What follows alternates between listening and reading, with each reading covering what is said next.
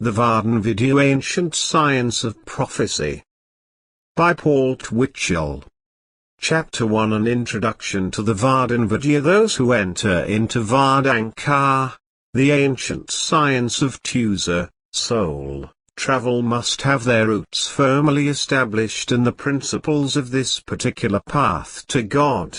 Not only in this life must they have these roots well grounded, but from the past, the incarnations where cause was created to bring each soul to this particular spiritual level of unfoldment today, where he will be accepted by the Mahatma, the living VARDAN Master, in this incarnation. Because of this, one always finds the VARDAN-Vidya different, a bit foreign to his acceptance level, but at the same time refreshing and stimulating. It gives things to the reader and participant of past, present and future that other prophecy systems often overlook. It gives man much to think about, that he has a way to receive and give certain knowledge about one's self which is useful and valuable. Life is largely a struggle in which man employs the known in an effort to conquer the unknown. Everywhere people are endeavoring to predict the future for meeting it in a more prepared manner. The whole story of the VARDAN-Vidya is the penetration into the realms of the generally unknown areas, not yet explored by the psychics, scientists, mystics or saints. The VARDAN-Vidya discloses there is an abstract design behind all life. Scientists have brought out that there is a science of government material and matter surrounding man. The VARDAN-Vidya goes further than this. It is the science that shows one how he can govern the visible life by knowing what is going to take place in the future. It is the true science of the prediction of life causes. The VARDAN-Vidya involves the principle of the cycles too of life. Although some systems of prophecy base their science on this principle, it is not greatly understood. Everything in time, in the life of the individual here on this planet and other planets, is divided by 7 parts. Every 7 years we end a cycle and start a new one, but within these 7-year cycles we have minor cycles that runs in sevens, and these are divided from years to months, to days, to hours, and to minutes. On the 7th of each named we have a definite change in our lives, for better or worse. It is up to the individual to learn these subtle changes and to make the adjustment as they arise. The minor changes always affect the greater changes. So when one is able to recognize and handle the very smaller cycles within himself, then he is able to bring about control over his life in the inner, which controls his whole universe, that which he carries with himself at all times. Prophecy is the oldest of the mantic sciences in the world today. It has been accepted by billions of people from the dawn of time as authentic and a way for the foretelling of the future. People have depended upon prophecy through telepathy, spiritual mediums, clairvoyants, astrology and oracles. Few people outside of VARDAN have ever heard of the VARDAN-Vidya, the ancient science of prophecy, which is the modus operandi for delving into the past, present and future, used by the adepts of the Ancient Order of Vairagi-this. This is the order of the VARDAN Masters. The VARDAN-Vidya is much more inclusive than astrology, or any of the mystical arts which are utilized by the well-known ancients and modern prophets of psychic precognition. It uses more siddhi powers than the spiritual powers. 3 practitioners of prognosis ever dreamed could be possible. The VARDAN-Vidya is only an aspect of VARDAN, the ancient science of travel, which is the fulfillment of total awareness with the hooray. Prophecy or foreseeing events before they happen, and the deja-vu foreseeing what has already happened, are on a far greater panorama of esoteric background than any other system of prophecy which are given from the psychic plane levels. The VARDAN-Vidya practitioner has the foreknowingness of the deeper and more subtle events of life, even to the all-inclusive prophecy of a minute-by-minute mental and physical action which could take place in the individual's worldly life. Vardana, of itself, is the highest path to God. But in its own broad and comprehensive aspects are included 30 or more facets of spiritual works, such as prophecy, healing, self-realization, the deja-vu powers, siddhi knowledge, omnipresence, making events happen for one's own future, to name a few. All these are carried on upon a higher spiritual level than those of the occult, metaphysical and religious teachings. The vibrations of anyone practicing the VARDAN-Vidya are so high that those on the lower psychic scale can never be compared with them. The ancient mystery cults were established on the keystone of prediction. The Eleusinian, Orphic, Pythagorean, Dionysian and many other ancient mystery schools had initiations which consisted of the chief priest going into trance and giving predictions for those receiving initiation into their respective cults.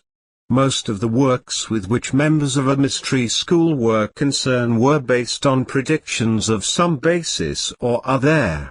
The foundation of the argument against Socrates during his trial was that he was giving the youth of Athens false hopes by predicting the political and spiritual freedom of those who listened to him in the famed Grecian temples of ancient times.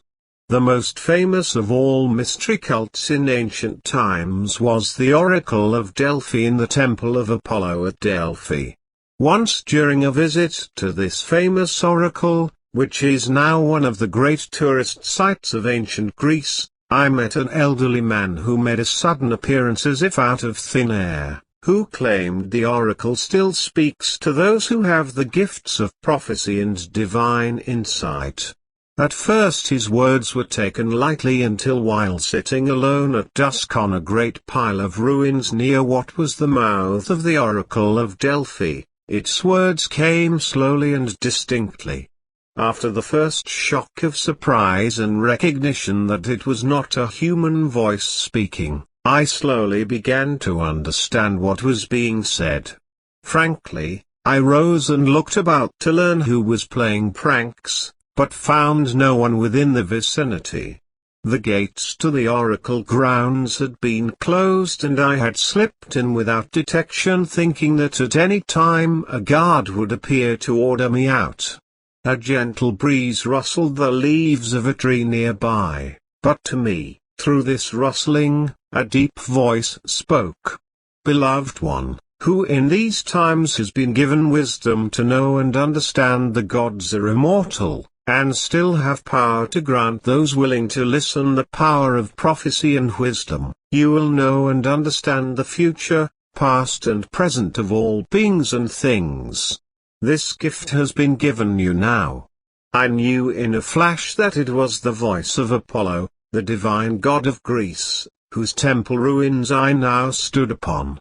Standing between the high Grecian columns which were 5 still erect, stark against the glowing sunset sky, I could look down the narrow valley between the sharp mountains to the Ionian Sea, but saw nothing, for the words had filled my mind. I slowly digested what had been spoken. It became apparent that the ancient gods of Greece still lived for those who had ears with which to listen. Shortly afterwards I began the practice of the VARDAN-Vidya. Another oracle of the ancient Greeks was located on the island of Delos. It was the oracle of Dionysus, and was one of the great places for prophecy in the ancient world. This oracle for the gods of Greece was active until about the 1st century BC. I visited here several times before it was in a terrible state of ruins as it is now. I found somewhat the same phenomenon occurring as that at the Temple of Apollo at Delphi. It was an exhilarating but awesome experience. However, the oracle, which was still in existence until the first of this century, was hidden deeply in the wild mountain ranges of northern Tibet. It was known as the Voice of Terma, named after one of the earlier VARDAN Masters in Vardanka, who was martyred under Shipu, supposedly the first king of Tibet, several hundred centuries BC. It remained in order until the beginning of this present century. Used less and less by those who knew of its existence, it finally faded out when the beings who spoke through it left.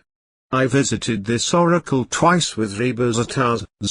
The first time I was initiated into the Ancient Order of the Boucharon, which is that order of the VARDAN adepts.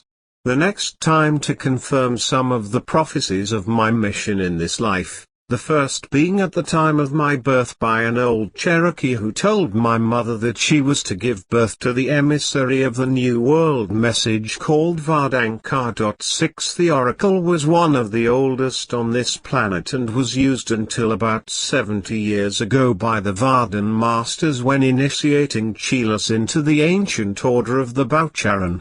Very few use the hoary modus operandi of giving prophecy for those who wish to know their future via the VARDAN-Vidya method. Those VARDAN Masters who were able to use the VARDAN-Vidya way of looking into the future have dwindled to a handful, headed by Phoebe Quantz, the abbot of the Katsupari monastery near the old site of the Voice of Terma.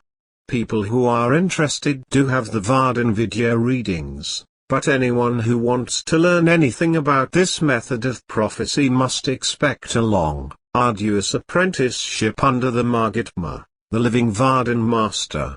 He must follow the words and instructions to the letter. The knowledge of the VARDAN-Vidya and its means of prophecy is not easy. The Keeler places himself under the tutelage of the VARDAN Master and awaits instruction on the path of Vardanka. It might take him weeks, years and ages before reaching the unfoldment of his spiritual self in order to begin looking correctly at the auras and the lives of others. By constant practice of the spiritual exercises of Vardan, coupled with strong spiritual shocks, the Keeler is able to awaken the Tisratil, the spiritual eye, and bring about a release of the Atmasarop, the soul body, from the physical, putting it above the realms of time and space. This takes the Atmasarop upward and through other planes until it reaches the culminating experience of moksha or samadhi, that which we know in the West as cosmic consciousness, but known in the circles of the VARDAN 7 adepts as the VARDAN Shah. When soul is in this position, one knows all the future, past and present for himself and others if he should desire. One does not generally induce the trance state to leave the body, but can do so by what is known among the VARDAN adepts as the Saganasati. We know it as instant projection, the ability to move out of the physical body, at will, into any of the higher states of consciousness. I can do this, one way, simply by concentrating on a physical or mental object for a few moments while repeating the secret name of God. There is usually a sound similar to a ping in the right ear.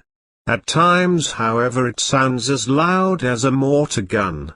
I find myself hovering above the area we know as time and space, looking at the records of whomever have asked for a reading of their past, present or future. What follows is most unusual, for so many times while in this position soul can transfer the knowledge of the records to the physical senses which are active and can use the body for getting this knowledge on paper or tape. After this it means the checking and double-checking to see if the facts are right. The method of doing this is simple, but there is a complexity about it which often creates a problem. One does not use the human intellect in this, but that part of himself which is beyond the intelligence. In this position the reader sees the lives of the requestee stretched out before him like a deck of cards spread out in a fan shape on the table before him. What he reads in these cards is entirely up to him. The many lives which one has spent on earth may or may not have anything to do with the present life. But this is up to the VARDAN-Vidya reader to gather the knowledge needed and report what he thinks are the principal and important lives in it which the karmic conditions were created and developed that shows up in the life of the requestee today. For this very reason no two readers will report the same thing. This is why many people cannot understand why one reader says one thing and another something else. It depends upon what the reader thinks best to report, and whether this is correct or not in the determination of the reading as a whole. It is the judgment of the reader to select what is most important to the requestee to help him here and now in this life. The VARDAN-Vidya actually means total knowledge. All that comes to him who can read the spiritual records of the Atma Sarop, soul body, is that which is known as divine. The practice of the VARDAN-Vidya has nothing to do with the practice of yoga, spiritualism, drugs, Vedanta, astrology or any kind of rituals. It is not concerned with asanas, postures, mantrams, chants and vibrations, mudras, gestures and binds, and pranayama, breathing exercises. Neither does it have any relationship with the intellectual studies in religion and philosophy. It is a field all to its own in an individuality that is immediately recognized when one enters into it. The ability to give the VARDAN-Vidya readings depends on the individual who can do user travel. Here we are dealing with soul records and not the Akashic. We find the term Akashic records is very popular and a number of people can do this who are able to read these records of the astral planes sufficiently for those who desire to know something about their past lives in this physical world. But the soul records consist of past incarnations on the physical, astral, causal, mental, etheric and soul planes. Anyone who is able to do the VARDAN-Vidya readings can bring to light any lives which the requestee has spent on any 9 of these planes and what his future might be not only on the physical plane but anywhere in the universes, including the planets of this material world. The VARDAN-Vidya works on the principle that the world is interlocking and is a unity which can be observed once we lift ourselves above the regions of time and space. Within this position we are able to see all as a totality and to sort out the powerful magnetic fields around those whom we are reading. One can be in the midst of a group of people, a crowd, on with only a few friends or relatives and still put himself into the state of higher consciousness. The physical body will continue to function, and he can be sociable and working but still read from this position above time and space. I have been in the homes of several foreign government officials over the world and talked with them about the affairs of their respective nations, to give them predictions of what the future might hold for them. During a visit to London one summer I was invited to the home of one of the British ministers. Knowing my ability to use the VARDAN-Vidya, this official asked several confidential questions about the future of the foreign affairs of his nation. I told him about the troubles Britain would have with China, the economy shift the Prime Minister would make in dropping several cabinet posts and the trouble with the British pound. All of which came true. However, the goal of Vardankar is not to develop the acquisition of siddhis or supernormal powers of this nature. The VARDAN-Vidya is only an aspect of the enormous path of Vardan to God. Generally speaking, the VARDAN-Vidya is the achievement of the spiritual insight with which to look into one's future on a minute-to-minute basis or day-by-day 10 reading. It is just another part of the overall aspects of Vardhan. One should never be sidetracked from the ultimate realization with the hooray, God. Our values change as our recognition of the inner strength and relationship with God grows. This brings us to the point that a VARDAN-Vidya reading of the soul records is the highest that anyone can receive for their own benefit. A person who has the ability to do teja travel on his own has the talent to read the Atma, soul, archives and give the VARDAN-Vidya readings. This type of reading is far more revealing for those seeking to know something about themselves and their future than any other type of readings. During the first few times in my meetings with Rebazadars, the great VARDAN Master, it was possible to learn to read my own records from soul body. One day while sitting on the side of a steep mountain slope in the Himalayas discussing Vardhan, the ancient science of teja travel, I asked if he would show how the technique of the VARDAN-Vidya reading was accomplished. We both projected out the physical body into that world called the fifth plane, the Atmalok, where standing beside me in the Atmasarop, soul body, Rebazataz pointed out the millions of my past lives. They looked like a fan of playing cards spread over a table, and were around me like an arc of pictures. These soul embodiments of past lives and the future in this life resembled tiny file cards. Each life has a series of pictures, beginning at birth and passing through all events to death, on whatever plane it has embodied itself.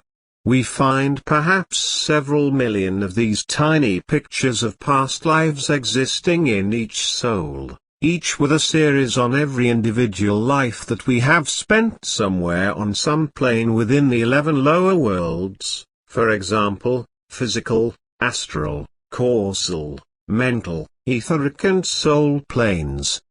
The great VARDAN Master proceeded to show me the individual lives which I had spent on all the planes, in the lower worlds. All these lives were viewed and examined with scrutiny.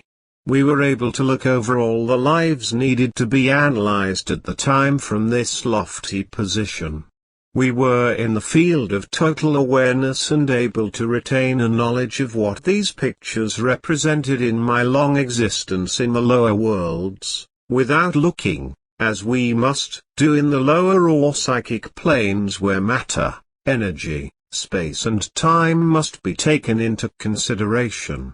From this position beyond space and time we can see what is in store for ourselves in the future and how to meet it, or how to avoid it. Regardless of what most readers will tell you, few if any hardly reach the state of spiritual unfoldment to be able to know and understand such knowledge. Also, most readers are psychics and are only reading from the lower planes for the earth incarnations and usually do not have the background material to finish and evaluate for the requestee. There is another point to consider: no astrologer can take a position of this nature, for he hardly ever has the spiritual unfoldment to get into the worlds beyond space and time. He reads only from a materialistic viewpoint of what is told him via the heavens and stars.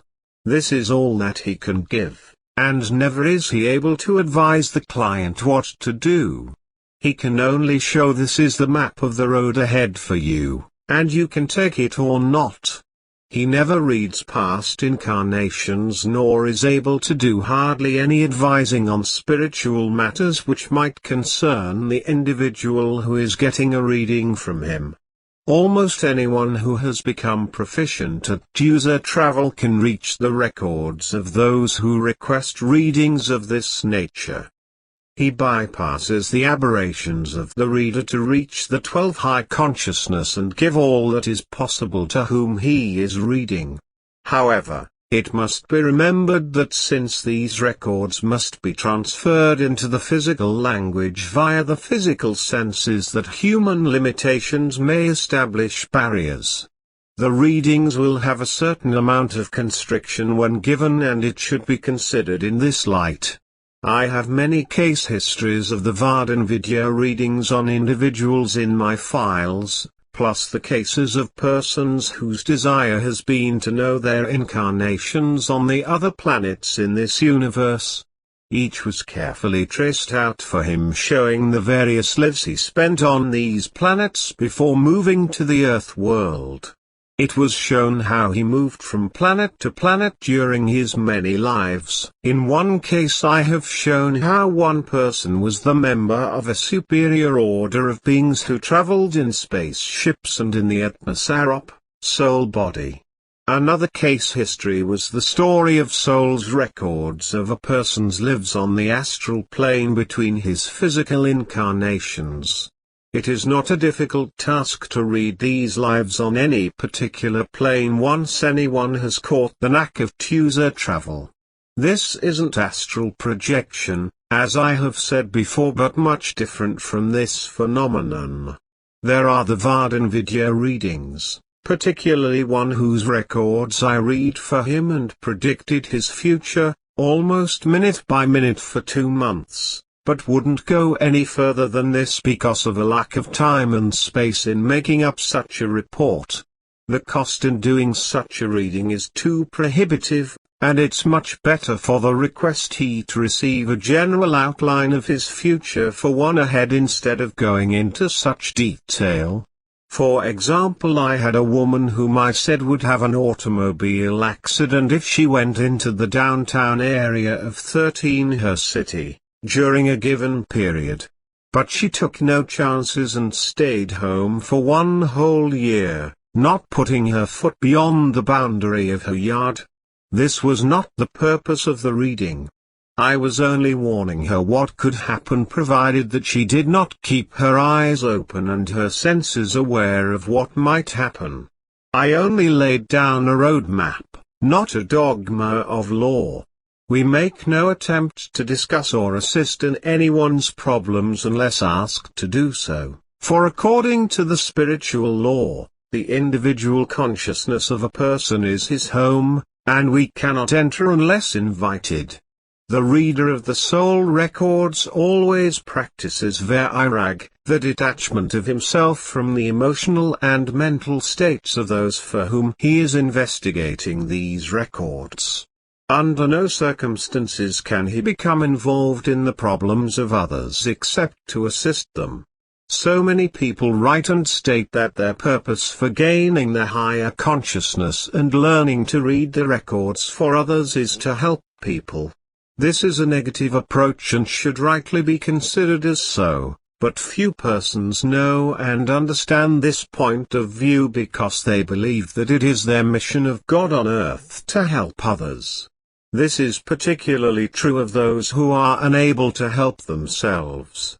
Frankly, the Hooray, God, of itself does not particularly care about the embodiment of men on earth. All it is interested in is the survival of soul through its spiritual unfoldment. When someone speaks to me about wanting to help others, I shy away because this means to do something for a person on a physical basis.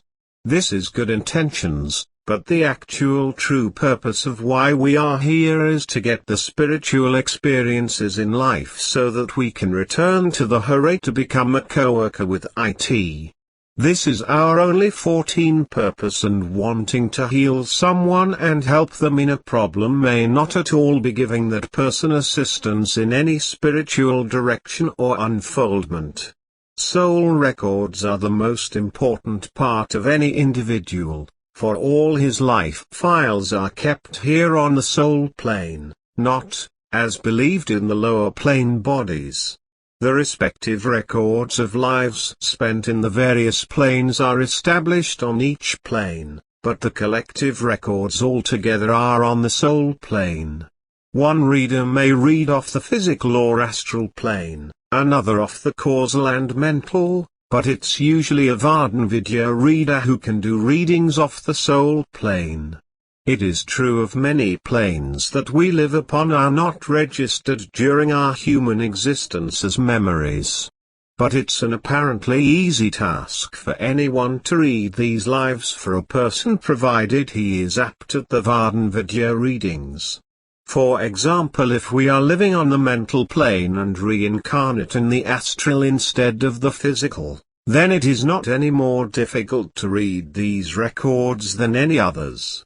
It is also possible to read the lives of many who have been out of the physical body for years, such as Socrates, Napoleon and other historical figures in human history. But it does not matter whether they are great or not, even the lowliest peasant can be read through the VARDAN-Vidya out of any century in the past. If one who can do Vardanka, the ancient science of Twichell travel well, then he can station himself in the Atmasarop, soul body, on the fifth plane and can see the past, present and future of another provided he is given permission. He can do this at his own volition if necessary. But he does have to have permission in order to read another. If he doesn't get this permission and looks at the records of another person without being requested to do so, then he 15 has violated the spiritual law. No reader can take it upon himself to read another unless he is permitted to do so. This is different from reading auras where the reader might see something that endangers the individual and acts accordingly to counter that danger. The aura or field of magnetism around a person and his spiritual records are two different things. One must remember that the higher he climbs on the spiritual ladder toward the kingdom of heaven, the more will he be granted freedom, and the more that he will grant freedom to others, and will give them less interference in their states of consciousness. As we mount the scale toward the Hare, the more ethical we become in our state of conduct toward others. Much misinformation can be given from the lower plane readings, for we are dealing with Maya, illusion, and often make mistakes that are misleading to the reader. The point which I am making here, is that anyone who has learned to do Twichell travel to any extent can become capable of doing the VARDAN-Vidya reading method and can read the high records which are stored on the fifth, soul, plane, and that certain concepts must be made clear before final entry into the higher spiritual worlds. However, the goal of Vardanka is not to develop the acquisition of these siddhis or supernormal powers of this nature, for the VARDAN-Vidya is only another aspect of this enormous path to the divine reality. Generally speaking, the VARDAN-Vidya is the achievement of spiritual insight with which to look into one's own future on a minute-to-minute basis or a day-by-day reading. This is the realization of the great works of the divine deity in our lives, which can be applied to all things and events we meet in the everyday routine of living. 16 One should never be sidetracked from the ultimate realization with God. Our values change as our recognition of the inner strength and relationship to God occur. Astrology, reincarnation and karma are the trinity of higher levels of the VARDAN-Vidya, and definitely have a place within the framework of any reading done from this method. Each of these three aspects, although not important in a sense of being outstanding individually, is taken up and studied in relationship with the VARDAN-Vidya works. This must be done, for soul must serve in the lower worlds in order to gain spiritual purification, so we are wise in trying to compare these with what the VARDAN-Vidya gives everyone in the way of gaining knowledge for soul works in this world. It says in the Shriyat Ki Hare, the way of the eternal, the holy scripture for those who are following the path of Vardan, that we are in this physical universe to gain spiritual experience. The Hare sent us here from out of the heavenly kingdom, the ocean of love and mercy, as untried souls, to gain spiritual purification. We are like children who must attend school to prepare us for a place in the heavenly worlds. The lower worlds, which are below the fifth, soul, plane, were established as a training school for soul. It is created in the heavenly world and sent into the lower worlds to receive its spiritual training and education. Eventually, after many incarnations, soul is purified by its experiences, ridding itself of the lower universal karma, via reincarnations on the Wheel of the 84. The Wheel of the 84 is the zodiac, where soul must spend so many incarnations in each sign, in order to overcome the influences of the zodiac signs. When it has conquered the Awaga one, which is the Wheel of the 8017-4, soul returns to the heavenly world with the guidance of the Mahatma, the living VARDAN Master. After returning to the heavenly kingdom, soul is able to serve the Hooray, as a co-worker in the various planes of the worlds which make up the total universe of the Supreme Deity, because it has gained spiritual judgment and maturity. It is said that each soul after leaving the kingdom of the Hooray, in the beginning of its life, will have rounds of births and deaths in the lower worlds, mainly the earth plane.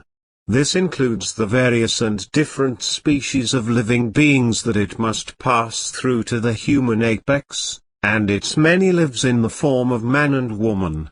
The 84 on the wheel means the number of times we have births and deaths in the lower worlds. 84 lakhs amount up to 8,400,000 times, for each lakh equals 100,000 years. In other words, the individual soul will go through each zodiac sign 7 times in order to be able to conquer the influences outside itself. This is true, but there is the accelerated way of getting through this karma so that one does not have to spend his time in a round of births and deaths. This way is the path of Vardanka, which leads to the ultimate consciousness of the Hooray. However, the influences as reported by astrology exert tremendous pressure on each soul, unless soul knows how to handle them, as long as it is using a physical body. Much of the karma that man is working out is that which is natural in any given sign of the zodiac. As quickly as one learns to overcome the influences of one sign, he moves into the next. This may be done anywhere, whether on the Earth planet, or any of the other planets. Following this, soul moves on to the next plane, after finishing out its round of incarnations on the physical plane, 18, that is, the astral, where it will go through a different process until it has reached the end of its period there. After this, it spends time in the causal plane and then goes on, when finished, to the mind plane. When it is through with all these, it enters again into the heavenly worlds as a pure, spiritual entity to serve the Hooray. This is a long, slow process, but the way can be shortened provided one can find the Mahatma, the living VARDAN Master, who will give the Keela the true teachings and show him how to get off the Wheel of the 84 and go straight into the heavenly worlds by chooser travel. The Mahatma always shows the Keela the simpler way of getting into God realization, the ultimate state of consciousness, which cuts through all the illusions that the negative forces, known as the Kal force, try to snare us with and hold each within the lower worlds for an indefinite time. It is the purpose of the Kal force to hold any soul within its realm, which are the lower planes, as long as possible. There is always a struggle between soul and the Kal forces to hold it back from entering into the heavenly kingdom. Any teaching which informs us that soul must spend its time as allotted for 8 million years or more within the lower worlds is not of the truth. Since Vardan encompasses all the teachings of religions and philosophies, it serves to lift soul into self-realization and later to the true God realization, where the boundless consciousness of the Hare gives liberation to soul. So much is to be given out to the world about Vardanka and its path to the Hare that it is doubtful that any one person can do it within the span of years he has in the world. The teachings of the Mahatma, the living VARDAN Master, go on in an ever-widening circle, from the physical plane to those beyond, until they take in the whole 19 worlds of the Hare, instructing and teaching all regardless of whatever plane they may be upon. The VARDAN-Vidya is a part of the teachings of Vardanka, and must be studied by every healer who wishes to have the true knowledge of the Hare and Vardan. 20. Chapter 2. The VARDAN-Vidya as the oldest prophecy system. The VARDAN-Vidya is the oldest of all the systems of prophecy. It is that modus operandi of delving into the past, present and future of any person who comes to a VARDAN-Vidya reader. But it has been used mainly by the adepts of the secret order of the Baucharon, which is the brotherhood of those great masters who follow the path of Vardanka, the ancient science of Twichell travel. The VARDAN-Vidya reader is not the same as any that you find giving forecast of the future, or reading fortunes. He is generally a prophet. He is one who conveys divine utterances and serves as a mouthpiece of the Hare. His utterance often foretells the future and warns and announces the inevitable, or replies to clients consulting the oracle. Sometimes it is equated with prediction, but this isn't the same. It is said that prophecy is a matter of telling forth, and prediction is that of foretelling. The prophecy is of course the more prominent of the two. The Vardan prophet differs from the religious functionaries and representatives of religious authority in that he claims no personal part in his divine utterance. He speaks not his own mind from the revelation which arises from within himself, which is given him by the Vardan. He is possessed by the Vardan, that spiritual power which flows out of the Hare into all the worlds, giving life to every living being and creature. The Mahatma, the living VARDAN Master, is the prophet for all the works of Vardanka. When he gives prophecy, it is under the possession and influence of the 22 Vardan. It can range from the infuse of the heightened powers to the frenzied ecstasy. It can be spontaneous or induced by a series of techniques, mantras, spiritual exercises of Vardan, or directly by Twichell travel. The prophetic state may be accompanied by visions, auditions, and other experiences, as well as by total loss of consciousness. However, very few of any the prophets of the VARDAN-Vidya have ever worked in this manner. But using the criterion of inspired speech, it has become possible to distinguish the Vardan prophet from related types of religious functionaries. Although he acts as the diviner, he is largely dependent upon that divine power known as the Vardan, and which he has at his disposal. The non-prophetic divination uses or manipulates objects as in psychic phenomena, consults the spirits of the dead and sometimes cards, such as the tarot and regular playing cards. Some make predictions such as ESP and other means of the psychic forces to give their views of a doomed event or to make some person temporarily happy. These are the ordinary soothsayers who put up a stand on the street corners for the selling of their wares, which are in a sense rather shoddy, and deals with limited and specific needs of many who are filled with anxieties and woes. The VARDAN-Vidya prophet is impelled by the divine forces of the Vardan to articulate a message of profound and fundamental importance to his own people, but not in a destructive or reforming sense. Since he has always been concerned with the message of the Vardan, he has never taken up reform, been a sectarian leader, or tried to become a religious founder. Such is true of Zoroaster, Muhammad, Buddha and others who have connected with all these aspects of religion as mentioned here. Many of the Israelite prophets were concerned with 23 criticizing their own society and introducing revolutionary ideas in the light of what was believed to be the divine being speaking about the future of the peoples of their nation, or as often as not their enemies.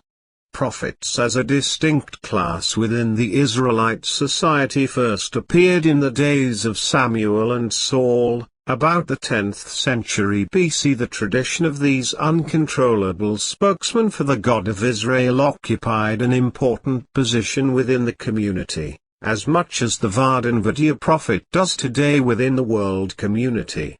The prophetic bands of VARDAN-Vidya Masters have continued over the centuries, having established themselves in the mainstream of life in practically every community or nation in the world. Their prophecies have saved many a nation, and yet on the other hand the same can be said in the opposite manner. Many have been martyred because of their outspokenness about forthcoming disaster for varied nations. Yet none of these were, as the members of Israelite cultic prophets, uncontrolled in their inspired utterance, visionary experiences and predictions of the future. They were in full control of their senses and spoke with clarity to all concerned. Several of the VARDAN Masters suffered, for example Juten, who was the Magatma, living VARDAN Master, on the continent of Lemuria, prior to its destruction by earthquakes and the sea, was almost slain for his utterances in public about the behavior of the wealthy and the suppression of the poor. This, coupled with his dire warnings of what was going to happen to the world of Lemuria, known generally as Mu, made him a hunted man. He escaped, but it was only a few years later that the whole continent went under with the upheaval of land masses by earthquakes and the vast waves of the ocean rolled over it. 24 The semantic drama of utterance of the prophets of the various cults and religions has become wide indeed. They have covered ethics, passionate social criticism, injustice of the ruling authorities, defense of the poor and a multitude of other things. Among those noted in history as great prophets are Zoroaster, the founder of the Parsicism, the Persian-Iranian religion; Muhammad, the founder of the Muslim faith; Savonarola, a Catholic priest reformer of the 15th century in Florence; George Fox, founder of the Quaker religion; Joseph Smith, founder of the Mormon religion; Jacob Boehme, a 17th-century German mystic and writer; the Pentecostals, and dozens of others too numerous to name here, including the Jewish prophets, Nathan, Elijah, Isaiah, Jeremiah, to name a few. Of course there were many among the American Indians, such as Tenskwatawa and his brother Tecumseh, leaders of the Shawnee tribe against the U.S. government troops in 1805-13. Sitting Bull was the prophet of the Sioux tribe who wiped out Custer's 7th Michigan Cavalry at the Little Big Horn. All religions and cults, whether they were primitive or modern, have had the prophet who brings warnings against those violating moral laws, social codes and many other things. They utter warnings about natural phenomena such as earthquakes and floods, etc. They speak from many sources, sometimes divination, magic, shamanism, augury and visionary experiences. Situations of stress have frequently produced leaders showing certain resemblance of the biblical prophets. The I Ching, a book of the Chinese prophecy, gives a method and way of learning the future and gaining knowledge on others. But astrology works in an altogether different manner. while the VARDAN-Vidya is completely 25 different from either of these two methods. Its history goes back into the prehistoric times. The very interesting aspect of the VARDAN-Vidya is that the Mahatma, the living VARDAN Master, can see into the past and read the past lives of the individual who makes such a request, or what is going on in the present, and also look into the future years ahead if necessary. With the use of the VARDAN-Vidya method, I have been able to see and know my own past lives for the past thousands of years, having been on this earth plane, or generally see into the future when necessary.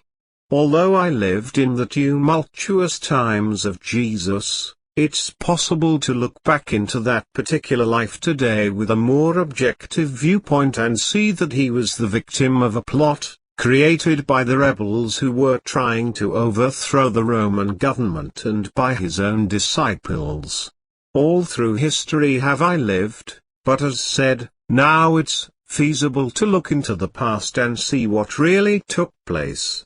The big lie practiced by Hitler and his Nazi staff was nothing new. Using the VARDAN-Vidya, I learned that Ramses II, who reigned about the 12th century BC, attacked the Hittites under Muatis, to wipe out that nation at a place called Kadesh. Although he had an overpowering army of 20,000 troops and the best of weapons, Ramses lost the battle through blunders, and his dream of bringing Hittite into the Egyptian Empire. Retreating back into Egypt, he worked out the big lie that he won the battle and left most of his troops in charge of Hittite. He ordered the news of his victory spread throughout the land, written on clay tablets, plastered on walls, and had monuments erected. For 3,000 years the world believed what Ramses had said. Furthermore, he was forced into a treaty for boundary between the two nations, but twisted the report of the Treaty 26 to his own people, saying that he was winner of it. When forced to give his daughter over to the Hittite chief to prove his trustworthiness in the treaty, Ramses even lied about this. I can go into dozens, and perhaps hundreds, of past lives in the same manner, which only gives some idea of what working with the VARDAN-Vidya means to the person who is getting a reading via this method. The components of the VARDAN-Vidya are somewhat similar to the zodiac in the sense that it has a cycle of 12 periods within the year, although the original cycle had 13 periods. These periods were shortened to include 12 months, 12 years making one cycle. This means that it takes 144 years to complete a full cycle of man's existence on Earth. In antediluvian times this was the length of man's years on this planet. The wheel of the VARDAN-Vidya has 12 spokes, the original sections of time which made up the calendar of all nations that existed before the Great Flood. In ancient times there were 30 days in each month. In the course of time the present calendar was worked out to include 12 months with a varied number of days. In the ancient times the growing seasons and daylight were precious, so the months were named for rare jewels. Only kings and the very wealthy were able to own jewels, and so, royalty was considered the favorite of the gods. Anyone who uses the VARDAN-Vidya does not use mechanical standards, as in astrology. There is no chart to be drawn up and one does not think in terms of planetary vibrations. The VARDAN-Vidya is a method of reading the individual soul records, which does not depend upon plotting and knowledge of mathematics. Those initiates of the fifth circle in Vardanka, generally known as the modus, can usually do the 27 VARDAN-Vidya. Naturally only a few will attain this level, but because, as said before, the VARDAN-Vidya is one of the 32 aspects of Vardanka which are developed in learning the spiritual works of Vardan. Those few who have learned it are showing spiritual development, But one day they will cease to read publicly as I have done, because of a lack of time or because they have risen above this stage of unfoldment in their advance toward God realization. In some cases it is taught to the individual who has reached the state of the initiation of the fifth circle, plane, in VARDAN. There are no sacred numbers in the VARDAN-Vidya. It has nothing to do with numerology, although we do consider the number 12 to mean something to the Vardanist. This is because of the cycle of 12 periods within the year, and the 12 years which make up the cycle in a man's life. But since the VARDAN-Vidya works only with looking and seeing from the Atma, fifth, plane, it has nothing to do with either numbers or numerology. The period of the 12-year cycle is very important in the life of those who follow the path of VARDAN. It means there is a chemical change in the life of the Vardanist every 12th year. His metabolism slows down so that there is a chemical change in the body for every 12 years. This is the reason for most of the people who follow Vardan having a greater longevity than those who do not. The very reason of this is because user travel brings about a different type of change in the body than vegetarianism and other means of trying to gain longer life as through nutrition or yoga exercises. The spiritual exercises of Vardan are beneficial to the body for they work off the karma which is often the reason for early death in many a person. The worries, anxieties and 28 other things which come about are often the results of the karmic pattern of the individual's life. Whether the individual can successfully do what is known as user travel or not, the spiritual exercises of Vardan will build up his stamina and give him a longevity. If he practices his spiritual exercises for a year, it will reduce the speed of his bodily vibrations and give him a longer and more healthy life. The greatest problem of the living VARDAN master is the reducing of the body, mental and spiritual vibrations of the individual. In these modern times with all its stress upon the human self, man is lifted in his individual vibrations to increasing them to a point beyond anything ever known in the history of the human race. These vibrations cause body weakness, bring on physical complications, and mental stress. If they are too fast, there is likely to be some disease attack the body. By reducing these vibrations, then the person is well again. This can be done by the Mahatma, the living VARDAN master. Often he works through one of the modus, his disciples, who are the initiates of the fifth circle. But generally, if the modus is closed to the Mahatma for any particular reason, he is unable to give the necessary reduction of the vibrations, for he is not a channel at that particular moment. The accuracy of the VARDAN-Vidya with astrology, numerology or any other type of prophecy systems is quite different. Astrology and the VARDAN-Vidya work in altogether different fields. Astrology is a mechanical force that is the Gal force, which is the negative aspect of the universe, which states only the prospects of what could take place. The VARDAN-Vidya is more accurate, for it definitely states the karmic pattern of the individual who is being read, that shows him having certain happenings and events in his life. 29 The VARDAN-Vidya reader is above the planes of time and space and can see the past and future time track. He does not work with ESP, but with the definite reading of the records of the individual souls. The soul embodiments of past lives are similar to tiny file cards. Each is a life with a series of these pictures beginning at birth and passing through all events to death, on whatever plane it has embodied itself. Looking further, the reader can see what is going to happen to the individual in the present life and future lives. Astrology cannot be read any further than a few years ahead in this life. maybe through a whole life but not into any future lives, and certainly not the past lives of any individual. This is the most interesting phase of the VARDAN-Vidya reading, which hardly any other type of reading has, that of looking into the past lives of any individual who makes such a request. This means then that the living VARDAN Master will never read anyone without permission. It is against the spiritual law for him to enter into the consciousness and read a person without permission. Anyone who does this certainly makes a mistake, for they are apt to take on the karma of whomever they read and pay for this deed. The consciousness of the individual is his own home, and if he doesn't welcome anyone into it, it is a discourtesy to enter. Too many people are naive about this point, that is, they are ignorant of their own selves, and wear their problems, troubles and feelings upon their own sleeves.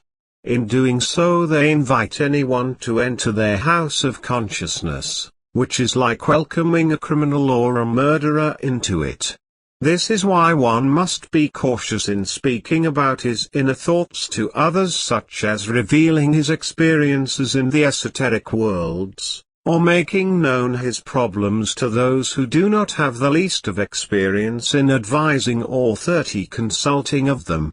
This brings up the point of past lives again and remembering them again with the VARDAN-Vidya method. This time I give the example of the plot against Jesus, which was witnessed during the tumultuous times of that era in Jerusalem. The betrayal of Jesus by Judas was for a particular reason, that was to bring about a revolt which would put a certain group of Jewish rebels in power over the Romans and population, as well as the priestcraft of the Jewish element in Judea. The idea of betraying Jesus was to force him into using divine powers to save himself and his followers. An act that would certainly convince the multitudes at the Passover feast that he was indeed the Messiah and bring them flocking to his side. The rebels had nothing to lose by betraying him to the authorities, for, if he were the Messiah, his power would place them in immediate control. If he were not, the seizure of Jerusalem would enable them to launch a new war to drive the Roman conquerors from their homeland. However, the high priest Caiaphas had caught the rebels by surprise and seized Jesus in the dead of night, had him sentenced to death by a portion of the Sanhedrin, the Jewish court, sitting together as a rump court. He transferred Jesus to Pontius Pilate, the Roman governor, for the death sentence before the city came awake. To make sure that Pilate would approve the execution, he aroused the temple rabble, mainly the ones who held licenses for their activities at their will of the high priest, and paid a considerable amount into the temple coffers for their privilege, to demand the crucifixion of Jesus. Caiaphas' fortune laid with the Roman conquerors, and not the rebels.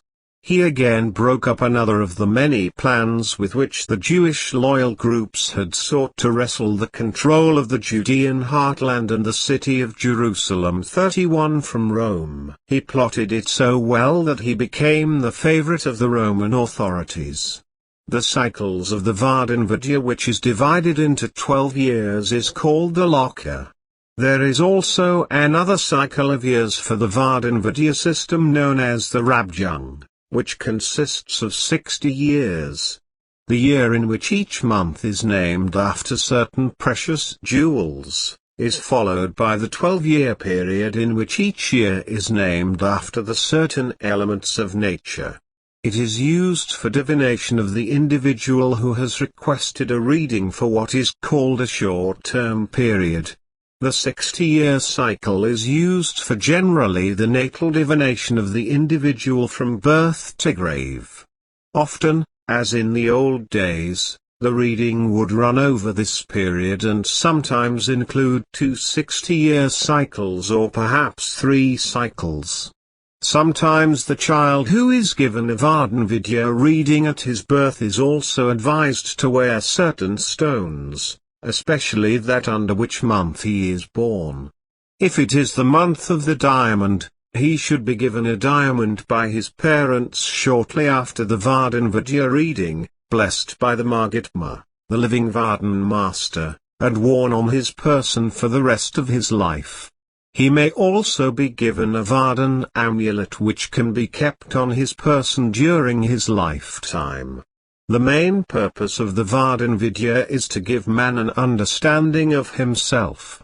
It has always been this since the magical schools of Atlantis, and the mystery cults of ancient Lemuria, where the sacred stream of learning has flowed toward the regions of Africa, Persian Gulf, Chaldea, and ancient Egypt. It was carefully hidden from the profane eyes and given only to those who were able to understand and absorb its wisdoms of teaching. Later astrology came into vogue as the so-called master teachings of divination, and 32 pushed the VARDAN-Vidya aside as it became profitable for the priestcraft to sell horoscopes and gewgaws which made the buyer happy, with the idea he could know what his future might be and have protection against evil. The VARDAN-Vidya does not imply finality in its reading.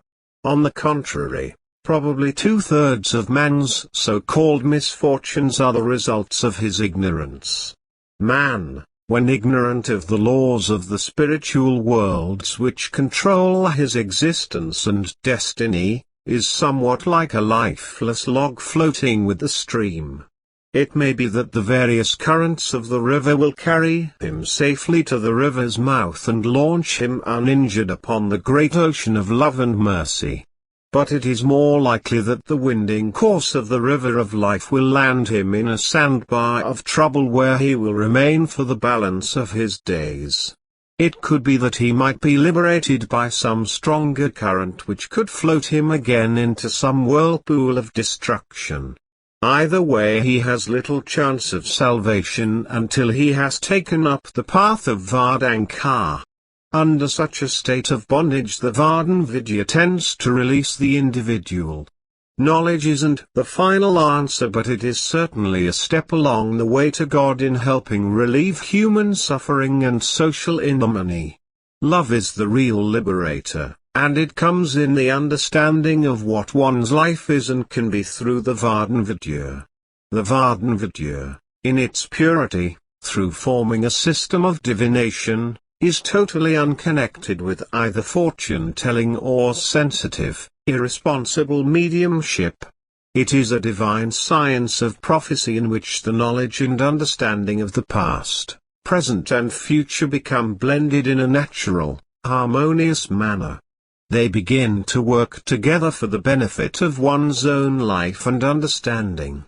The VARDAN-Vidya was being seriously studied among 33 the adepts of the Ancient Order of the Vairagi-this, as a science, for almost 50,000 years on Earth, and it has continued to be studied as such by this small group of VARDAN Masters. The VARDAN-Vidya has its entire basis in the scientifically established and accepted fact that there are laws and order in practically every universe in God's worlds, including the heavenly kingdom. When one refers to the zikin of the VARDAN-Vidya, it's meant above the psychic planes. Z is a word in the Amdo language, the dialect of a community of persons on the northeast border of Tibet and China, which is also the name of a large Chinese province. It is in this region that Vardan has been most prominent and well known. Z means above, and the word Quin means 5, therefore, Zikin is that which is above the 5th plane, the plane from which the VARDAN-Vidya readings are made. The word will be used time and again throughout this book. So it is well that the reader will keep it in mind as he studies the VARDAN-Vidya method. 2 other words are concerned with the VARDAN-Vidya here. First is the Siganasati, which is the name of the method used by the VARDAN Masters, that is, the instant projection from the physical body to the 5th plane, be it for reading or to enjoy the bliss of God. The other word is the Bhava chakra, which is the wheel of life, or that which those in Vardanka call the cycle of the VARDAN-Vidya. The wheel of life is used by the VARDAN Masters to utilize divine wisdom as a means of informing the mind of man of the very nature of his existence. In other words, the VARDAN-Vidya is a method of divination based upon the very ancient understanding of the samsara, the world of changes, which is the psychic universe, the lower planes. 34 I have personally long considered the VARDAN-Vidya to be far in advance of psychology and psychiatry, because the latter two deal with the mental traits and behavior of the individual. Although one can take up and study the VARDAN-Vidya method, he can also apply it to the nature of man in the human state and see and understand many things in the individual at this physical level. However, the main purpose is to provide a penetrating insight and full-dimensional understanding of the spiritual sum total of the characteristics and ways of the individual, whether he is on this physical plane or in the highest world of God. Furthermore, the VARDAN-Vidya sheds fully explanatory light on the frustrations, the obsessions and compulsions, the anxieties and complexes, on all the mental and emotional problems that so often require extremely lengthy psychoanalysis before they can be identified and resolved. Also, the VARDAN-Vidya reveals the details of the mental, emotional and spiritual activities of the individual. Needless to say, identification of the various causes and their relationships involved in such activities is in itself sufficient to provide a clarification of the deeper troubles bothering the individual. This brings forth a new light on the ancient truths which have not been given before. It is the secret wisdom passed down through the ages, generally orally, by the ancient adepts of the order of the Baucharan. They did not teach many the secret wisdom of the VARDAN-Vidya, and those who gained it were only the initiates of the Vardan circles, who were in training to become masters of Vardanka. But we do find that they advised the ancient Chaldean kings, the Chinese emperors and the pharaohs when called upon. They were not prominent, but on the other hand no VARDAN 35 master ever sought to be known publicly. None could feed the ancient wisdom to the general public, for it was the sole knowledge of the VARDAN masters, and they knew that it was best to keep such wisdom from the public. To be a fairly successful and happy person, one must have knowledge of himself, and he must be able to understand the people he meets and with whom he has any interaction. Therefore self-knowledge, or what is commonly known in Vardanka as self-realization, requires an ability to make accurate, objective inventory and appraisal of one's own personality, the traits, potentials, capabilities, character, assets and liabilities with which he has been endowed. Then he is able to make the best of life, of all things which are good and positive, correct or just those things which are negative or bad. Thus he is able to set himself on a straight, smooth road to greater achievement, gratification and fulfillment in all areas and activities of his life.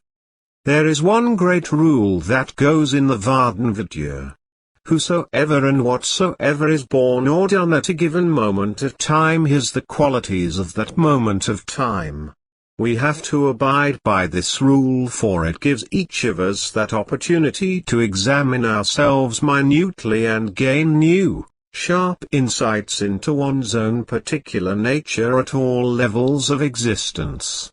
Knowledge of the prevailing qualities at birth or the particular event provides answers to many and usually most previously baffling questions about one's own self, and those within his own environment.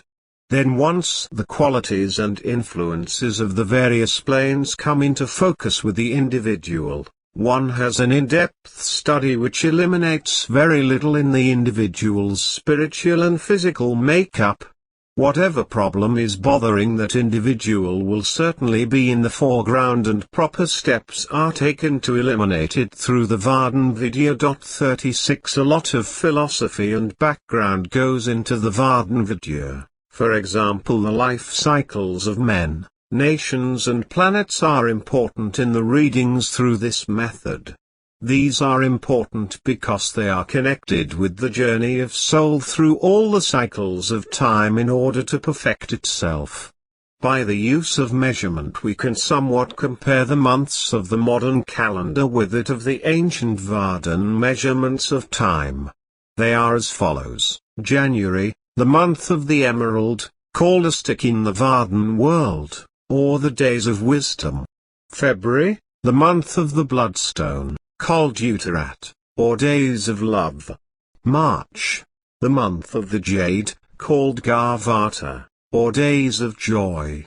April, the month of the opal, called Ebkya, or days of hope. May, the month of the sapphire, called Ralot, or the days of truth. June, the month of the moonstone, called Sahak, or the days of music. July, the month of the ruby, called Kamitok, or the days of freedom. August, the month of the diamond, called Mokshav, or the days of light.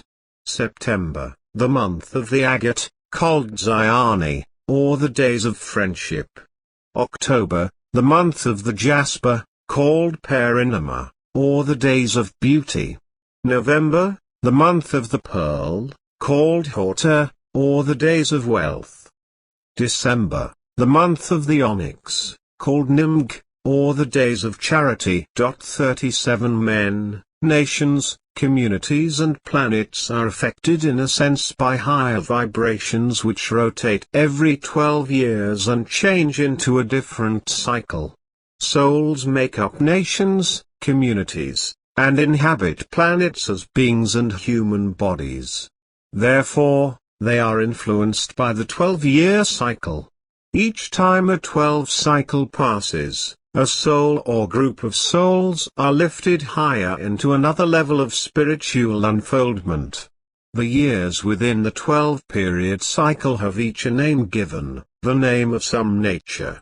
They are: first, the year of the fierce winds; second, the year of the bright snows; third, the year of the brilliant sun; fourth, the year of the beautiful flowers; fifth, the year of the full moon; sixth, the year of the strange storms; seventh, the year of the wandering seas; eighth, the year of the bountiful earth; ninth, the year of the abundant fruits; 10th, the year of the raging fires; 11th, the year of the lavish grains; and 12th, the year of the trembling leaf.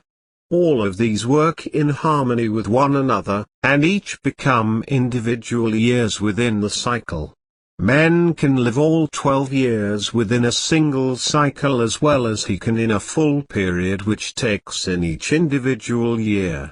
It is well to know these years and cycles, for they could play an important part in the VARDAN-Vidya reading of the individual and the secret wisdom which he comes to know about himself and others.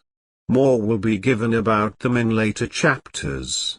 Nations and civilizations have all ultimately suffered, were destroyed, withered away, and with them their science, literature, traditions and knowledge. Even Rome fell, and afterwards Europe and the Middle East were wastelands for many centuries for that long sleep called the Dark Ages. But through these centuries the VARDAN Masters of the Ancient Order of Vairagi succeeded in preserving their 38 collective and ancient knowledge on Vardankar. Although the teachings had no national identity, they were indeed hidden in such places as the Katsupari Monastery, in northern Tibet, or Agamde, the spiritual city in the remote Himalayan mountains. They have been preserved by many VARDAN Masters, but mainly through the efforts of Fabi Quants, who is the abbot of the Katsupari monastery and many hundreds of years old, or Yobel Sekabi, heading up the spiritual city of Agamde, and known to be ancient in age, and of great wisdom. Such secret knowledge as the Egyptian, ancient Greek and Eastern religions and many others became lost. But the Vardan wisdom has been kept alive and vital by the adepts of the Boucharan, deeply hidden in the temples of golden wisdom. This has been handed down, growing steadily from one generation to the next, ever since the dawn of time in this world. Included in it is the sum total of the VARDAN-Vidya which these masters have amassed in the thousands of years in this plane and the others. Inevitably, all the secrets of the secret wisdom had to be collected in one form, collated and set down in a permanent form which became the Shriyat-Kiharay. We find this record of secret wisdom now a holy book divided into approximately 12 books, and each section placed in a temple of golden wisdom in the many planes throughout the universes of God. In the lower worlds there are 7 major temples of golden wisdom, 2 on Earth, 1 on Venus, and 1 successively on the astral, mental, causal and soul planes. These are gathering places for those who travel consciously or unknowingly during sleep. These fortunate souls are usually taken by the living VARDAN Master to one of these fountains of knowledge to gather esoteric wisdom. 39 Many of the VARDAN Masters who formerly lived and served their apprenticeship in the lower world have established themselves on the various planes in these ancient temples of wisdom, to teach souls the ancient wisdom of the Shriyat-Kiharay, which also includes the VARDAN-Vidya. They only work with and teach those who belong to Vardankar, because this is what the ancient Vardan wisdom is concerned with, in its entirety. The underlying principle of the VARDAN-Vidya is that the universes of God are not only orderly, but that there is interrelation, indeed, a unity present and operative in all things. The VARDAN-Vidya holds that there is a correspondence between all, even the greatest and smallest parts of the universes. For example, the VARDAN-Vidya is not content to evaluate and interpret planetary influences alone. It investigates beyond them into the higher levels of what might be termed interlinked governing forces. Then, of course, it postulates the sharp delineation and individuality of the person within the areas and cycles of time as established by the ancient science of the VARDAN-Vidya. Once an in-depth profile of an individual is drawn, it is possible to give constructive counsel and counseling and provide definite guidelines for correcting or eliminating faults and shortcomings in the spiritual sense of the individual. Potentials and the probability of achievement and attainment can be greatly increased. In other words, the individual can gain all the insight into himself needed for the control of his daily life and karmic pattern. There are 3 parts in which the VARDAN-Vidya can be taken up as a study. First, is that of the individual and his relationship with the cycles of time, be it monthly or yearly. Secondly, is that which is for nations and people. 40 This part concerns itself with the outlook for countries, even the entire world. It seeks to determine what spiritual and Kabbalistic influences will have the greater effect on the social, political, economic and other trends and development. Third, is that which gives in advance the varied rise and fall of the psychic tides which influence the life of every man and woman within these lower worlds. It can be concerned with weather changes, earthquakes, floods and volcanic eruptions. As said previously, the reading of the individual soul records is done on the 5th plane of consciousness. The VARDAN-Vidya reader must be able to travel to this plane, the first of the true spiritual planes. All below it are in the psychic realm, in the atmosphere, the soul body, to examine the records of that individual for whom he is reading. The lower planes up to the soul plane are the physical, astral, causal and mental. The akashic of a soul's varied and many lives on earth are stored on the third plane, the causal plane. Many persons who have psychic ability can contact this plane and read for themselves or others, although it is only the lower plane records which are being read. The soul plane records which the VARDAN-Vidya can contact grants the ultimate reading for those who desire to know the truth about themselves. The VARDAN-Vidya reader is able to give an account of every past life which the individual soul has spent in any incarnation on every plane in the lower worlds, including the physical, astral, causal and mental. Soul will be incarnated on various planes to work off karma.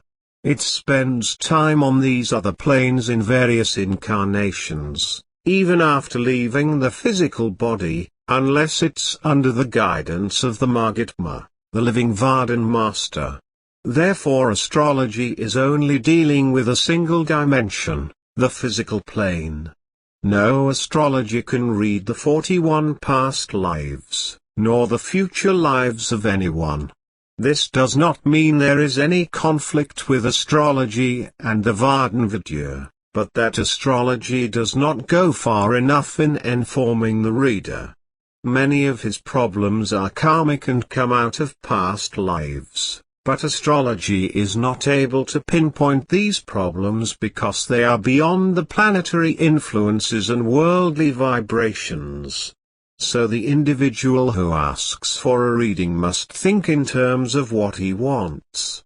Usually he asks for a reading which concerns his future, but often he might go in for an akashic reading which consists of his past lives in this world. When he gets this type of reading he can expect to learn something about his past lives and the karmic pattern which has existed over the many years and made him what he is today. The next type of reading is that which is called the soul reading, which gives him the many lives he has spent on other planes besides the physical. It also gives him the karma accumulated there, and which makes up part of his life today. Third is the VARDAN-Vidya reading, which is mostly for the future. It can be given for a single year, for many years, or a whole lifetime for the individual. Usually he gets it for a year's time in order to get more individual details, and this should be a guideline for him in his daily affairs. 42 Chapter 3. The difference between VARDAN-Vidya and astrology. The VARDAN-Vidya is that part of the daily life of anyone who is a follower of Vardankar in practical usage and history of the human race, which had its origin in Asia and from whence it flowed in succeeding waves of emigration to all other parts of the earth. This accounts for the presence among some few peoples of the earth of traces and traditional knowledge of divine wisdom of Vardan, whereby it isn't present in the vast majority of races. In many cases the belief and knowledge of Vardan and its aspect, the prophecy, has been kept under wraps and hidden from the mundane eyes for centuries, sometimes assuming various disguises. But the skilled healer is able to trace back to the original and true source through the Mahatma, the living VARDAN Master. On the other hand, that which became known as astrology grew in proportion, beginning with the early times of the Chaldeans and tribes which inhabited the basin of the Tigris and Euphrates rivers in the land known to the ancients as Mesopotamia. Even so, astrology is the long arm of prophecy which has become so popular today, is still not as old as the VARDAN-Vidya, which was said to come out of the misty dawn of time in the northeast area of Tibet. The term VARDAN-Vidya is generally employed to designate and indicate that great body of information, knowledge, prophecy and data for the individual VARDAN healer. concerning what is usually known as the works of Vardan and is that which must be used only for the past, present and future of the individual soul, collective groups 44 of souls or a nation. It is the hidden, secret, arcane, esoteric, inner facts concerning the finer forces of the Vardan powers, particularly the soul or God powers of man. In former times we might apply the term magic to the Vardan force, and the knowledge included within it. The terms the living Vardan Master and the Mahatma were held in highest regards by all concerned with Vardanka. As you see, these terms were taken into hiding when the early religions, which included astrology in their agenda, started persecuting the followers of Vardan because of its mighty force and wisdom. All the tolerance which has been said about the Oriental religions and the mysteries of the Greeks' adepts, as well as those of the West, have disappeared under superstition, rites and ceremonies in order to survive. When Vardan and its aspects including the VARDAN-Vidya became particularly too strong, as in Egypt during the period known as the Third Dynasty 2670 to 2600 BC, under Jisa, one of the early pharaohs who established the step pyramid, it was outlawed and had to go underground. The priestcraft known as the Amun was responsible for this, for they held the political power in Egypt during the ancient times. This was in the era of when Gopal Das, one of the early VARDAN Masters, was then the head of Vardanka, here on earth. He later passed away and went into the heavenly worlds and was reassigned to the guardianship and teaching of the Shariat-ki-Hare, on the astral plane. The Shariat-ki-Hare is the sacred book of Vardanka, and has been placed in the temples of golden wisdom on each plane throughout the universes of God. Each temple carries only a section of it, so that the Vardan Kila when out of his body must be taken there by the living Vardan Master, who will in turn allow him 45 to study under some past Vardan Master who is respectively in charge of a section of the Shariat-ki-Hare. However, by being underground during the many centuries, mainly forced by the larger following of astrology, nothing could stop the VARDAN-Vidya from being passed on from master to Kila. The followers of Vardan very carefully preserved the ancient wisdom, and today throughout the world it is still taught, but by a few, and to the few.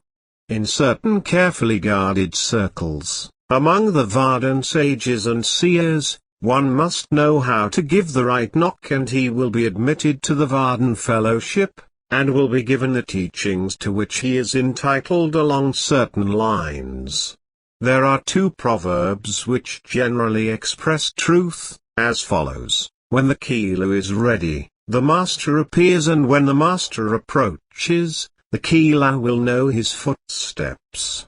This is more than true in Vardanka, for many times when the Kila is ready, the Mahatma, the living Vardan Master, appears to him regardless of where he may be. Later, the Kila meets the Master in the physical body. Naturally, the casual Kila, who is looking everywhere for truth, sees none of this. He sees only the far too common rank credulity and superstition among the great masses of people who have fallen from spiritual grace into the psychic trap, and look to astrology and clairvoyance to give them help. The inner circle of Vardan is not open to his inspection or entrance. He does not know how to give the right knock, and the doors remain closed to him. Anyone who has penetrated the inner circle of Vardanka, and who has been admitted to the mysteries of the initiations, has come to know the difference between the VARDAN-Vidya and astrology. 46 Naturally, it is an endless dispute among the spiritual authorities concerning the original source of the break between the VARDAN-Vidya and astrology. Some claim that it was in Egypt during the Third Dynasty when Vardan had to go underground for its survival. Others hold that the break came in India during the time of Manu, who made the first civil laws which later became many of the religious laws. The principles of the VARDAN-Vidya are based upon the three following things. 1. The Vardan, or true spirit, which is the ethereal substance pervading all the space and from which all material forms are produced, and that upon which the voice or the sounds of the Hare are transferred throughout the universes of itself. Within this media is stored every and all known lives of all souls both in the material and spiritual worlds. 2. The secondary energies of Vardan, which animate and energize all the physical and solar universes. This is that part of the Vardan called the mind or universal power, which works mainly upon the causal plane, where all the records of the psychic bodies of man, individually, are stored and can be read by a few very good psychics, but not many are able to do this. 3. Last is the Akasha, the mind element in which all designs and plans are created in the astral world and which penetrates the physical region where they are materialized in objective form through the action of visualization. It is here that the psychics and clairvoyants are mostly active in the reading of past lives between the astral and earth worlds, and predicting the future. This is an artificial type reading, which means that hardly anyone touches the heart of the spiritual problems or karmic patterns of the individual soul. This is exactly what happens when the astrologer gives a reading to a client. He barely skims the surface and does not get into the real heart of the problem because he is working 47 with the planetary vibrations. Unless one is exceedingly good at astrology and knows how to work out all the various positions on a chart through mathematics, he will more likely give his client a shallow reading. Nevertheless, astrology reading will not cover any more than the guidelines of what might happen to a person. It can never be a positive reading because there is too much of the vibrations from the planets involved, which might mean different wavelengths at different times, which interfere with the chart the astrologer is trying to do on a client. Often the Vardanist will wear a charm and amulet for protection against certain forces and currents of the Kaal force which could make him ill. He doesn't particularly believe in miracles or supernatural happenings as the mass public does. The strange things which astonish the normal person the Vardanist believes to be the work of natural energies which are put into action by unusual circumstances, or through the skill of someone who is a Vardan adept at releasing this special energy to produce extraordinary phenomena. The Vardanist also believes that a strong, steady thought concentrated upon an imagined thing can create the external reality and form of the idea. The word Hu, which represents the mysterious and unknown name of God, is chanted almost constantly by many a Vardanist. There is not much literature devoted to the explanation of the word Hu. It is said to be the ancient, secret name of God, which has been handed down through the ages by the VARDAN Masters, who are the members of the secret brotherhood, the Ancient Order of the Vairagi-this. Few persons outside the followers of Vardanka seem to know this name of God. Usually the Vardanist refers to his God as the Hare, but can chant either of the names for direct results from the Divine Being. 48. The Hare is said to be the ultimate of all gods, even those which serve the orthodox religions. The Vardanist also believes that life has 4 stages: birth, growth, decadence and extinction. Birth calls for no special joy, nor does death denote any special sorrow. He also knows that a certain amount of time elapses between death and rebirth, that for 49 days the soul of the departed is kept in a state of middle being.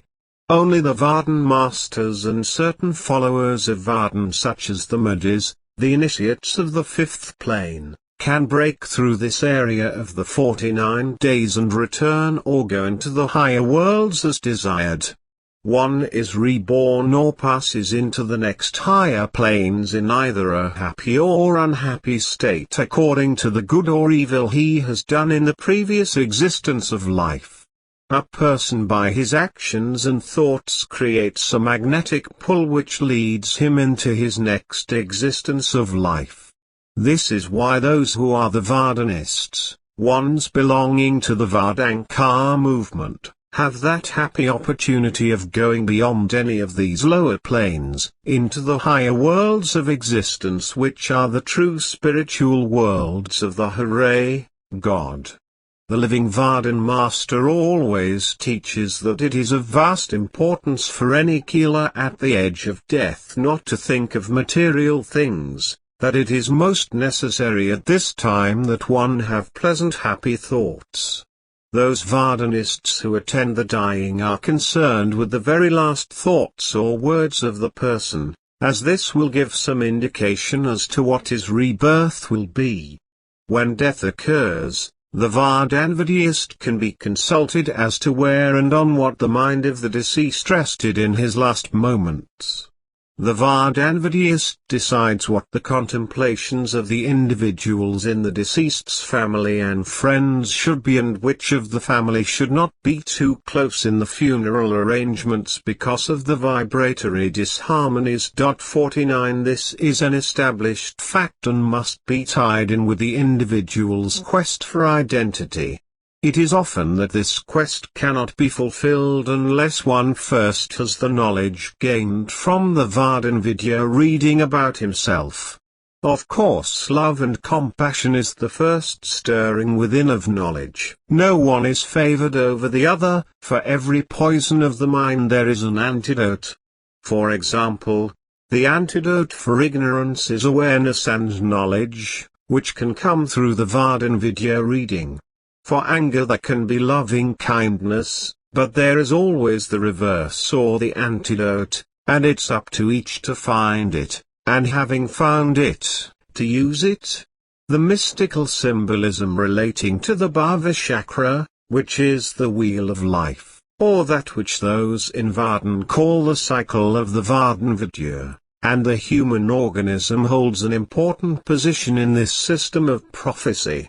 In this connection, they form the body of the musical instrument, as it were, while the four elements, fire, water, air and earth constitute the strings.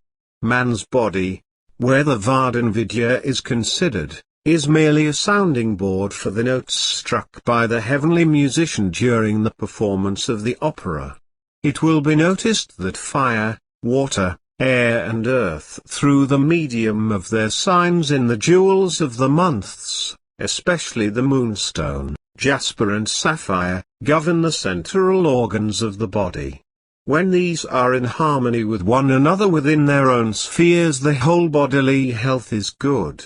While astrology acts only in the capacity of astral mediumship and casts gathered or reflected potencies into the magnetic atmosphere of man, they act only harmoniously or discordantly, according to the positions of the major planets. But the system of the VARDAN-Vidya only works in the beneficial area, for there is no place in the heavenly 50 worlds for the negative qualities of man to express themselves. Therefore man is like the five-pointed star. He has 5 points of projected energy which is constantly poured out by soul to the outer world. The hands, head and feet are the 5 points of projection from which the streams of vital force are constantly radiating. These are symbolized by the five-pointed star. There are also other positive centers within the body which give out the energies to the outer world. These are the brain, the spleen, the heart and the generative organs plus the solar plexus. Then too there are the eyes, the ears and the elimination organ for the body waste. This is actually 12 in all. The brain, spleen, heart and solar plexus area is that which bears the brunt of most outgoing and incoming energies. When trouble or anxiety of mind crosses the individual's path, he feels it in that part of the body called the pit of the stomach. This sensitive area is within the solar plexus, and it is that which must be always kept in harmony with the rest of the body, for it is the region of organs which keeps the gastric juices and sympathetic nervous system in good health. The spiritual liberty of man depends somewhat upon the perfect freedom of the physical organism. Therefore, that which cramps, binds and warps the body out of its natural proportion is fatal to any real spiritual progress, because the inharmony of the actions of the spiritual forces of the body throws it out of kilter. This is why the VARDAN-Vidya is important in the life of man, because it takes in consideration everything about him. It regards the spiritual structure of man and closely examines him as an organism as well as a soul. The VARDAN-Vidya reader looks at the individual he is reading 51 because he has been given permission to look into his aura and spiritual body. He sees that the client forms an oval or egg-shaped figure, which is beyond the physical, the narrow end being the feet. The broad end is the brain. This oval form makes up the magnetic atmosphere, and consists of 12 concentric rays of soul force, each of which has a direct affinity with the other bodies of man and the creative principles of nature, and corresponds with the prismatic rays of the solar spectrum. Each zone or ray exercises a peculiar power of its own, and is pure according to its state of luminosity. The VARDAN-Vidya reader can assert that any particular ray has the meaning that the person being read has either a benevolent character or that he is bad and has a sinful mannerism. Purity or impurity depends entirely on the bright color of the tint of any particular ray. From these colors are formed every conceivable shade and tint in the infinite variety of combinations found in the infinite variety of human beings. Each and all depends on the ever-changing of soul in the varied universes, also upon the corresponding magnetic states of the planes and universes at the respective moments of the individual's birth in this world. The sound current with all its different notes and musical harmonies which can be heard on the various planes as separate sounds may come forth in the 12 rays of man. These are the vibrations which are attached to each individual soul at the time of its birth on this planet, and throughout each incarnation it has in the physical body as well as the psychic bodies which it retains and passes through in varied incarnations until it reaches the Atma, 5th, plane where it is purified. These are what one would observe who is doing the VARDAN-Vidya readings. These vibrations are visible to 50 to him in that they retain their special polarity for the whole existence of that particular soul to whom they belong through its existence in the lower worlds. These lower worlds are the psychic planes, physical, astral, causal, mental, and etheric. But once soul has reached the Atma plane it becomes purified and the vibrations change. Thus the reader of the VARDAN-Vidya records must be aware that he is now reading a clear soul and not the records of the lower lives. This is the division between the astrology reader and the VARDAN-Vidya reader, and few know and understand this at all. It is also the division between the psychic and clairvoyant readers and the VARDAN-Vidya. The former two can only read the physical records and misinterpret them for records in the unseen worlds. The problem here is that so many do not understand the influence of illusion which is established by the kal, negative, force in the 5 lower worlds, those which are under the Atma, soul, realm. This world which is considered the psychic world ruled by the universal mind power, which is the psychic force and considered the God power by so many, is that which establishes the illusion. Often illusion is called imagination. We do not speak of this word with contempt, for without it no pictures would be painted, no books written, no buildings planned and erected, in fact nothing would be created, not even ourselves. If your parents had not fallen in love and succumbed to the illusion called love by some and sexual attraction by others, you would not be here. Yet we know that living in this world is to have to deal with illusion. This is the basic feature which the VARDAN-Vidya reader has to understand when someone comes to him for a reading. He knows the ordinary young man who is in love with the ordinary young woman feels that it's the 53 romance of the century. He knows that the young man who believes that he wants to help the human race by spreading the word of God, cannot do it alone and must have training to do so, and that the lunatic who claims that he is the incarnation of Christ or one of the chief disciples is a victim of this illusion of the Kal force. He must sweep away all this illusion and speak the truth, although there might be resentment which arises against him. He must be honest at all times with the client who sits before him and wishes only for a message of joy and happiness. Of course not all illusion is love, and not all love is illusion, but the imaginary plays a great part in it. Most people fall in love not with a person but with their own ideas of that person. This is why most men or women never got over their first love, and always refer back to it as being in love with the ideal person. This is why so many people fall in love with their doctor, psychiatrist, or their guru. This is the illusion established by the Kal, and as time strips off the glamour, the better and unrealized qualities of the person show through, or sometimes the worst qualities, and then there is the falling out of love. This illusion has created problems for the human race, for many believe that power is greater than love. Because of this belief the whole human race has suffered since the beginning of its origin.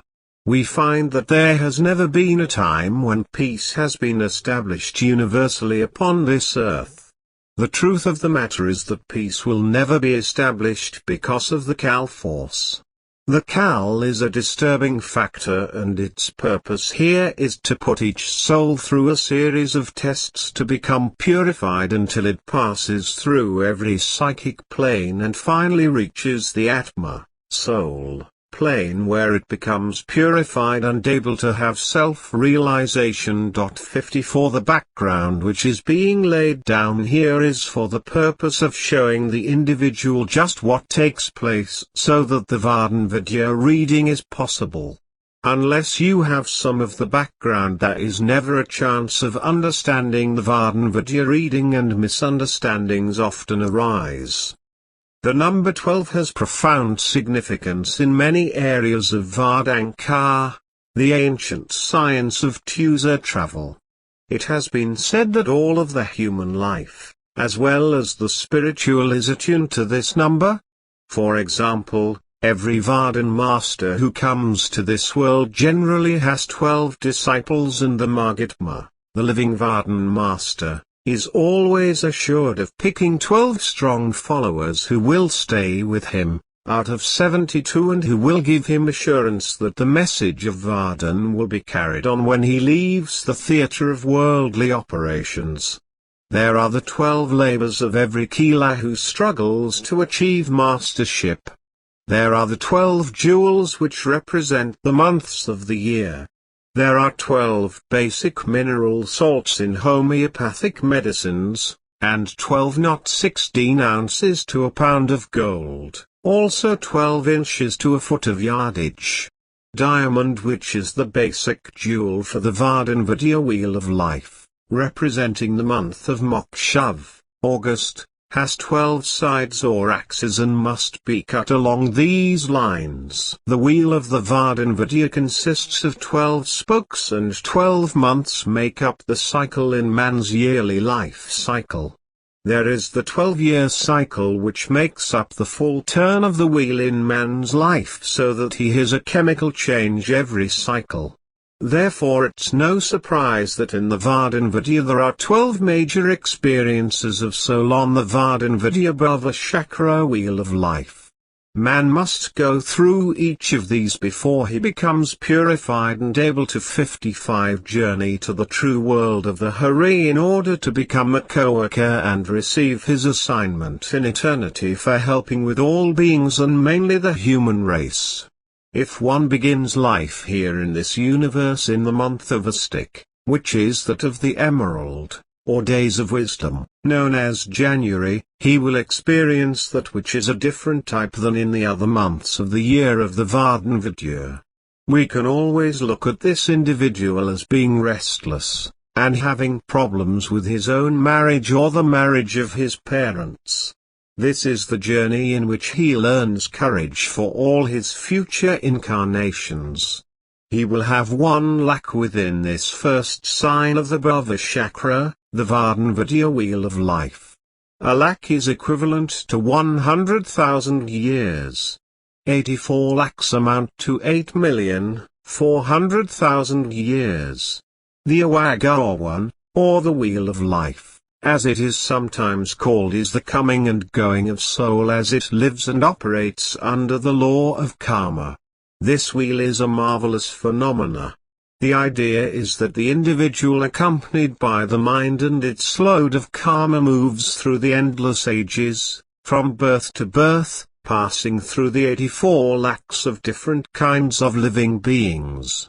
A wandering soul, one who has not taken up Vardankar, often finds itself passing from birth to birth, to make its way through all of the tiresome and long lives which his karma calls for while in this world. There is no escape from this wheel until one meets the Mahatma, the living VARDAN Master, and learns to contact the VARDAN sound current. The 84 lakhs, or 8,400,000 lives, can be the fate of an individual soul unless it meets with the Mahatma, the living VARDAN Master, regardless of what form that it may be in at the time. In 56 regard to the 84 lakhs, it means that in this world there are many sorts of living beings, or species of living things. Of course, this is only an approximate number of the exact types of living beings here. They are somewhat as follows: 3 million species of plant life, 2,700,000 kinds of insect species, 1,400,000 kinds of birds, 900,000 kinds of water animals, and 400,000 kinds of land animals, men and others just above men, such as angels, demons and others. This makes 8,400,000, each with its uncounted millions of individuals. A soul may pass through all of these or only part of them, but in all cases it depends upon its karma. In some cases it may begin life as man and stay as man until the finish of it, through a large number of incarnations, up until the finish of its time here on earth. This latter depends upon the fact of whether it has met the Mahatma, the living VARDAN Master, in a past life and left him, then accepts him again in this present life, as the only Master who can lift it into the heavenly worlds. The rounds of all these lives constitutes the wheel of life. It depends upon the individual entirely as to how many of these lives he may have to pass through. But as stated before, no one ever escapes from this wheel of life until he has met the Mahatma, the living VARDAN Master, and learns to contact the VARDAN sound current. There are 4 kinds of karma which are attached to the individual and must be worked off before man can leave this life permanently. Every VARDAN-Vidya reader can see this karma and knows what is in store for the individual who is being read. First, is that called the adikarma, which is the primal karma. When soul enters into this world for the first time and is born into a body, it has no karma. But it begins 57 its life in the regions of mind and matter. Therefore the primal karma consists of the action of the creative force, the Vardhan sound current, whose function, among others duties, is to bring souls into the material planes in order that they may begin to accumulate experience. In other words, it begins to acquire experience on its own initiative. This means it begins to establish an individual law of its own life, its own world, and to create its own destiny. It begins to enjoy, suffer, to reap rewards and to pay penalties. This is the beginning of its own karma, and it has inaugurated its long series of earthly lives. By each and every act, from that time on it stores up karma. Even when it is least active, it is still making karma, and in all this activity, its mind-body is the chief instrument for creating karma through the law of cause and effect. The second type of karma is called the prabdha, which means the fate karma. It is that which has been earned in one or more previous lives, and upon which this present life is based. Because this type of karma must be met and paid for by the individual, it is seldom that the Mahatma, the living VARDAN Master, will ever destroy it. The third type of karma is called Sanchit karma. This means the reserve karma. It could be compared to money which has been put in the bank as a savings account. It is drawn upon only at the will of the Lord of Karma, and not by the will of the individual. The Lord of Karma may draw on this reserve karma for the individual and determine it to be lived out at such times and places as he may determine, and the individual has nothing to say about it, nor can he prevent it. The fourth kind of karma is the kriyaman karma, the daily new karma. It is that sort of karma which the individual makes from hour to hour and day to day during his lifetime. 58 This sort of karma may be disposed of in any of the following ways. Man might suffer, or reap its rewards at once, good or bad, or at some other time in his life. He may also have it stored up as Sanchit karma to be drawn upon at some future time, according to the will of the Lord of Karma. In this case, it can become fate karma for the individual's next life. It can be said here that when the Mahatma, the living VARDAN Master, takes over the life of any follower, that is the Kila or follower surrenders totally to the Mahatma, the karma of that disciple alters considerably. His whole destiny undergoes a complete change. This, however, all depends entirely upon the will of the living VARDAN Master, for then the Master is the individual's karmic lord. As the Mahatma is superior to all other lords of the various worlds, he may do whatsoever he pleases with the karma of his disciple. As a rule, he does not interfere with the karma of his disciple, until the latter has reached the fifth, soul, plane and has become a modus through the initiations of Vardankar. In this case he will help the disciple to release all four types of karma at once, through working them off in this lifetime.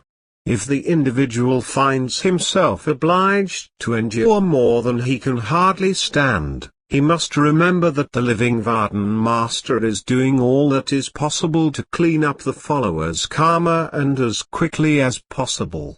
When his life ends here on earth, he will be free forever. When the living VARDAN Master does this, it is out of great love, knowing that the disciple will at last be free. When this happens, he should be thankful that the living VARDAN Master has put him through all at once and finished it.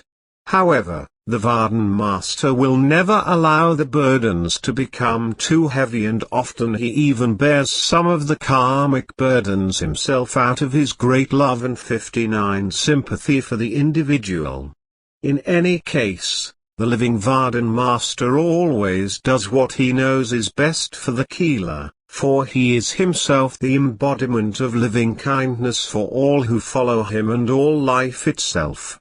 The first journey of soul is one in which appearance is important and esoteric truths are downgraded. There is belief in one's self plus the rugged determination to achieve victory. The second journey will come during the era of the Bloodstone, called Uttarat, or Days of Love. The symbol here is a bag of gold surrounded by the bloodstone jewels.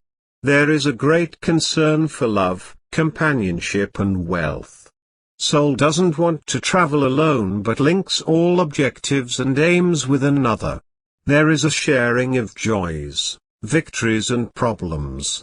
There is a great giving of love but a greater need for love to be returned. Also there is a capacity to rationalize one's own faults to a great extent. The third step on the path is that which comes during the time of the Jade, in the era of Garbhata, or Days of Joy. This is the time when soul is restless, and has a great sense of urgency. Although there is some dissatisfaction, it has great joy in finding another soul which fills the gaps of unity, and brings high degrees of happiness. On the other hand, if this soul doesn't find his spiritual twin during this era, he can become strongly influenced by the mind, power and disappointed in the whole of life. He can be out of step with all society, highly critical, and express his disappointments strongly. But on the whole he is a happier person than this because of his sense of humor. The fourth step on the path is that of the opal, called Ebkya, or the Days of Hope. This is the period in which the primary search is for peace, as though soul is tired by the experiences of the first 3 steps on the path. There is a need to give up 60 the outer struggle and find all the answers first within oneself. There is a great sensitivity to one's own environment and anything that needs adjusting to something new and different, such as travel or moving into a new home. There is a strong feeling for traditions, conventional things, and a belief that it's possible to work out one's own destiny without material challenges or physical activity. There is a magnificent sense of hope that everything is going to turn out all right without questioning one's self or others. The fifth step of the path is that of the sapphire, called Ralot, or the Days of Truth. This is the time when soul bargains and barters, and there is a need for the outward manifestation of its inner search. These are the days of truth when soul never doubts that it belongs on the throne. Napoleon never doubted that he was destined to be the Emperor of France, and that he was the incarnation of Alexander the Great. General George Patton, Jr. believed that he was the incarnation of Napoleon and destined to be the military leader of all World War II. Other famous examples could be given if there was room to spare in this book. But it is here that soul develops the strong belief in itself along with it a self-importance. It is a heady period in which there are materialistic achievements, joy, recognition and personal power. The sixth step on the path is that of the moonstone, called Sahak, or the Days of Music. This is the period in which soul has passed through the journey of power and recognition and seeks a pleasant resting place where he can work out his destiny in peace and quiet. There is no idleness but one of strong feeling for birth and rebirth, for generation of inner and personal power. 61 Peace and harmony come to him, great demonstrations of kindness and harmony with gratitude of what has been given. Soul comes in this era. It is like music to soul. The seventh step on the path is that of the ruby, called kamitok, or the days of freedom. This is when freedom comes through knowledge as given on the other planes by the guardians of the Shariat Kihare, the holy books of Vardan. There are indications that soul is conscious of what can and what cannot be done, and has definite plans and purposes. Those on this step can experience deep esoteric realization and make genuine contributions to the spiritual movement of the times. The eighth step on the path is that which is of great awareness of soul. It is the era of the diamond, called Mokshav, or days of light.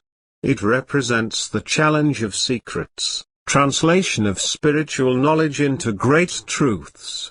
But soul absorbs whatever knowledge and lessons are to be learned here and often undergoes remarkable changes. However, the answers which soul seeks often plague it, and it investigates, challenges the spiritual needs for survival in the world of God. It is a step which is difficult to get through, but generally that soul which has gone this far will do so. The ninth step on the path is that which is known as the period of the agate, called Zayani, or the days of friendship. This is the testing journey in which soul can achieve all the lower worlds, and much the upper has to offer. It is a journey of high success, power, rewards, achievements and splendor. This is the time when soul can meet with material defeat yet go on to be successful in very many spiritual things, in the sense that it brings knowledge that there is always another step to take, that the quest for God realization seems to have no end. 62 The 10th step on the path is that of the jasper, called Parinama, or the days of beauty. This is the quiet period in which soul finds that striving for the common good and not for glory and honor is the ultimate goal. There is a feeling of isolation, caused by imperfections in soul itself when it has not reached purification. This is the time for soul to understand the sublime, yet simple understanding that the journey in eternity is endless, changing, that nothing is quite enough on what appears to be a never-ending quest for liberation. Yet through all this soul is constantly faced with the beauty of life, and this keeps it moving toward God. The 11th step on the path is that of the pearl, called Horta, or the days of wealth. Soul now begins to see and feel liberation from the other steps on the path of Vardan. It has the tendency to fly away and to leave behind all binding ties. Soul now wants to rid itself of this body if possible, and the search becomes more intense via the Mahatma, the living Vardan Master. There is a willingness to surrender the things of the past and follow the living Vardan Master. Most of those at this step are imbued with high ideals and a wide sense of freedom. They are emotional, sensitive, easily hurt and easily put off. The 12th step on the path is that of onyx, called Nimg, or the days of charity. It is that period in which the mystery of life resolves itself and soul has found itself in the larger scheme of things. Soul has reached the completion of the wheel of life.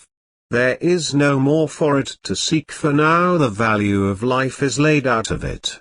The glamour and grandeur of the world means nothing to it, and it desires now to enter into the true heavenly state to become a co-worker with God.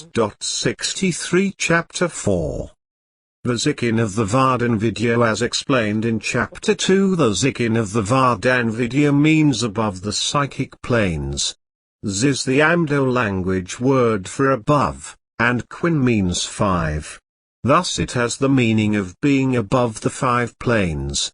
This is the Atma, or the 5th plane, from which all VARDAN-Vidya readings are made. It is for this very reason that few persons in this world can do a pure VARDAN-Vidya reading.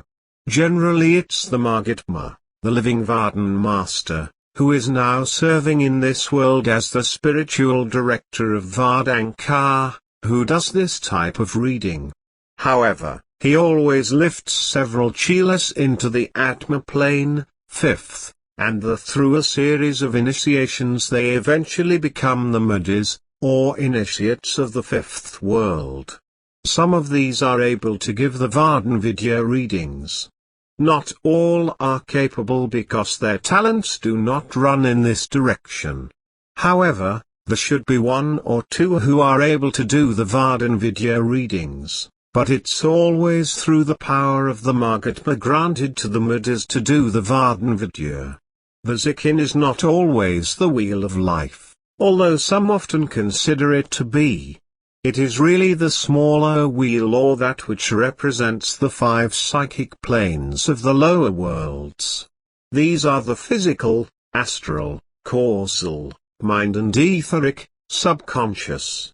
When one starts out to resolve all his karmic problems, he must take into consideration that his karma must be resolved on each of these planes before he can enter into the heavenly worlds, which begin at the Atma or soul plane, which is often called the fifth. This is really the dividing line between the psychic worlds and the 64 spiritual regions. The mental plane is usually considered a singular whole plane which includes the etheric plane, so that we call them the psychic planes with only 4 in number. The VARDAN-Vidya is the only reading which can give the lives of the individual soul on each plane. Many people hardly ever get above the astral, yet it is possible that some will be able to get into the higher planes while still living in this worldly life on earth. My point here is that only those who have been initiated in Vardan can receive the 5th initiation, which gives them the opportunity of entering into the soul plane. Each initiation is tied into the plane which it respectively represents. In other words, the initiations go like this. 1. The first plane is called the acolyte, or the dream state or material world initiation. 2. The second is the arahata, or the astral plane initiation. 3. The third is the arat, or the causal plane initiation. 4. The fourth is the kiad, the mental plane initiation. 5. The fifth is the modus, the 5th plane initiation, which is the first in the true spiritual worlds. There are 8 other initiations which start in the heavenly worlds and go above those named. 6. The Shraddha is the initiate of the 6th plane, which is Alakluk. 7. The Bhakti is the initiate of the 7th plane, which is the Mayaluk. 8. The Jayani is the initiate of the 8th plane, which is known as the Hukikatluk. 9. The Maulani is the initiate of the 9th plane, which is the Agamluk. 10. The Adepisko is the initiate of the 10th plane, which is the Anamiluk. 65. 11. The Kavalshar is the 11th plane, which is the ocean of love and mercy, or the Hare world. 12. The Maharaji is the 12th initiate, which is the true world of the home of the Hare, the living reality. 13. And the Mahatma Maharai is the initiate of the God or Hare realization, which covers all worlds. Very few, including the Vardan Chelas, have gone any further than the 7th plane in this life. Those who have developed spiritually enough generally reach the 8th or maybe the 9th and must work spiritually throughout the whole universes. Even though one might reach the God realization plane and become the Mahatma, he will keep unfolding. Spiritually he is free of all karma, but long as he is living in a human body there will be physical troubles because he is taking on the karma of many of his own chelas, and often the complete universe of the psychic worlds. Therefore the Zikin is most important in the lives of every Keeler on the path of Vardanka, because it is concerned with the basic karma of the individual, and the VARDAN-Vidya reader is spiritually developed enough to be able to divide the true from the false and give a reading which will be very accurate. So many find that a reader such as a clairvoyant or psychic is not accurate in the sense that each is reading only the physical records, or working with symbols. The only symbols which the lower worlds have is that of the precious stones. For example, there are several which represent each plane respectively. The emerald represents the physical world, the bloodstone represents the astral world, the jade represents the causal world, and the opal represents the mental world. These are parts which make up the doctrine of the Zikin, for each represents a part of man's nature respectively, and 66 are accounted for in the books of the Shariat Kihare. This means these are the stones of the mystical sides of the worlds which belong to the psychic part of man.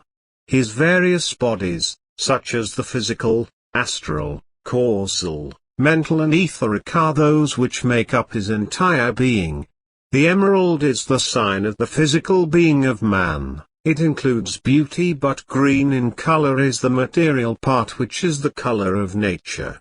The bloodstone is the color of the astral plane and represents the element of emotional love and the darker sides of nature. The jade represents the causal plane and is the color of the time track which gives the past lives which determine the present life of the individual. Last, the opal represents the mental world with its milky coloring.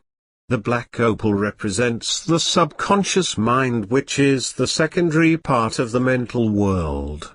These are the planes of the psychic worlds which everybody must be contented to deal with until soul reaches that state of spiritual unfoldment in the Atma, fifth plane. It also represents the first 4 months of the year for the VARDAN-Vidya, which is given in Chapter 2. These months are the month of the emerald, known as a stick, or the days of wisdom, the month of the bloodstone, called Uttarat, or days of love, the month of the jade, called Garvata, or days of joy, and the month of the opal called Debkya, or days of hope. We are then concerned with symbols within the year of the 12-year cycle. These are again, the year of the fierce winds, the year of the bright snows, the year of the brilliant sun, the year of the beautiful flowers, the year of the full moon, the year of the strange storms, the year of the wandering seas, the year of the bountiful earth, the year of the abundant fruits, the year of the raging fires, the year of the lavish grains, and the year of the trembling leaf. 67 As stated previously, each year we change in nature, and have to meet a new set of conditions. Thus the full cycle runs sometimes in the order of 144 to 150 years, as often an individual cycle might go more than 12 years. Actually, this should be the life expectancy of every individual on Earth, but the development of science and other factors in man's life have shortened it considerably. During the ancient days only the giants dwelled here upon Earth, before the creation of man. This world was a paradise, for every living creature could maintain and preserve its survival through the fruitfulness of the earth. The world was furnished with inhabitants. The first age was that of innocence and happiness, called the Satya Yuga, the Golden Age. In this age truth and right prevailed, though not enforced by law, nor were there any magistrate or courts to threaten or punish. The forest had not been robbed of its trees to furnish timbers for ships, nor had men build fortifications round their towns. There were no such things as swords, spears, or helmets. The earth brought forth all things necessary for man. without his labor in plowing or sowing. Perpetual spring reigned, flowers sprang up without seed, the rivers flowed with milk and wine, and yellow honey distilled from the oaks. Then succeeded the Tretya Yuga, the Silver Age. Inferior to the Golden Age, we find that the spring was shortened, and the year divided into seasons. Then, for the first time, man had to endure the extremes of heat and cold, and houses became necessary. Caves were the first dwellings, and leafy covers of the woods and huts woven from twigs and leaves. Crops would no longer grow without planting, and the farmers were obliged to sow the seed, and using the ox and horse to draw the plough as they toiled the fields. Next came the Dwapara Yuga, or what we know as the 68 Copper or Brass Age. Men became more savage of temper and ready to take up arms at the drop of a stone. They saw their neighbors succeeding where they could not, and often attacked to have grain or the wealth their neighbors had collected. The Kali Age, or that known as the Iron Age, is the one in which we are living today. It is the worst and hardest of all ages. Crime has burst like a flood over the world. Modesty, truth and honor have dissolved, and in their places have come fraud and cunning, violence and the wicked love of gain.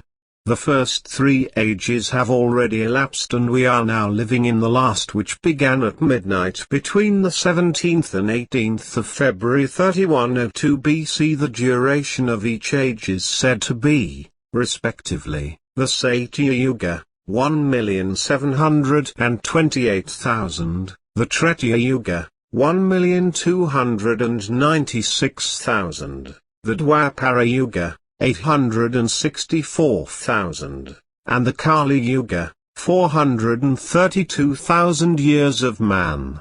The descending numbers represent a similar physical and moral deterioration of men in each age. The 4 yugas comprise an aggregate of 4,320,000 of our years, and constitute a great yuga or Mahayuga. This is the Mahayuga, or the Manvantaras, which is the Sanskrit for cycle in cosmic history. The current Manvantara embraces the Kali Yuga in which we are living now. This is 1/10 of the duration of the cycle of the present era. Man tries to establish law and order, but this is the time that the Kal has its greatest influence. Soul must struggle through each of the eras, and at the end of this cosmic cycle it will, if it hasn't reached perfection and entered into the heavenly worlds, be put into a deep sleep or coma, lifted up into the heavenly worlds, and kept in this state for a duration of many years. Meanwhile the lower or psychic states will be destroyed and all the lower worlds now gone. The space left will be in silence and darkness until the Hare decides to 69 re-establish them again. Then those souls which had been put into sleep will start their journey over again to reach perfection. Thus one begins to think in 3 cycles when he looks at the VARDAN-Vidya records. First there is the daily cycle, which begins at midnight with the minutes and hours that make up the karmic pattern of releasing karma or gathering it for the individual soul. There is so much karma being given off daily and so much gathered. The whole trick of the matter is to balance out this karma, so that it doesn't show neither too much bad nor too much good. The second cycle is that of the yearly, which is concerned with the monthly pattern of one's individual life. This is also part of the gathering and throwing off of karma to balance and assist soul to perfection. The files of soul's journeys through many lives show up here when one looks at the monthly records, but not as much as the 12-month periods. We find these useful in the readings of one's VARDAN-Vidya records because it's a part of that which makes up the whole. These records start with a stick, the month of the emerald, and ends with Nimg, the month of the onyx. Both of these cycles are very important. The minute and hourly will give one's deeper action within the law of cause and effect. The yearly is important because it works toward the long-range reading of what the future might be because of the past. The third is the 12-year cycle, which makes up the life of the individual soul. Where and what is the full extent of the individual soul within a body? It means therefore that soul will have only a certain period of time in each body that it takes on during any and each incarnation. Man's personal longevity comes to just about 6 or less cycles within 170 body, so it means that he is not capable under the reign of the Kali Yuga to live out his full lifespan. Of course, this is the physical and moral degeneration of the individual since the era of the Golden Age, when man lived in what was then the perfect body. But he has learned that he cannot go back to that state until he has turned back and sought perfection again, through soul unfoldment. The full soul records are in the cycles which consist of the cosmic periods of man. He must go through a certain amount of these periods between birth and death. This is where most of his karma is gathered and resolved, but after coming under the Mahatma, the living VARDAN Master, most of his karma is balanced so that he can enter into the heavenly worlds at the end of his life and never have to return again. The VARDAN-Vidya reader must use the Siddhi, which is the method of instant projection used by the VARDAN Masters, for reading of these soul records. The files are fanned out like that of playing cards before him. There are millions of them, and he must use his own spiritual discrimination in order to pick out the best for the readee. He realizes that there are 3 ways that the soul records may be read. These are generally called as follows. First, the Golden Road, which is the middle path, or those which will give the readee only the highest spiritual type of reading. This is concerned with soul's progress only through a certain series of incarnations, and never with anything else. The second is the Silver Road, which is the right-hand path in which the reader gives only the lives of the individual soul on each plane through a certain series of incarnations and its unfoldment through its inner bodies, astral, causal and mental. The third is the Bronze Road, which is the left-hand road, which is negative road or that of the material body. It is the 71 readings which include only that of the physical lives which soul has to go through and its future in the earth world. The unfoldments which are concerned with the physical bodies are not very developed, therefore the reader is getting only a partial understanding of his past lives and future. It is best for the individual to get a full reading which would include a part of each road, or the different lives that soul goes through on the various planes of the universe before reaching the state of perfection. It gives more understanding of what his life is all about, and certainly does give him a grasp on what his mission as a co-worker with God may be in time. This means then that the reader who uses the VARDAN-Vidya method must go into a state of tight trance, or perhaps none if he desires to reach that state whereby the records are available for him to read. As said before, he will use the siddhi, that method of instant projection used by the VARDAN Masters for reading the soul records. He can do this with his eyes open, and fully in consciousness within this physical world. He can do this while walking about the room, or by sitting in a chair. The first thing that he must do regardless is to still the mind, by looking at the screen of the inner mind, which should be absolutely blank. We assume that the reader takes an easy chair first, and takes a few minutes either talking with the readee very quietly, or that he closes his eyes for a few moments, takes some deep breaths and then looks at the blankness of the mental screen within his mind. By this time he is ready for the movement of soul into the Atma, fifth plane, where it will begin the research of seeking out the proper data for the readee.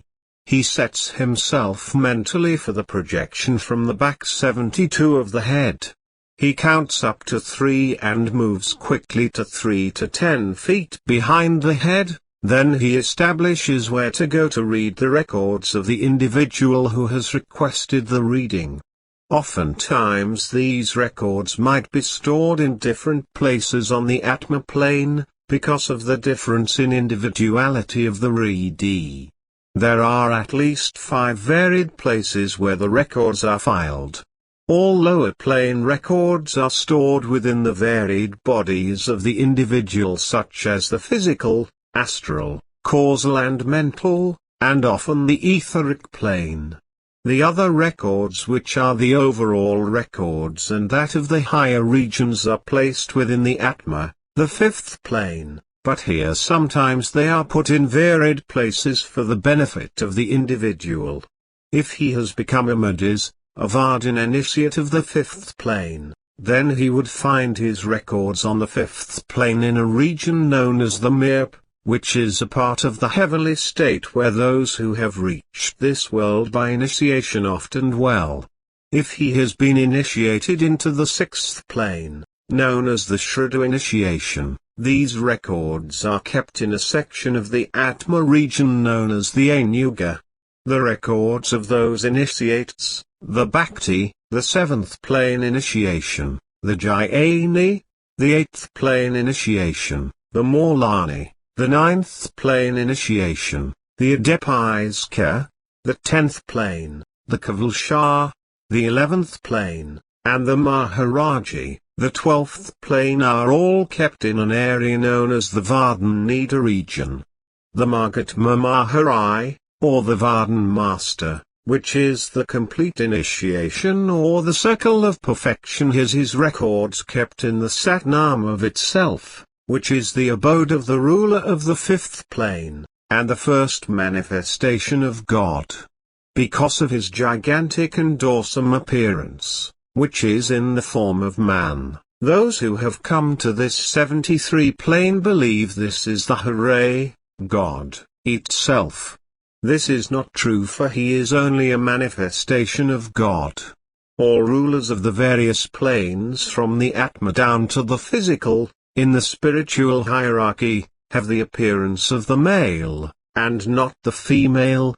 This is why God is considered to be masculine according to the writers of the sacred literature. Few if any persons outside of Vardanka have been able to travel spiritually beyond the planes of the lower world. That is beyond the Atma or fifth. One does not encounter any rulers in the seen state, but these are in spirit only and cannot be approached except through spirit. The reader travels immediately to the region in which the soul records of this individual have been stored, and can read more accurately and understandingly for him. It is a matter of knowing where these records are stored from the beginning of the reading, by communication with the Atma world before getting out of the body. The communication is simple for anyone who has learned the art of the VARDAN-Vidya readings. But for those who have not, the reading might turn out to be a confusion of 3 or 4 other souls mixed up, and gives the readee a mix-up which could even be harmful. This has nothing to do with the aura, nor healing, for these are different subjects altogether. The living VARDAN Master seldom reads auras unless he finds it necessary, and more often if invited to do so. He certainly doesn't go in for aura balancing, as this is somewhat a figment of the imagination. Auras do not change with any outside influence, but only when there is change of the inner self or spiritual difference within the individual.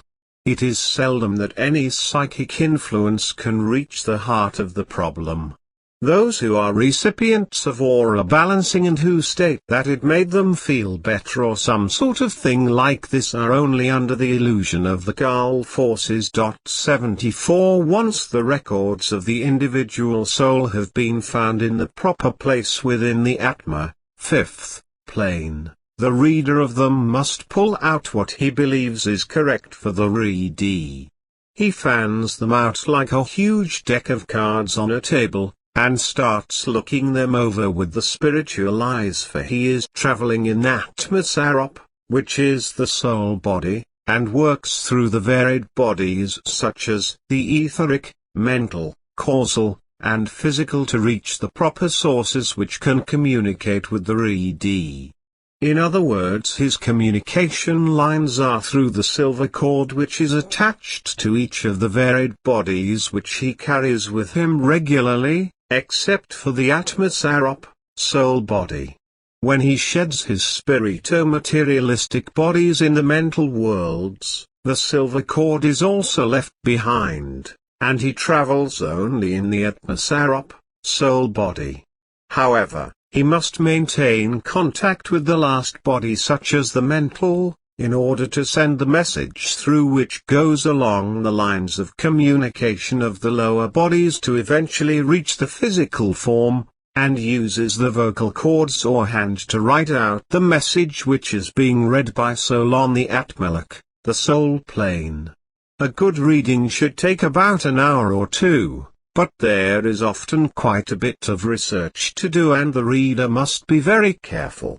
This is why a good VARDAN-Vidya reader wants to give a reading by written report or by tape. He knows that if he should be sitting in the presence of an individual and giving a report, that questions might throw him off by disturbing his concentration. When he is in the state of reading, it's best not to question nor be restless, because this could create a disturbance in the inner worlds and mistakes could be made. No reading is given except in the light. It is not like a general reading by a spiritualist medium, which is so often 75 done in complete darkness. However, the light of the room and the windows being raised with the shades up has nothing to do with the reading. Noises flowing in from the outside are usually disregarded unless they are loud and unusual. The reader must be truthful, therefore he must have time to work out the answers to what he knows the readee has requested.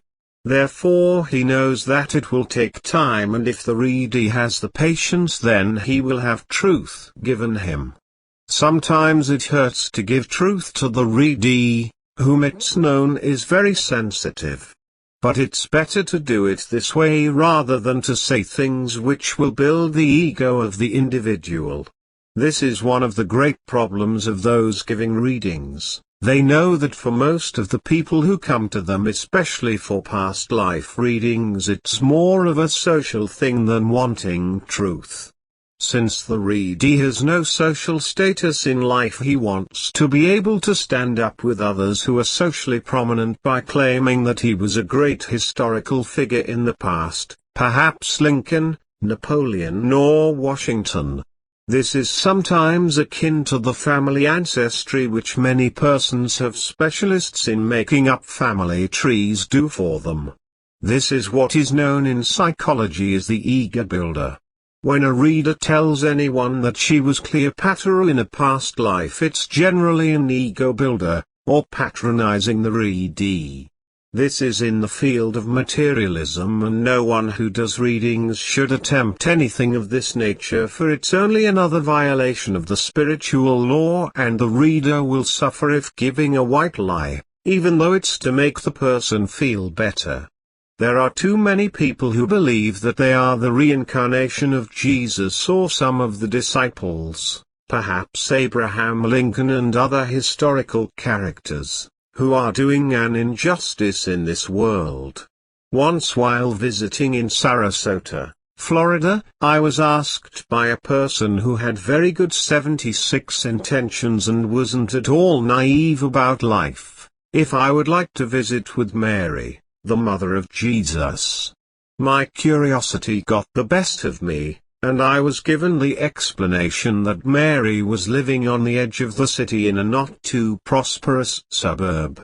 The lady who was giving the invitation became quite upset when I refused. The point which I am trying to make here is that those great spiritual figures who lived in the past, including many of the historical persons, are on the higher planes working with souls to give them a greater spiritual unfoldment. They have not returned to this world because they are busy in their own sphere of spiritual influence. It is a mistake to try to call upon them for spiritual assistance, for this means they must turn away from their duties on the higher plane to this world and help those who have called on them. This takes time away from their duties on the higher planes, and often it might interfere with their work. Also, it could not be of the best interest for either the petitioner or the petitioned, because it may be possible that the saint whom one calls upon may have to stay in this realm for a considerable time before his manifested body for this particular plane can be resolved. In other words, this story given here will clarify what I am saying. In an authentic ashram for yoga training in India, several years ago, a group of young yogis got together and decided to call upon one of their saints to appear. The experiment was successful, but the saint scolded them for taking him away from his duties on one of the invisible planes. He stated that it would take considerable time, according to Earth years, to resolve the manifested body and return to his original spirit body in which he was doing his work on the other plane of existence. Therefore we must be careful of what one does when 77 reading the VARDAN-Vidya records. The inexperienced may run into problems which he doesn't understand. In these days and times it's considered, by the teachings of the metaphysicians, that we can have anything in life provided we make the right contact with God. This is exactly the excuse that the metaphysical teacher gives, when the student approaches him and says that he has had no success in life. He is told that he has not made the right contact with God. Poor excuse indeed, because the way to God is long and arduous, and contact with it is something that makes one forget all the material requests and comforts of life. Whenever one believes that he has made contact with God, it is usually the Kal Niranjan, the negative god of the lower worlds, who can at times fulfill the request as long as it's a material one. This is the way of deception. For the request he will have to pay for his gain some way or other.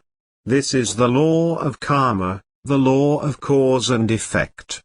The VARDAN-Vidya differs from astrology because it works in straight lines with the simple techniques of Vardankar, the ancient science of Tusa travel.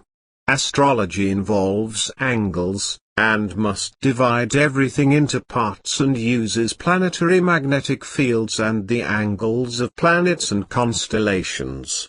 The ability to reach the state of reading the VARDAN-Vidya records of any individual is not easy, for it takes sometimes years, and perhaps many lifetimes of one to reach the state of being able to do this. Life itself is largely a struggle in which people employ the known, such as astrology and other prediction methods, to conquer the unknown.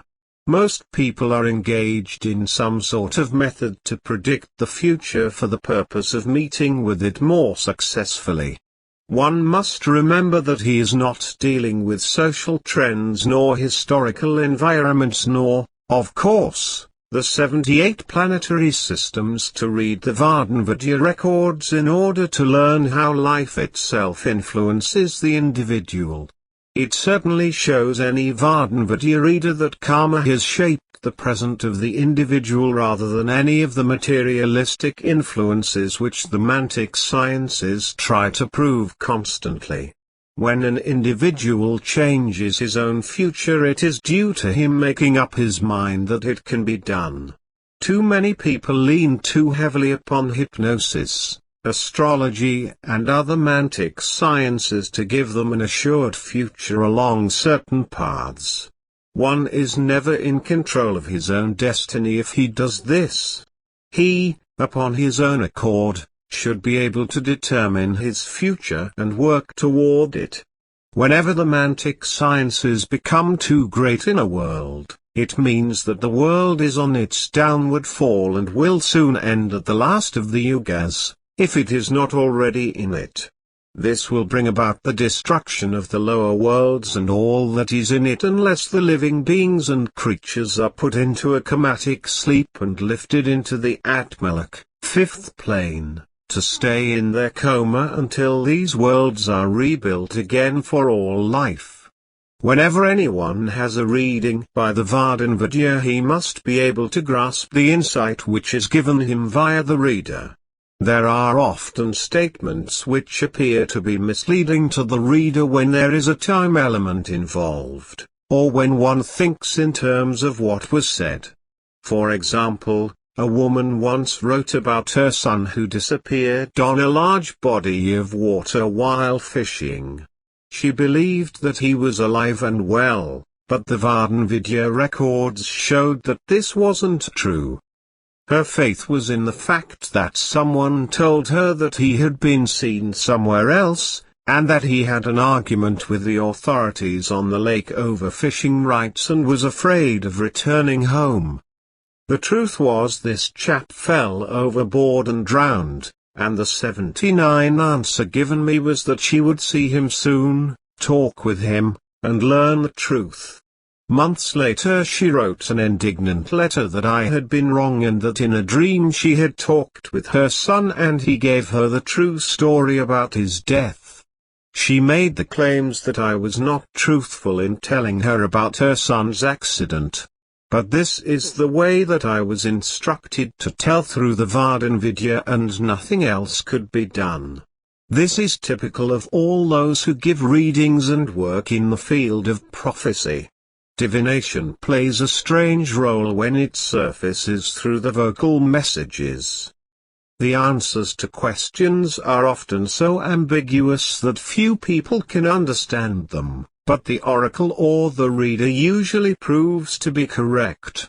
The classic example of this ambiguity was the case of Croesus, king of Lydia, 560–540 BC. Who inquired of the oracle whether or not he would be victorious in a war he proposed to wage against the Persians. The answer given was, Croesus, having crossed the river Halys, will destroy a great kingdom. Croesus interpreted this to mean that he would destroy the kingdom of his enemy, but, instead, he destroyed his own kingdom. For he was defeated by the Persians under Cyprus the Great and taken prisoner. When he was subsequently released, he complained to the priests of Delphi, for having given him a prediction which had failed.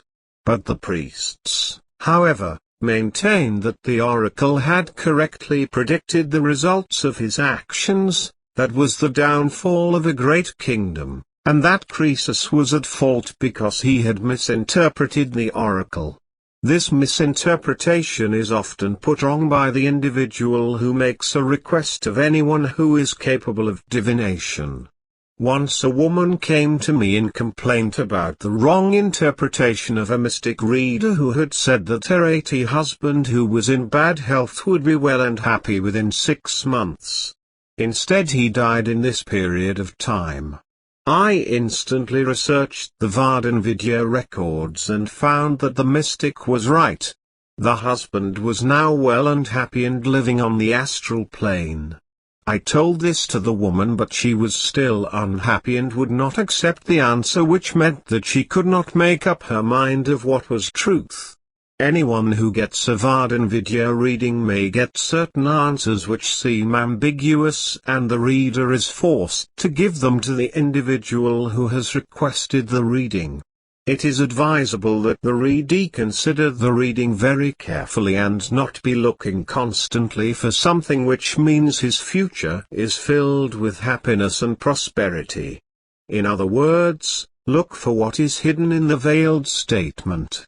Every statement should be weighed in the VARDAN-Vidya reading, as well as other readings. This is why the reading should always be a written one, so that the reader will have an opportunity to go over it carefully and study each sentence with diligent understanding. This is true for both past incarnations and future ones. Those who receive a reading which seems to have meanings for past incarnations with certain ambiguities must establish the same problem: what do these statements really mean? One doesn't take a strange dream literally, but either goes to the right source, a book or someone who can, in his opinion, interpret the dream right. Therefore he must think in the same terms as the future, and how are the statements made about his own past incarnations going to affect whatever lives or present future he must be engaged in at the time any comes about. All this comes up with certain elements which the reader must consider, and the reader certainly must understand. These are his present character traits. What are they, and how 81 are they going to affect the individual at this moment? This is important, for it is the consideration of what we call the prediction and control of phenomena. Anyone who is weak in willpower certainly doesn't expect to be able to have much discipline in making changes within himself. However, the training in discipline which he can receive while serving as a Kilu under the living VARDAN Master, will certainly help in building his willpower. Therefore we must consider the various types who are engaged in the trade of prediction and prophecy.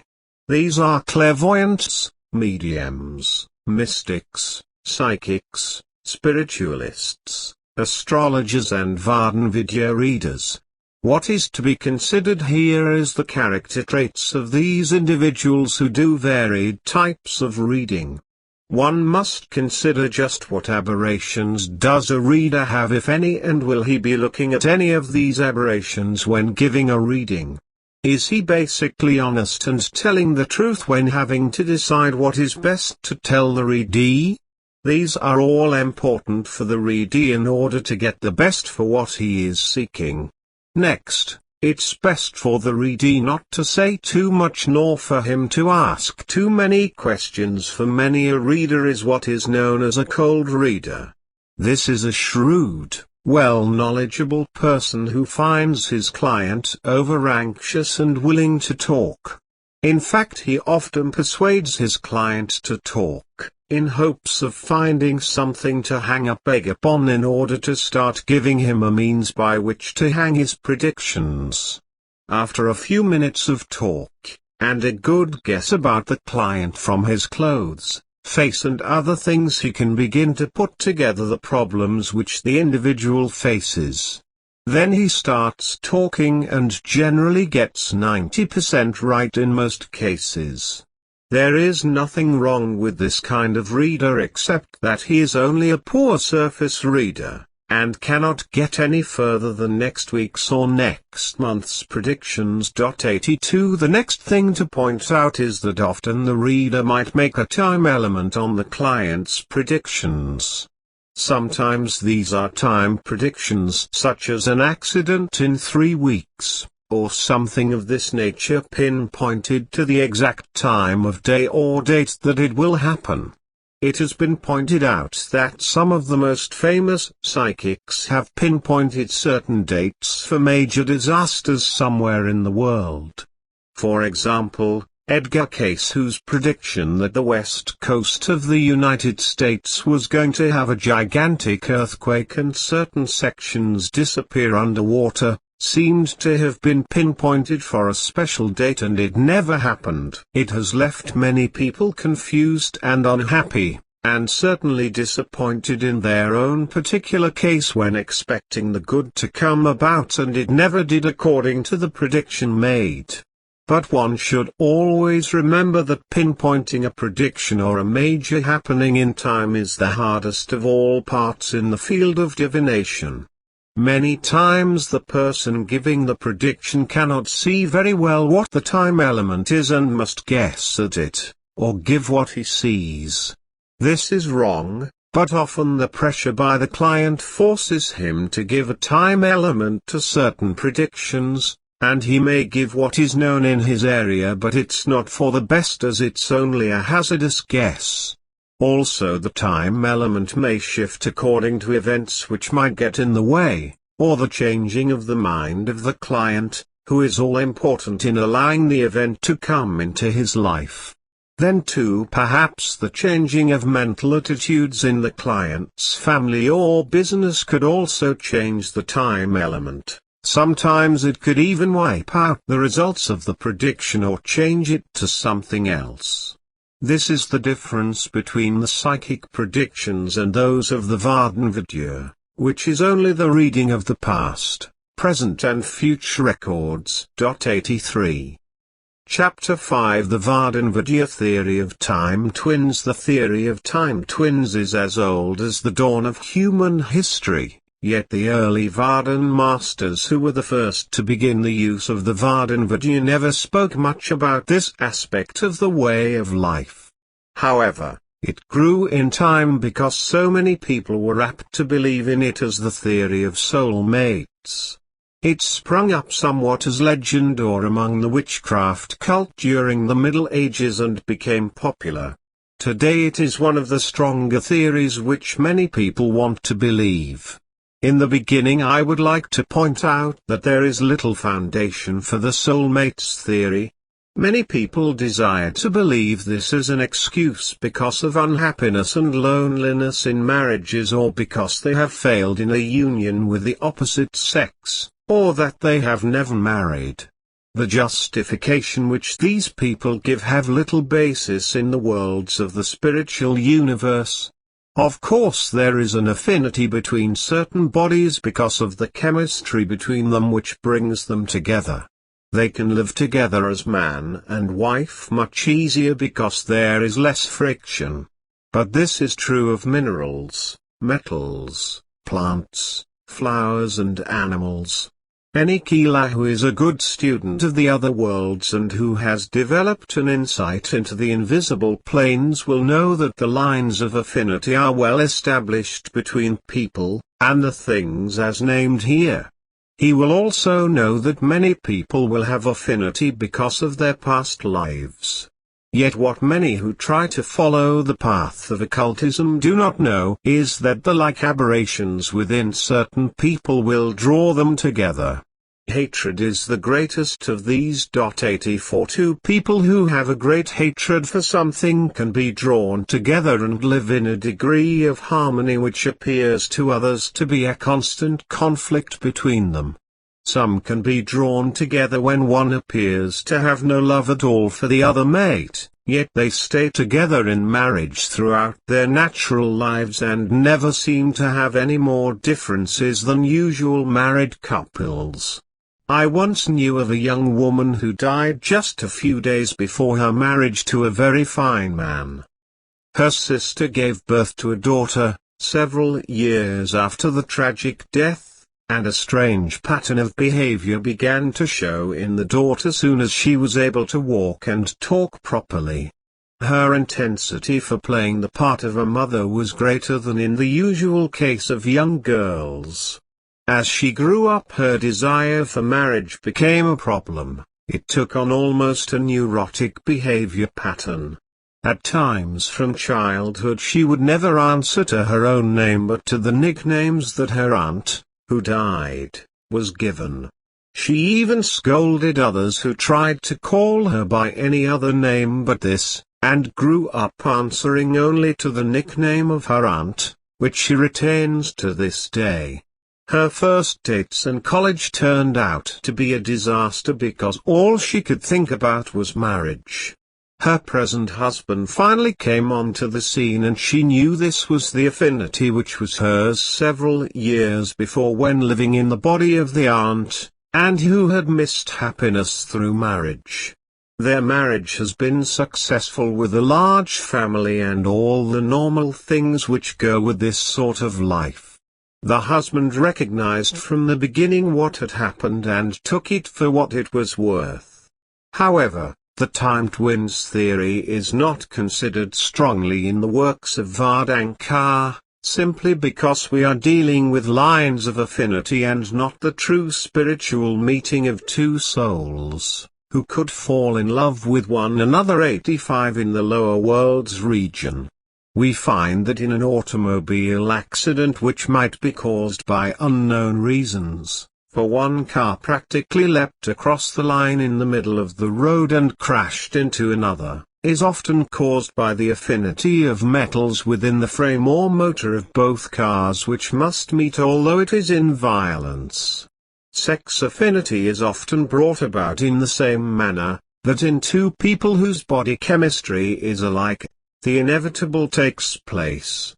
Of course, emotions and feelings have something to do with this, but too often it's the affinity of the chemistry which is alike in the male and female bodies which brings about the meeting of the two, whether it's in insects, birds or polar bears.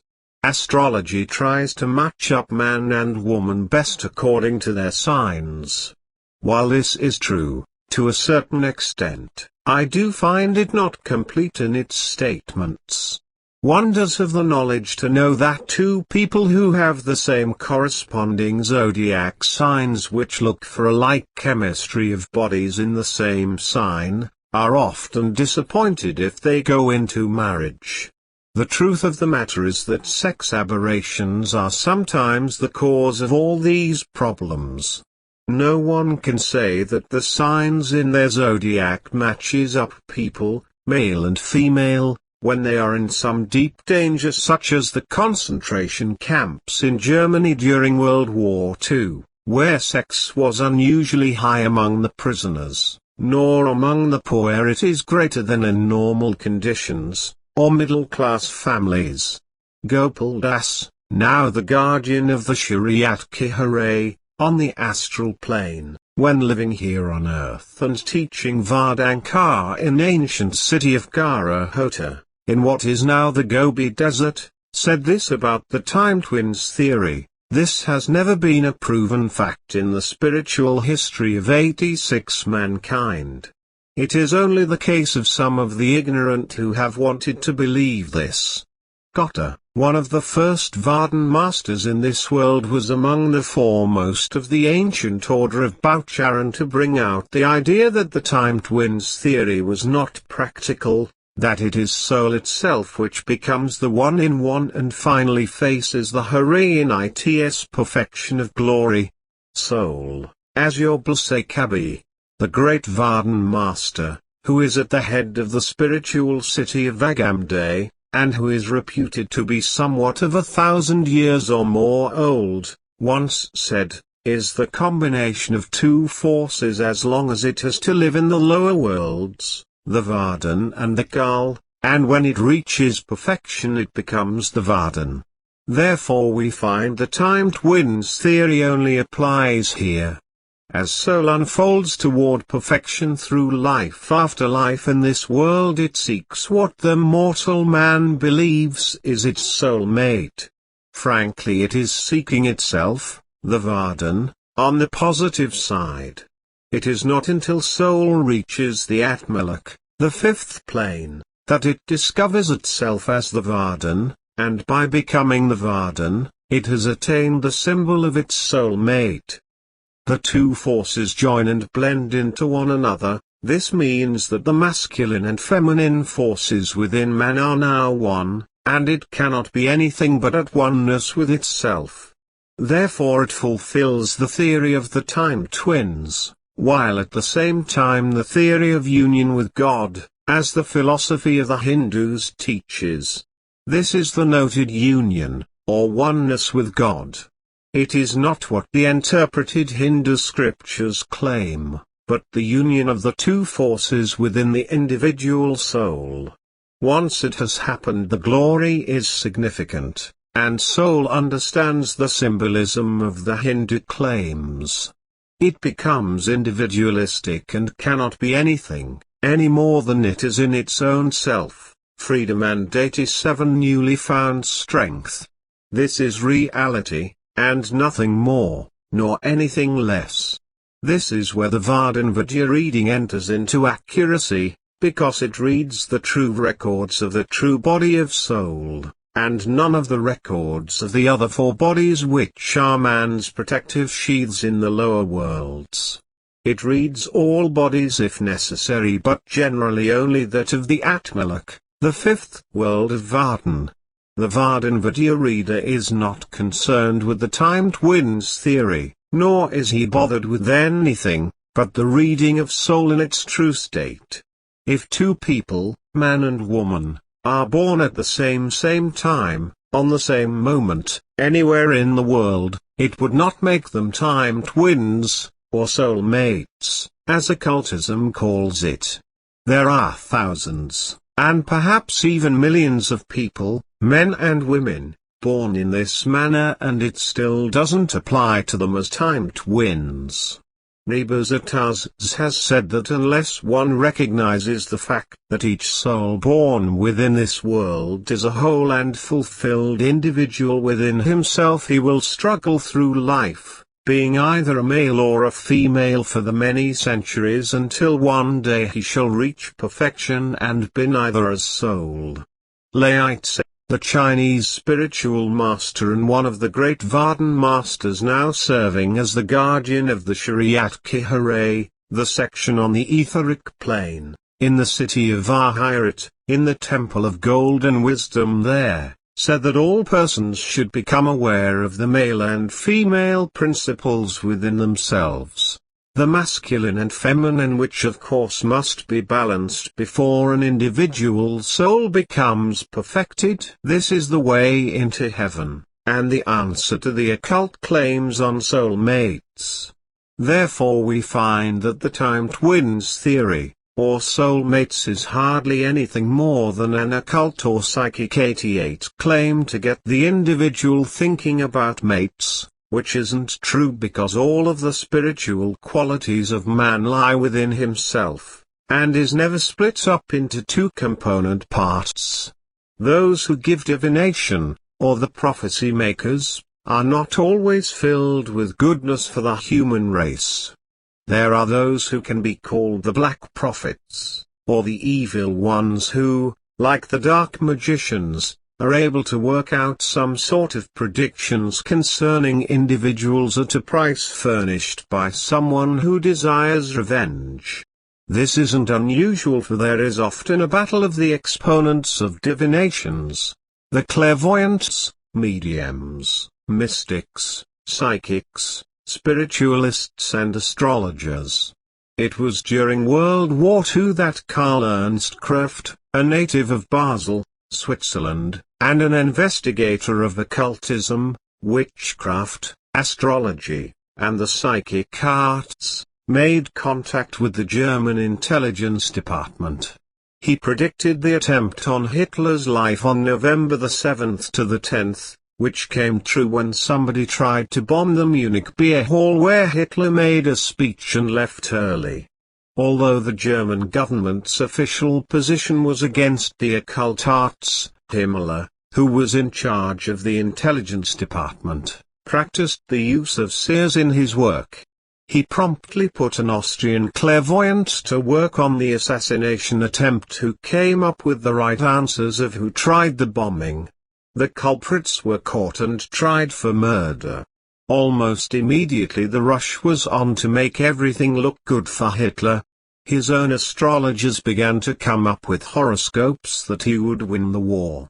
On the other hand, the Allies had astrologers making charts on him which said the opposite. The German propaganda ministry even tried to fake Nostradamus' predictions of 300 years before to say that Hitler would be triumphant. 89 The British began to fake their own horoscopes on Hitler's defeat and smuggle them into Germany. Kraft's luck turned downward because of the Hesse defection to England, for the German authorities believed he was linked with this disastrous affair for them. He died en route to one of the prison camps. The human animal resents change, and man grows older in his years, thinking little about his past. When he becomes elderly, Generally his mind begins to revert to his childhood and youth. He thinks about his parents and those who were his companions during these years. It is the return to the past which only he can recall. Nobody else can recall these days but him. This is interesting, for generally he has few people who will listen to his stories about his other days when life was sweeter. He wants to believe in a comfortable past and is afraid of the symbolic future of uncomfortable events. What has he to look forward to but old age, sickness and death? It is extremely hard to give a reading for anyone who is elderly, except for a VARDAN-Vidya report. If the reader will be kind to the elderly person in his reading via the VARDAN-Vidya, he can go into the future lives. He can give help and happiness of the client's future life on some other plane, or he can tell him what is to come in his next life. This is far better than trying to read something out of a life which is nearing its end in this world. Any individual in this position should not ask for anything in his future except how to avoid sickness and unhappiness. Of course, if there are special problems which come up, such as relatives trying to move him into an old age home, or trying to get him to change his will, this makes for something solid for the VARDAN-Vidya reader to give positive answers. Few persons, if any, will try to seek answers for themselves, 90, but want them for someone else in their families. They are constantly seeking something outside, in the external world. The answer doesn't lie there, it lies within, and this is why the VARDAN-Vidya reading is so important. There will be some who will argue with the ancient days of the Vardan calendar. Already a few have said that the jewels which made up the symbolic meaning of each month in the olden times are wrong, but they cannot release themselves of the fact that they are still trying to go by astrology. Please remember that whatever anyone has learned in astrology doesn't go here in the VARDAN-Vidya. The mantic science of astrology is like so many of the so-called occult books appearing on the bookstands today. They are nothing but a farrago of nonsense from beginning to end. Others are so abstruse and difficult to understand that they bore the reader, while a third group contains some useful or even valuable information which is difficult to extract from pages of superstitious trivialities. Because very few people are able to separate their emotions from their mental power, it follows that the capacity to understand the mysteries of the true spiritual works, or even its fundamental teachings, is confined to a limited number of people. Those with spiritual power must use themselves as channels for the Vardan, divorced from the mental and the emotional powers. Then they must learn to utilize the necessary emotions and mentality in such a way that they work by and through the Vardan power. It is a combination of the psychic powers, trained and utilized, and put into the right stream of the Vardan power, which makes the perfect Vardanist who can eventually learn to do the VARDAN-Vidya reading for others. Everything within the individual begins in soul. It uses thought as a creative power to reach the outer world. 91 Emotions and feelings follow the thought power with good or bad effects according to whether the idea itself is constructive. Actually, the word good is not wholly apt, as a good thought can have its basis in a wrong emotion and so have a bad outcome. But a really constructive thought can never have a bad outcome, as it builds rather than destroys.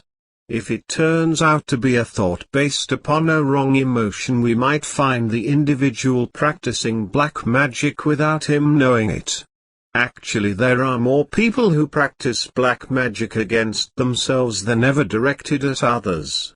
To tell one's self or to feel that he is inferior to others, or less clever or good-looking, or to disparage himself in any way is negating the Vardan power within himself, and this is black magic.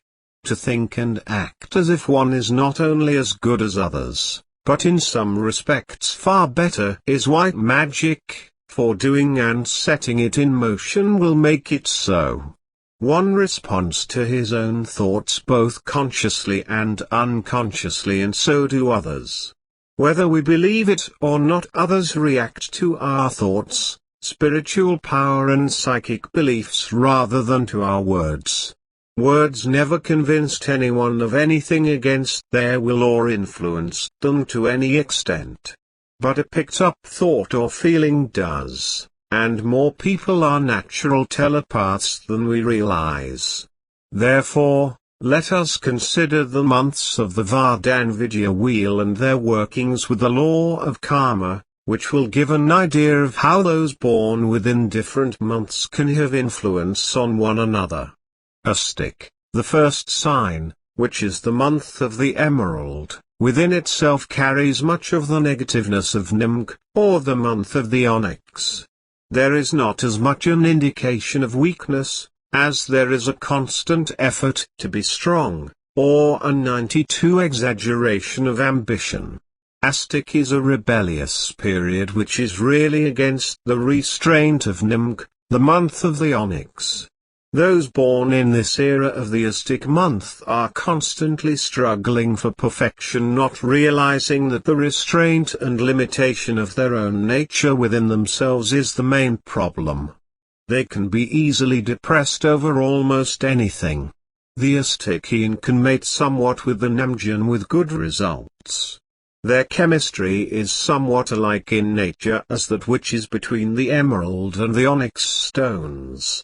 But again, this is neither time twins nor soul mates, as so many persons in the psychic field seem to think. Those born during the month of Uttarat, which is that of the bloodstone, find themselves a follower of the path of bhakti, or the path of love. Many persons who are within this era are great on the path of love, which eventually ends in God realization. Ambition to find that greatness in love which comes with the realization of God sometimes comes to naught. The inordinate ambitions of all Utteratian people lies in their karmic background, which makes each believe that he is somewhat greater than he is in his striving for perfection. Each one, rather most of those born in this period, are notoriously unhappy, for instead of gaining love as desired, few find it. Mostly whatever they achieve is unsatisfactory, and they live and die in bondage to unfulfilled desires. Their link up with the month of Hota, the days of wealth, is partly responsible for this, because this can cause them to have a karma which is established with the month of the pearl. Yet those who do find happiness within this month of the bloodstone, it is more often through spiritual unfoldment which brings them mates born in Hota, month of the pearl. Again, this is due to the chemistry of the two jewels and has nothing to do with the soulmate theory. 93 Garbhata, which is the month of joy, or that of the jade, is truly a positive time. It is usually a strong intellectual person who is born under this sign, although it is sometimes influenced by the sign of Uttarat with subjective emotional impulses. For one thing, most people of this era are irritable and inconstant in their habits, and usually they are professional workers, sometimes writers, artists, and those along the health lines such as doctors and dentists. They have the ability to get along with those born in the sign of the Jasper, or the month of Paranama. It is a bit of chemistry between the jewels which pulls them together better and closer than those of other months. You will find that the two are pretty close in their thinking, emotional feeling and happiness. Their work and ideas on religion, spirituality and careers somehow come together and have less irritation than other jewels. Next is the days of hope, or what we know as Ebkya, the sign of the opal. Those within this period are frequently victims of their own inadequate mental control, which runs wild at times and undisciplined. As children nobody seems to have paid much attention to them because of their ability to know when to push hard and when to go easy on their whims. The bad karma of the Ebgian works out through various reasoning powers of its own type. The spiritually undeveloped Ebgian develops the most extraordinary attitude on the numerous problems of their life and relationships with others. They are extremists in their likes and dislikes, for their emotions form their thinking for them. If sympathetic, they will go to any extreme end to help another. If it's a dislike, they can breed furious unhappiness. Their mental existence becomes pretty scattered until they get under the hands of the living VARDAN Master. 94 The Ebgian gets along well with the Zyanian, or the Agad period. Both seem to have the same qualifications and are easier in feelings and thought with one another's company. This doesn't particularly mean that they have marriage ties better than other dual months, but could get along pretty good as lifetime partners should they care to work at it. The people born during the days of truth, or month of the sapphire, or what we know as Ralot, in the VARDAN-Vidya calendar, are very positive in nature. However, those who are unbalanced in this period, frequently suffer from some form of obsession, a malady peculiar to the psychic nature of Mokshav, the month of the diamond. This obsession may range from a complex superiority in belief that they are the divine one sent here to save the world, to a very aggravated infallibility complex. The Ralot people often feel that they are not as other mortals, but of a peculiar pattern, especially endowed with divine attributes. Their professions vary from evangelists, dictators, artists or financiers. They are natural-born reformers and often driven to overwhelming impulses to change something of a social nature.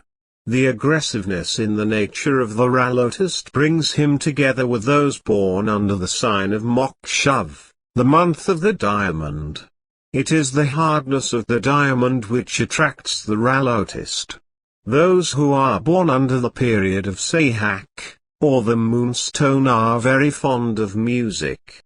They are forced by conditions beyond their control to take leadership and responsibility which they do not want. They seek comfort, security and protection, but are seldom able to enjoy any of these. Taken away from their music, everything becomes inharmonious and they cannot feel happy and secure. So many of the Sahakists are looking for something which isn't there with the individual. That is, they are looking for 95 happiness before they are spiritually unfolded and haven't reached the level in which the qualities of happiness and like characteristics are found. Those born in this period are more likely to have an understanding with anyone who was birthed in the month of Kamatok, or that of the ruby, the days of freedom. Now for those who have been born in Kamatok, the days of freedom, or the jewel of the ruby. These people are generally positive and regarded as the most artistic of the whole signs of the VARDAN-Vidya calendar. Its people are mercurial in nature, and frequently in revolt against limitations of society and family. Most of those from this period who have become successful have a very humble background as a child. Most of them become public figures because of their ability to manage people. Sometimes their bad karma limits their capacity to remain in high positions, and disaster will often follow the honors they receive. As said in the above paragraph concerning those who were born in Sahak, the days of music or moonstones, the Kamatok will be able to get along well with this sign. Marriage between the Sahakist and the Kamatok will make a good match. Next, the period of Mokshav, which is the month of the diamond, makes for the days of light. It is a molder of men and women of strength, and those who get together as husband and wife during this period make a strong team throughout their lives in this world. The Mokshav's greatest problem is emotional control. The emotions of the ones from this era is that of the accumulated karma of other past lives. Where bad karma exists, it causes truth to become involved in 1,000 emotional reactions and loses much resemblance to integrity. Those born within this period often tried to establish their own standards of honesty and conditions 96 of life. It sometimes works, especially if the individual is highly developed, and can lead to great attainment in the spiritual works, but too often in the less developed type, the judgment is hopelessly biased by the intensities of the emotions. The Mokshav is able to get along quite well with the Ralotist, whose jewel is the sapphire. These two stones, the diamond and the sapphire, are harmonious stones. Those who have been fortunate to be born in the period of the Dhyani, or the month of the agate, and which is known as the days of friendship, are very highly moral people. They are entirely open and above board with their own thinking and emotions. It is a religious period in which those who turn to religion are very devoted and faithful to their cause. These people generally turn to science of some nature for their livelihoods, such as medicine, scientists, conservationists and occultism. They have a karmic tie with people born in the period of Ebkya, the month of the opal. This tie is not at all bad, and many of those who marry from these two periods find themselves in a greater harmony than if they had selected mates from another period. It appears that their karmic ties are somewhat similar, and they have better help by adjusting to one another and getting rid of these karmas of each other through their married life. The period of Parinima is that of the days of beauty, or month of the Jasper.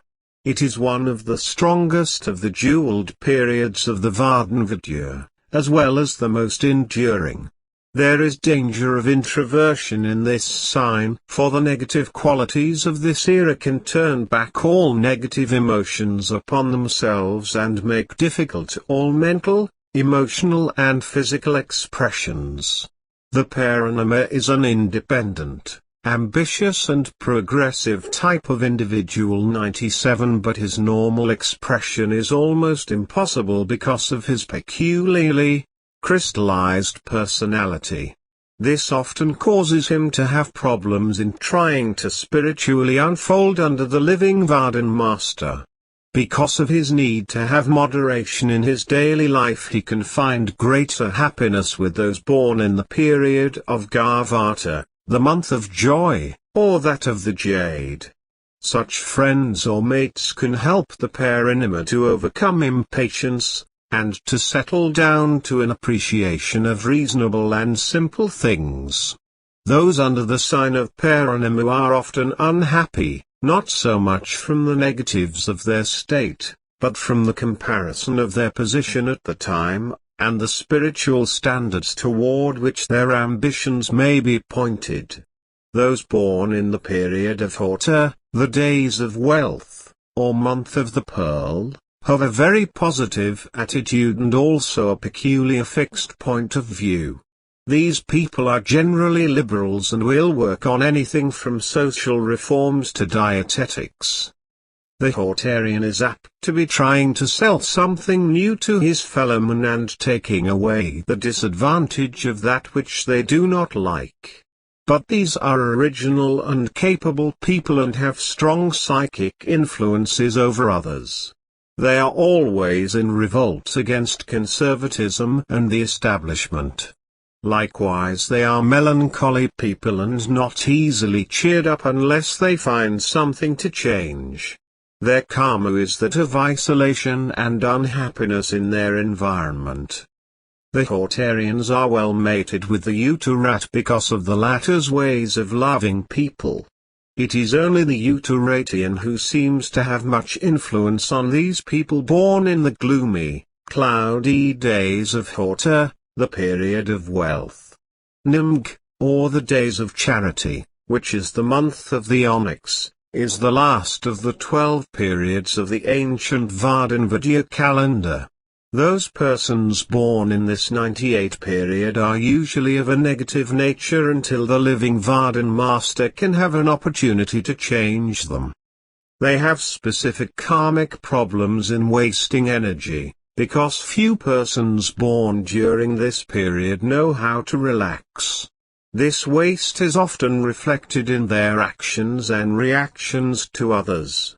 It is that period in which the cycle of the VARDAN-Vidya is completed and the living VARDAN Master is gathering up the loose ends of incarnations which the individual born in this period has gone through. Sometimes it is a heavy load of karma for the individual, but when it is paid, the incarnating soul is then ready to step out fresh with this karma sublimated in spiritual power. Then he doesn't have to return to this physical universe ever again. The Nimg is fortunate to be able to get along well with those born in the Astic period, the month of the Emerald. Because of the general wisdom of the Astikists, if married they have a mate to help guide them through all the difficulties of this heavy karma while the living VARDAN Master is assisting in lifting it. This is generally the way that the soulmates theory got started, because certain signs had affinity between those born in respective periods of the VARDAN calendar. But as said before in the above paragraphs, it is only a theory and not practical under any human circumstances. The problems which the VARDAN-Vidya reader seeks to solve are understood to take place under 3 parts. These are, first, the place of soul in its own pattern of karma, which has caused the physical incarnation of soul here on earth in its present state. Secondly, the level or plane of consciousness in which the soul functioned prior to its present life, which contributes the moral force to the present existence. 99. Third, is such detail and circumstances of the previous existence as may account for the karma, or progresses of retribution, which are at work in the present existence. In addition to these, a VARDAN-Vidya reading could be erected for the time, rather that is the moment of death, for any individual by which the future state of the respective souls of those who have this sort of reading is estimated, and established as to what plane they would be working upon after death of the physical body. This part of the VARDAN-Vidya is concerned with that which we know was the larger part of life's action for the individual, and that which we live in at the present is only a fragment of this overall picture. To all those who know something of the philosophy of life and the works of Vardan, man's present condition and state is but the result of his previous lives and actions. To understand this, is to discover the causes and conditions of one's present life, and often what his future lives might be. Once in visiting the Katsupari monastery in northern Tibet, which is under the VARDAN Master Phubi Kwantz, I found a painting on a ceiling which was called the Bhava Chakra, the cycle of transmigratory existence. This meant the cycles which soul goes through while on this earth. The outer circle of this wheel was divided into 12 parts, which are the periods of the jewels, and which were called nidanas, or the causes that move each individual soul to reincarnate. These nidanas are the 12 VARDAN-Vidya signs, each of which contains within it an impulse to action, or a cause that brings soul back again into this world. The first nidana, under a stick, is represented by the unconscious will. This is called the blind man, and signifies soul passing from death to rebirth, and on to death and rebirth again. The cycle of transmigratory existence. 100. The second nidana, under Uttarat, is called confirmation, and is represented by the potter and his pots, signifying soul shaping its materials of the mental and physical natures for this world. The third nidana, under Garvata, is called the conscious will. It is typified by the restlessness of the human consciousness, or that of the money, and signifies the rise of conscious experience in the individual soul of man. The fourth nidana, under Ebkya, is that which we know as the self-consciousness, and is represented by a ship containing all that Noah's Ark had, man, woman, and animals. It signifies the rise of the quality of individuality. The fifth nidana, under Alot, is given in the symbol of an empty house. It represents the development of the sensory perceptions. The sixth nidana, under Sahak, is that of a figure representing marriage, and it signifies the focusing of the sense perceptions upon the exterior objects. The seventh nidana, under Kamitok, is represented by a figure with an arrow through its heart. This signifies the illusion of pain and pleasure and their reaction upon soul. To see through this illusion is to have freedom. The eighth nidana, under Mokshav, is called desire. It is represented by a figure crawling in the dust with its hands up, pleading to the heavens for its desires to be fulfilled. It signifies the experiences of gratification. The ninth nidana, under Dhyani, is known as indulgence, and is represented by a man with food all around him, and stuffing himself with it. This signifies attachment to worldly possessions, and those who cannot give up such possessions. The 10th nidana, under Parinama, is represented by maturity, and it signifies the fullness of material existence brought to its highest philosophical level. 101 The 11th nidana, under Hoter, is known as compensation. This sign is represented by the birth of a son. It signifies the paying of all debts to nature and final detachment from this physical world and its attachments. The 12th nidana, under Nimg, shows the dead body being carried to the grave by 12 pall-bearers. It signifies decay of all points of contact by which life is held to the material state, and spiritual unfoldment into the next world. After the 12th nidana, the first cycle for some begins again, and goes through all the cycles of existence. The nidana, of course, represents the dominating consciousness or the place of soul in the great cycle of progress. While the ego has its birth, growth, maturity and decay, so many hundreds of these lives form together a greater cycle involving a vast progress of life moving through its many spiritual stages. The nidana is determined by the ascendancy of soul on the spiritual ladder to God. Thus a person born in Nimg is born to the experience of detachment, for he is bringing a cycle of experience to an end. A person who is born in the period of Mokshav has the sole purpose of his existence to experience the consequences of greed, personality, and possession. The ascendancy of soul in the VARDAN-Vidya circle of life represents a minor cycle of experience within a greater one. This greater cycle is of course the 12-year cycle of which I have already spoken about.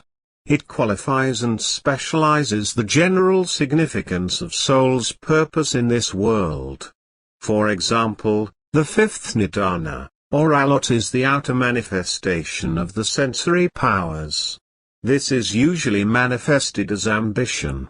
As soul progresses through the 3rd nidana or Garbhata, it represents the effort to establish individual sufficiency, and denotes that the ambitions will be of an intellectual or mental nature. 102 By calculations based upon this sort of arrangement, the primary purpose of soul's incarnation is established to reach perfection and eventually God realization, then to serve somewhere in the universes as a co-worker with God. 103 Chapter 6 The Life Cycles of Men, Nations and Planets. The life cycles of men, nations and planets are strikingly different in a sense than one has ever believed, according to the VARDAN-Vidya.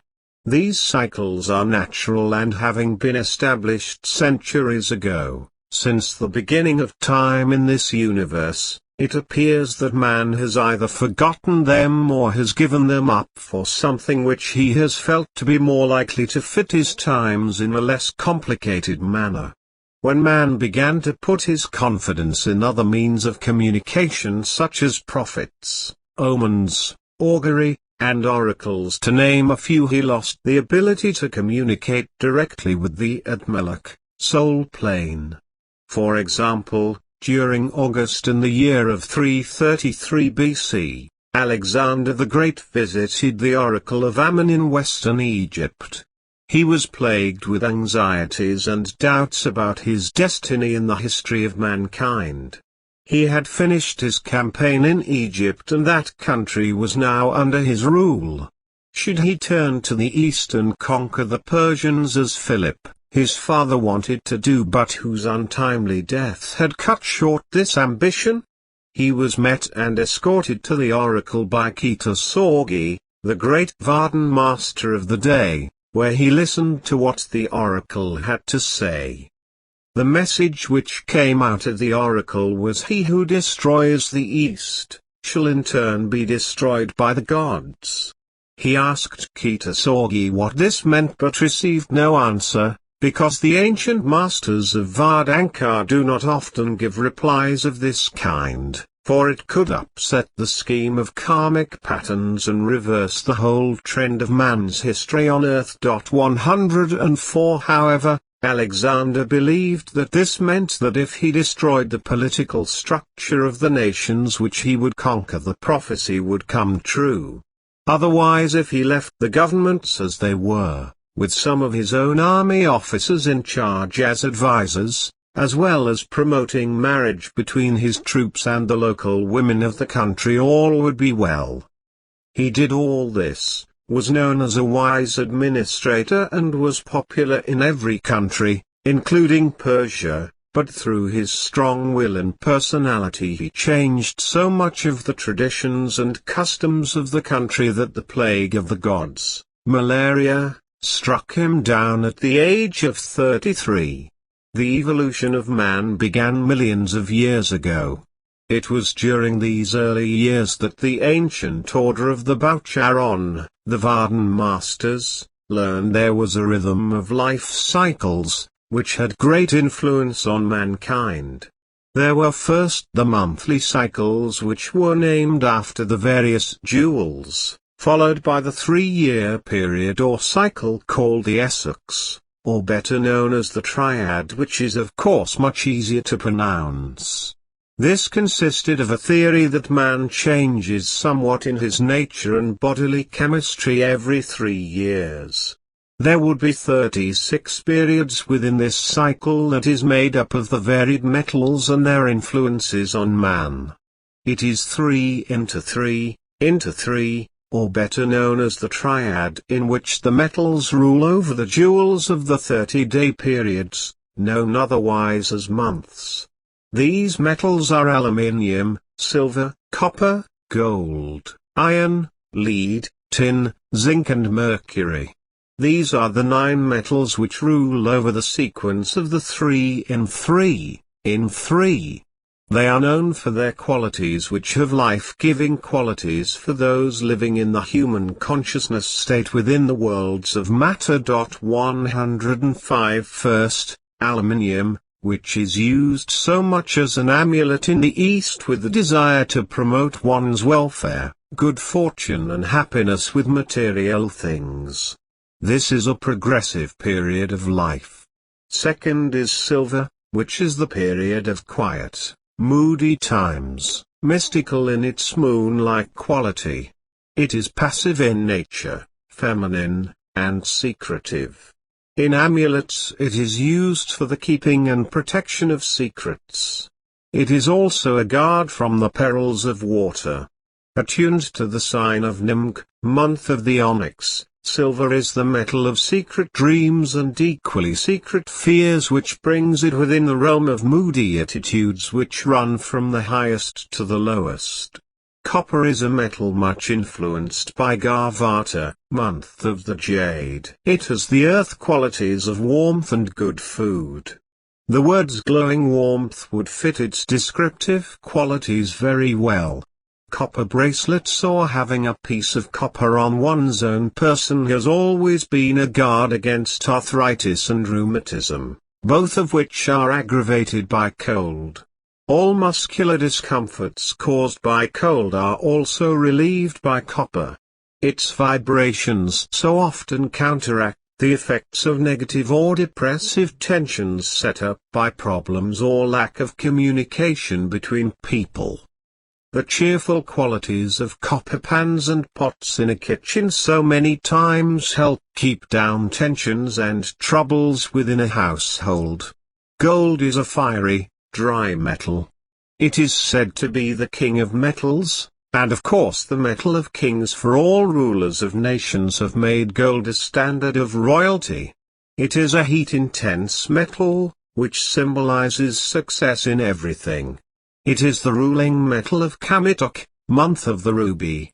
It is allied to those of royalty, the theatre and business.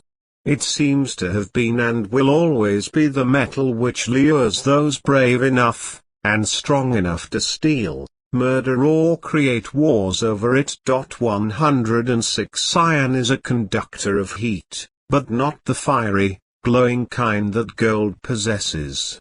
But it represents the terrible fury of battle, lust and gore. Iron is the metal for war machines, killing and the weapons that kill. It is a vengeful weapon. The Hittites of the ancient world were the first to find that iron was useful for conquest and set out to put all others in the Middle East under their power. The chains that hold man captive and are resistive of liberty are made of iron. Even when its uses are beneficial like instruments for heating, the iron contains the fury of the inner furnace. There is a wall of glowing metal between the fire and the world. Lead has always been a serious, somber metal with a heaviness which rather depressed those who had anything to do with it. However, the heavy-spirited manner in which it is encased does not prevent it from being mystically endowed. It is used by the Germans, who are not a light-hearted people anyway, to foretell the future on New Year's Day. This form of divination is called Blegessen, and is given in the following manner. A small amount of lead is dissolved in a spoon over a candle, and when it is liquid, it is dropped in a bowl of cold water. The shape that it forms is supposed to foretell the year ahead for the person holding the spoon. The shape is interpreted as representative of the events of the year ahead, with the idea that the form points to some specific event in the 12 months period. Tin is somewhat associated with Horta, the month of the pearl. It is symbolic of good fortune and a metal of progress and development. On the psychic planes it is a metal which is moist and warm and therefore an expanding force. Zinc is a metal which is in harmony with Tzayani, the month of the agate, the days of friendship. It is a metal which attracts those who are rather dry-witted in manner and is a conductor of deep loyalty in the human nature. It is one which 107 has been known for several thousands of years, somewhat heavy in nature, yet able to serve the purpose of being an all-purpose metal, known in the ancient times and used by the Romans. It is greyish in color and used a great deal in the ancient and Middle Ages for making of household ware, dishes and cups. Today it is one of the best alloys that we have in the making of many different types of things. It is also connected with Ralot, the month of the sapphire, and has a deep mystical meaning for those interested in what influence that it may have on their life. It can be worn, as pure zinc, in an amulet for warding off lung troubles and stomach upsets. The only place that it might be possible to get pure zinc amulets is through special shops which sell occult materials. Mercury is the last of the 3 in 3 metals. It is influenced by the month of Uttarat, that of the bloodstone. Those who are most influenced by this metal find that it represents love and freedom in their lives, yet they are of a fluid nature because of the aspects of the metal. It is a metallic element, yet it is liquid at ordinary temperatures. Because of its mobility and its color, it was first called quicksilver by the alchemists about the 6th century. It was known to the ancient Chinese and Hindus at least 2000 years BC. Also it was found in the tombs of the Egyptian rulers of 1500 BC. As stated, those who are influenced by the metal are free in their ideas of love and freedom. But on the other hand, these people usually have a mercurial disposition. They can run from hot to cold in their moods on an instant's notice. Friends are usually sensitive in their presence because of this quick change in disposition. The Essex, or the triad, makes the mental change in man, every 3 years. He becomes more alert in his 108 thinking, provided that he is unfolding spiritually according to the way of Vardhan. Otherwise, if a person is not unfolding in the right manner, or going backwards, the triad is likely to work in reverse. That is, should the individual be idle in thought, or shiftless in his mental processes.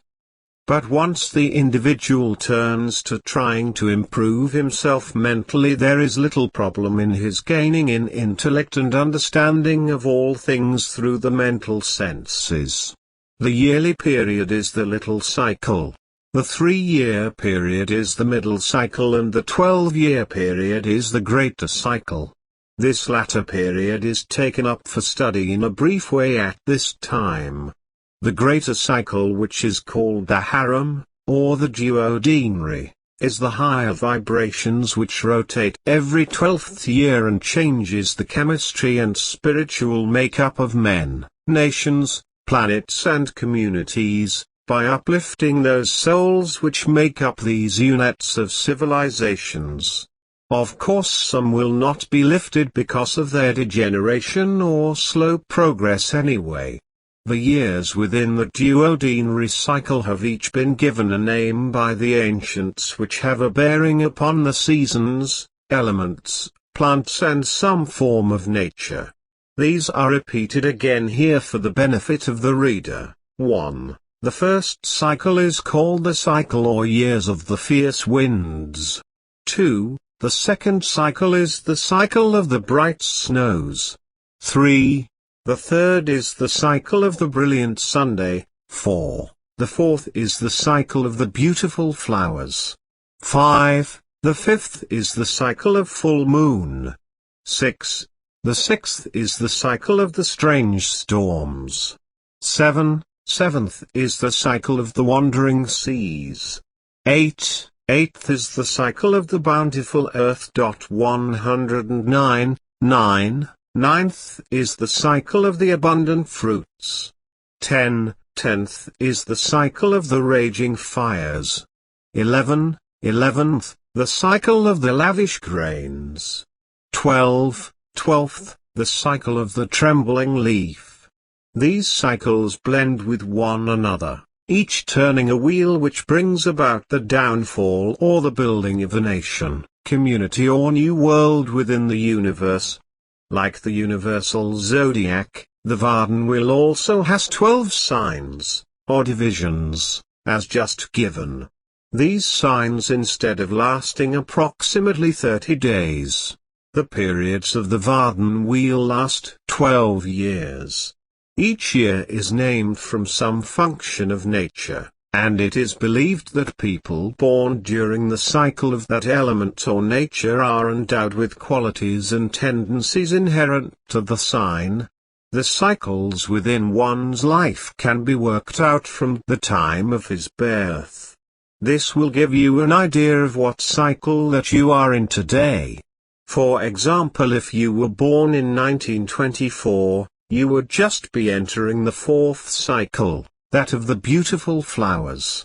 Or if born in the year of 1900, you would be entering the cycle of the strange storms. Nations born in certain eras, for example the United States was founded July 4, 1776.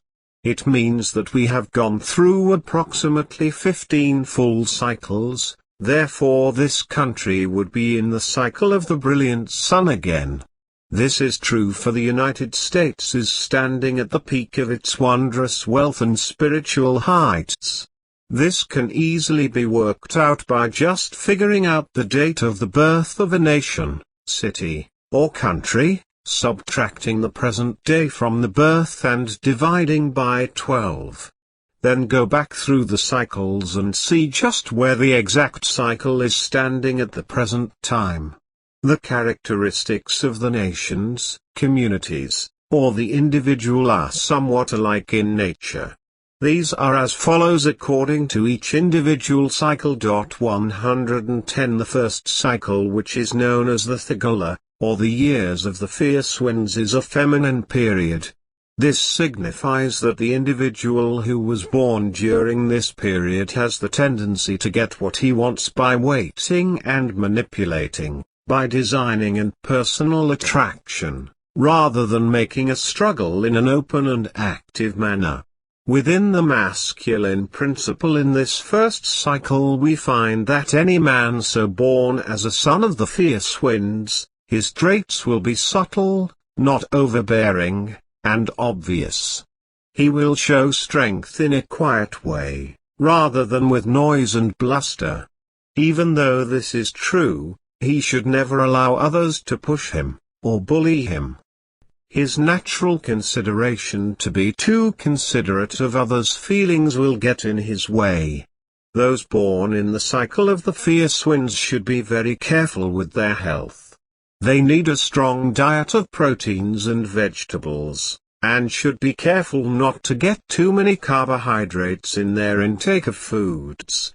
Also, there is something of the inevitable about the life and thought of these people. They are seldom defeated because they do not recognize defeat. The second cycle, which is known as the Jinth, or the years of the bright snows, is a masculine, or active sign. Those born in this period are generally aggressive. They have the determination to go after what they want with roars of determination. Often they are ruthless if anyone stands in the path of their ambitions. The women born in the years of the bright snows almost always get the men they want.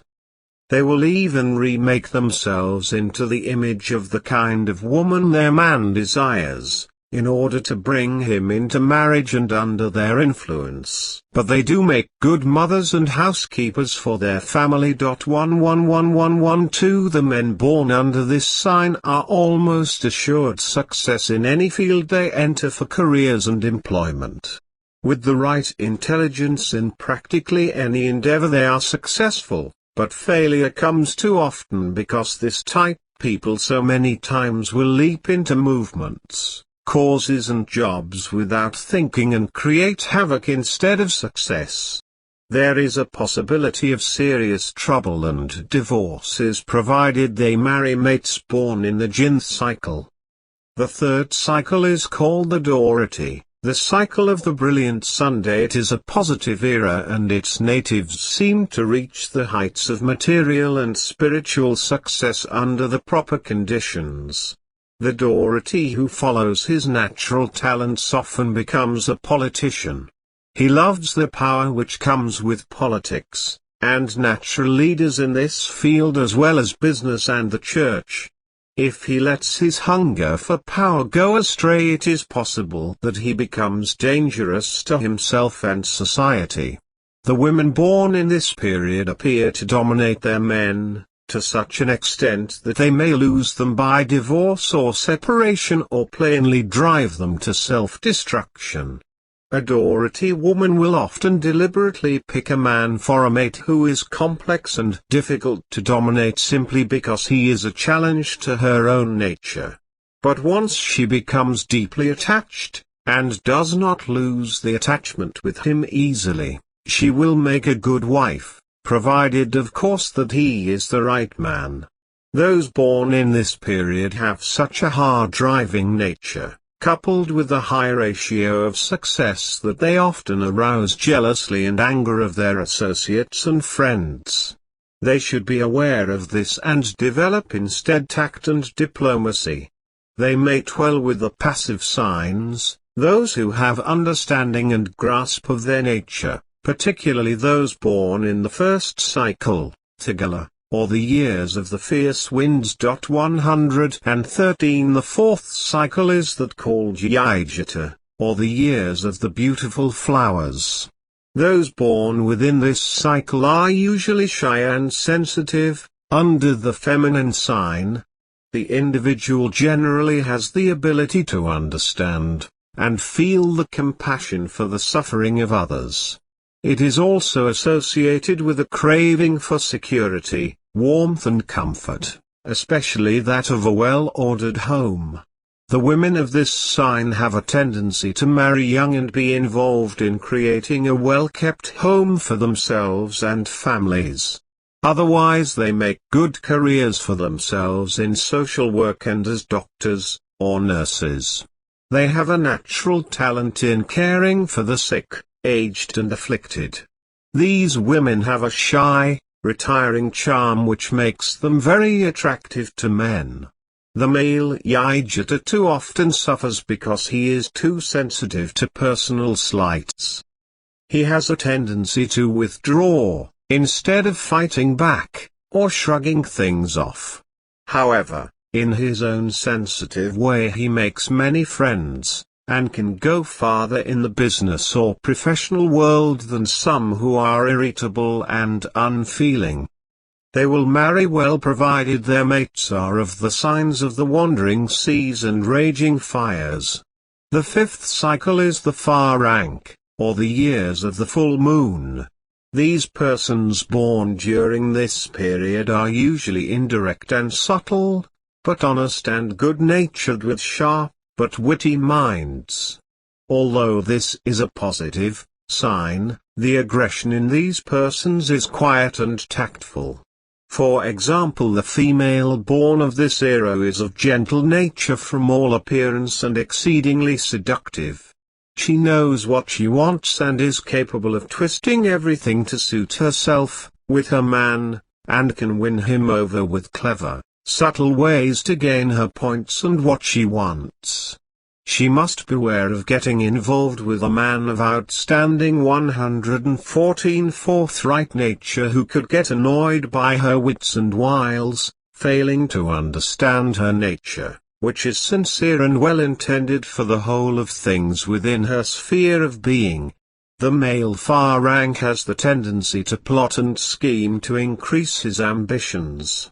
If he controls this trait in himself, or uses it for the better of all concerned, there is no reason why he cannot fulfill his ambitions. These people do well to marry with their own cycle, for they understand one another better than those from the other cycles. Otherwise, marriage with the cycle of bountiful earth, the eighth, is a good one, but never should there be marriages fulfilled with those of the ninth or 12th cycles. The sixth cycle is known as the Karati, or the years of the strange storms. These persons born during this cycle are definitely under a positive sign. They have strong tendencies toward strength, vigor and endurance, and accept the burdens and responsibilities of life, even without complaint in some of the worst situations. They are also basically happy and healthy people, and usually have a love of nature and the open air.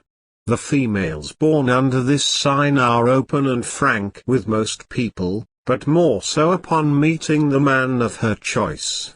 Once she finds a man of her choice, she can usually adapt to whatever way of life he chooses and maintain her integrity and pride as a person. She must, however, pay attention to her dress and grooming. The men born in this cycle usually have great success with women. He should remember that it will be a tragedy if he should keep changing women. Although he can have lots of girlfriends, he is most happy when he has settled down and is leading a life of quiet domesticity. These people should avoid marriage with those of the 115 Celtea persons, those of the 8th cycle, that of the bountiful earth. These are two cycles which seem to infuriate one another. On the other hand, they can mate well with the 7th cycle, that of the wandering seas, and the 9th, the cycle of the abundant fruit. The 7th cycle is the Lenurg period, which is the years of wandering seas. This is a negative sign associated with the love of tradition, a respect for authority, and a concern for good manners and decorum. Such traits lead to the Lenurgs being quiet and cautious. They usually make better followers than leaders, but are solid citizens and prudent in their decisions in their daily lives. The male in this cycle is overlooked quite often by his superiors when the chance for advancement arises. Unless he makes the effort to make himself noticed, his very many valuable qualities will simply go unnoticed, and his good judgment overlooked. The female Lenurg usually does quite well in the business world because of her solid, slow-moving but wise actions which offset the playful attitude often associated with other women. She excels as a wife and mother because her temper is slow to be stirred, and she is endlessly patient with her family. This type is found dominant in the Middle European women, as most of these races, especially the Germanic race, comes under this cycle. These people do well in marriage with those in the 6th cycle, which is the years of the strange storms, and the 10th cycle, the years of the raging fires. They should not be connected in marriage with those who were born in the 2nd cycle, the years of the bright snows, nor the 3rd cycle, the years of the brilliant Sunday. The latter cycles are not in harmony as much as the first two with those born in this era. The 7th cycle, the Lenurg. 116. The 8th cycle, that which is called Celtea, is the years of the bountiful earth. It is a dualistic period, being both the masculine and feminine, and this leads to the complication and often contradictory nature shared by those born in this era. These people are generally quick-witted, but often slow to learn. They are good-natured, but when angered can be vicious. They are fickle, but once attached to someone or something they remain loyal for a long time, perhaps as in marriage till death do them part. The female of this period is inclined to flirt, and should be careful that she does not carry this too far, or it will be dangerous for her. She has the talents and traits to do many highly and splendid things with fashion design, interior decorating and related fields, because her sense of color is strong. The male Celtea too, often excels in the field of arts. He can be extremely successful in the intellectual fields, such as teaching and science. But his dualistic nature often makes it difficult for others to understand him, and thus sometimes frustrates his ambitions, at least temporarily. This makes him a hard person to live with, but if he can pick his mate well, she will be one with lots of patience and understanding of his temperament. These people do well to marry those born in the 5th cycle, the years of the full moon. They should avoid those born in the 6th cycle, the years of the strange storms, in most cases, for their solid natures do not fit well with these complicated traits of the Celteas. The 9th cycle is known as the Aratua, or the years of the abundant fruits. The Irachuans are fundamentally tough people, who have a real, hard positive attitude on life, and hardly anything ever gets them down. They tend to be tough, determined and dynamic people. They fight for what they 117 want so long and hard that they usually get it. But many times they make real enemies by stepping on other people as they make their way up the ladder of success in this material life. The female Irachuan is usually a very highly charged sexed person. She certainly enjoys male companionship, and is likely to get very unhappy provided she does not get attention, nor what she wants out of a man. But because of her essential femininity she would like to be dominated by her man, yet her inborn streak of toughness often outweighs this feminine trait, and creates problems within herself and her man. The male in this period is a powerhouse of ideas and ambitions. He will work around the clock in order to make a success of things, and usually enjoys it. He can do without sleep where others cannot. He enjoys being with women whom he can dominate, but it is seldom that any woman can ever dominate him. The Irachuans and those born in the 6th cycle, the years of the strange storms, get along well even in marriage. Those from the 4th cycle, the years of the beautiful flowers, also get along well, but they cannot get along with those born in the 5th cycle, the years of the full moon. The 10th cycle is that called Neralat, or the years of the raging fires. The persons born in this period are somewhat feminine in nature and make excellent friends. They are honest, sincere and mostly trustworthy. They usually have placid and untroubled dispositions, and this sort of trait runs all through their lives from birth to death.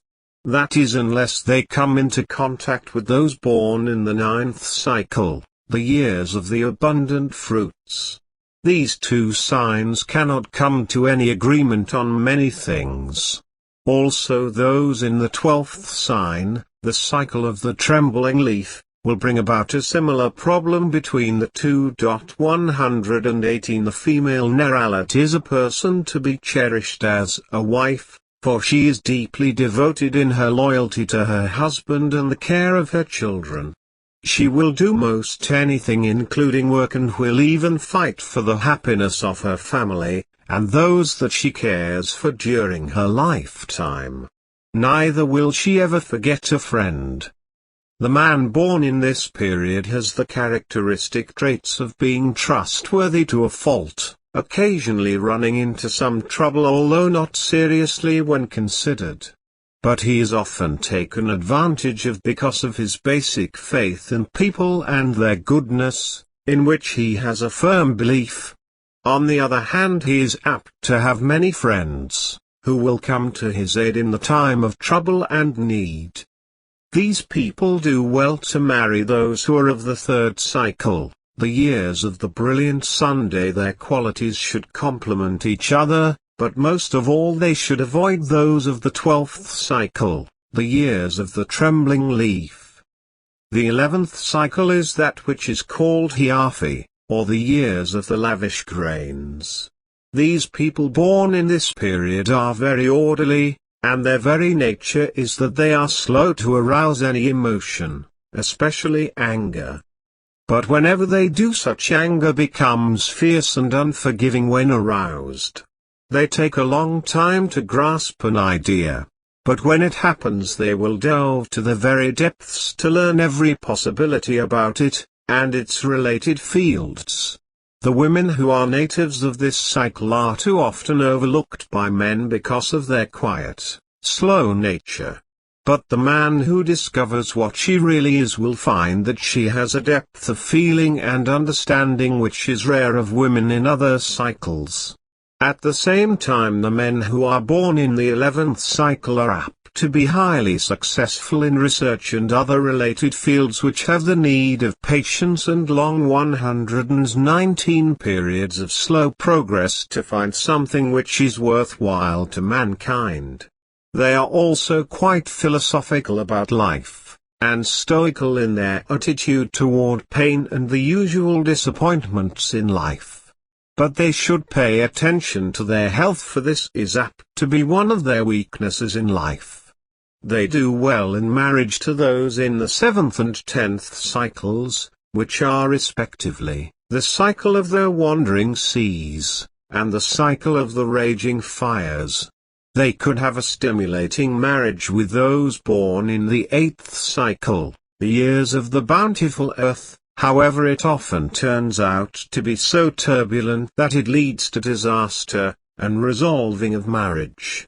The 12th cycle is that called the Musa art, the years of the trembling leaf. These people are hyperactive and cheerful in their disposition. But they tend to tire themselves to the point of sheer exhaustion because of their sheer excess of zeal for doing a good job. They do enjoy poking around in some odd corner of the world doing things that few people have ever done, and exploring the occult and the psychic sciences. Some women born during this period have the knack of incessant chatter which drives mates, relatives and friends up the wall. Their enthusiasm for almost everything that appears in their lives is too much for others. Yet despite this most men will be and are highly stimulated by them, and often, as mates and employees, find them irreplaceable. Women of this cycle do well in the entertainment world, and often in newspaper work. The men born in this cycle are usually highly placed executives. They seemed to have a natural talent for this type of career. They are also good as explorers, detectives and reformers. Once they become interested in a subject, they 120 follow that subject as far as they can, often becoming so absorbed that they forget to eat or sleep. They sometimes have a tendency to put up a facade which will mask their real intentions and concern about their own problems, and how they feel about others. These people do well in marriage with those in the 1st and 3rd cycles, respectively, the years of the fierce winds, and years of the brilliant Sunday. However, they can do reasonably well with most any of those born in any cycle of the duodenary cycles. In case it has been overlooked, the names of these cycles are representative of the periods which the elements of nature have to go through each 12 years. During the early times on Earth, that is in ancient days, cycles were far more prominent than they are today.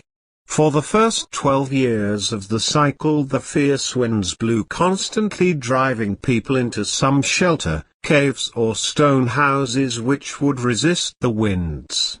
This was about 50,000 years ago, when man had very little to protect himself from the elements of the earth.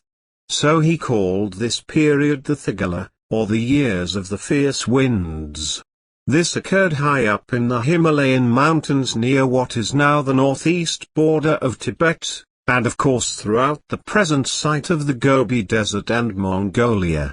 When the heavy winds had died down, snow began to fall, and it fell for several years before halting. This was the cycle of Jindh, or the years of the bright snows. After halting, the sun came out and its light gleamed upon the snows, causing them to have a brightness and glitter which man had never seen before. During both periods the adepts of the Ancient Order of the Vairagi-this, the Masters of VARDAN, were busy helping people who had become destitute by these unusual phenomena of nature. Food had to be taken to the 121 people, nursing care was needed for the sick, and many other things which gave them comfort and care. Then the sun became brilliant and hot after 12 years of snows, and the land turned into almost a tropical vegetation. This was the period called Dorati, the cycle of the brilliant Sunday. Following this came a pleasant warm period for the next 12 years, which became Yajata, the years of the beautiful flowers, for flowers filled the land. The cycle shifted again and man found himself in a period of full moon every night. This was the Farank, or the years of the full moon. When this ended, another cycle began, which was the Karati, or the years of the strange storms which swept the earth, driving man into heavy shelters again. Then came the Lenur, the cycle of the wandering seas, in which the land was drowned by the seas and many were drowned, while others took to the tops of the high mountains where they rebuilt their civilizations. The waters finally receded and man came off the mountain tops to the rich valleys where the earth was in bloom with all living things they needed. This was Seltea, the years of the bountiful earth, in which man lived splendidly and was well kept, and soon forgot the VARDAN Masters, and the Hooray, the divine reality. This period lasted 12 years of course, and then came the Aratua, the years of the abundant fruits. For some strange reason which man has never figured out, the next period was one of abundant fruits growing everywhere, serving him with their sweetness and delight. He didn't know that the earth was tilting every 12 years, so that life here was affected, and these changes came about which had great results on him and his environment. Following this period, there was a swing back into the negative occult period called Neralat, which was the years 122 of the raging fires. The volcanoes hidden deep within the earth became alive, and once again man had to flee his home to find shelter somewhere in safety. Millions died during this period of 12 years. But then when the fires died out, there came the 11th cycle, which is called Hiafi, the years of the lavish grains. Again man lived well, giving up his worship of God in his desires to feed the body with grains and foods which were lavish during this time. Then came the trembling of the earth, a strange phenomenon, which he could not understand, and stood in fear watching the trembling tree leaves which would warn him of a shaking earth. This was the Musa-art, the years of the trembling leaf. It was a period when the earthquakes shook the world and caused upheavals and destructions everywhere. New mountain ranges were formed in India, which became the highest in the world. The Andes in South America became prominent, and the Rocky Mountains in the United States were formed. When he found all the strange things happening and tried to hide from them, men only succeeded in making himself conspicuous. He appealed to the VARDAN Masters, who gave him aid and comfort during these years, and finally brought everything to an end so that he, man, would once more become prodigious in his multiplying of the races and make the earth a better place to live. If anyone would examine the history of the world, mankind and nations, it will be found that underneath the glossy surface of civilizations these 12 cycles, which include 12 years within each, do exist. There should be 144 cycles in the life of each individual as there was in the old days, but today man has shortened his life through stress, strain and pollution. Now he lives just about half of what he is supposed to live. 123. Chapter 7 The VARDAN-Vidya Interpretation of Dreams. The dream world is as much of the VARDAN-Vidya as it makes up the means of understanding life. The VARDAN sages of old were of the opinion that if one could understand the mystery of sleep, freedom would automatically come to them. Therefore in this chapter we are going to explore the realm of dreams and sleep. Also because it is related, we will thereby touch on the subject of visions. Almost everyone asks, why do all creatures sleep?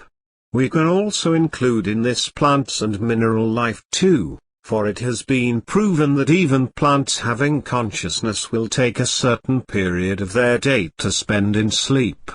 Since minerals and rocks too have a certain state of consciousness, we can presume that they also sleep. For the most part, sleep is a habit, something that is certainly agreed upon as being necessary for survival.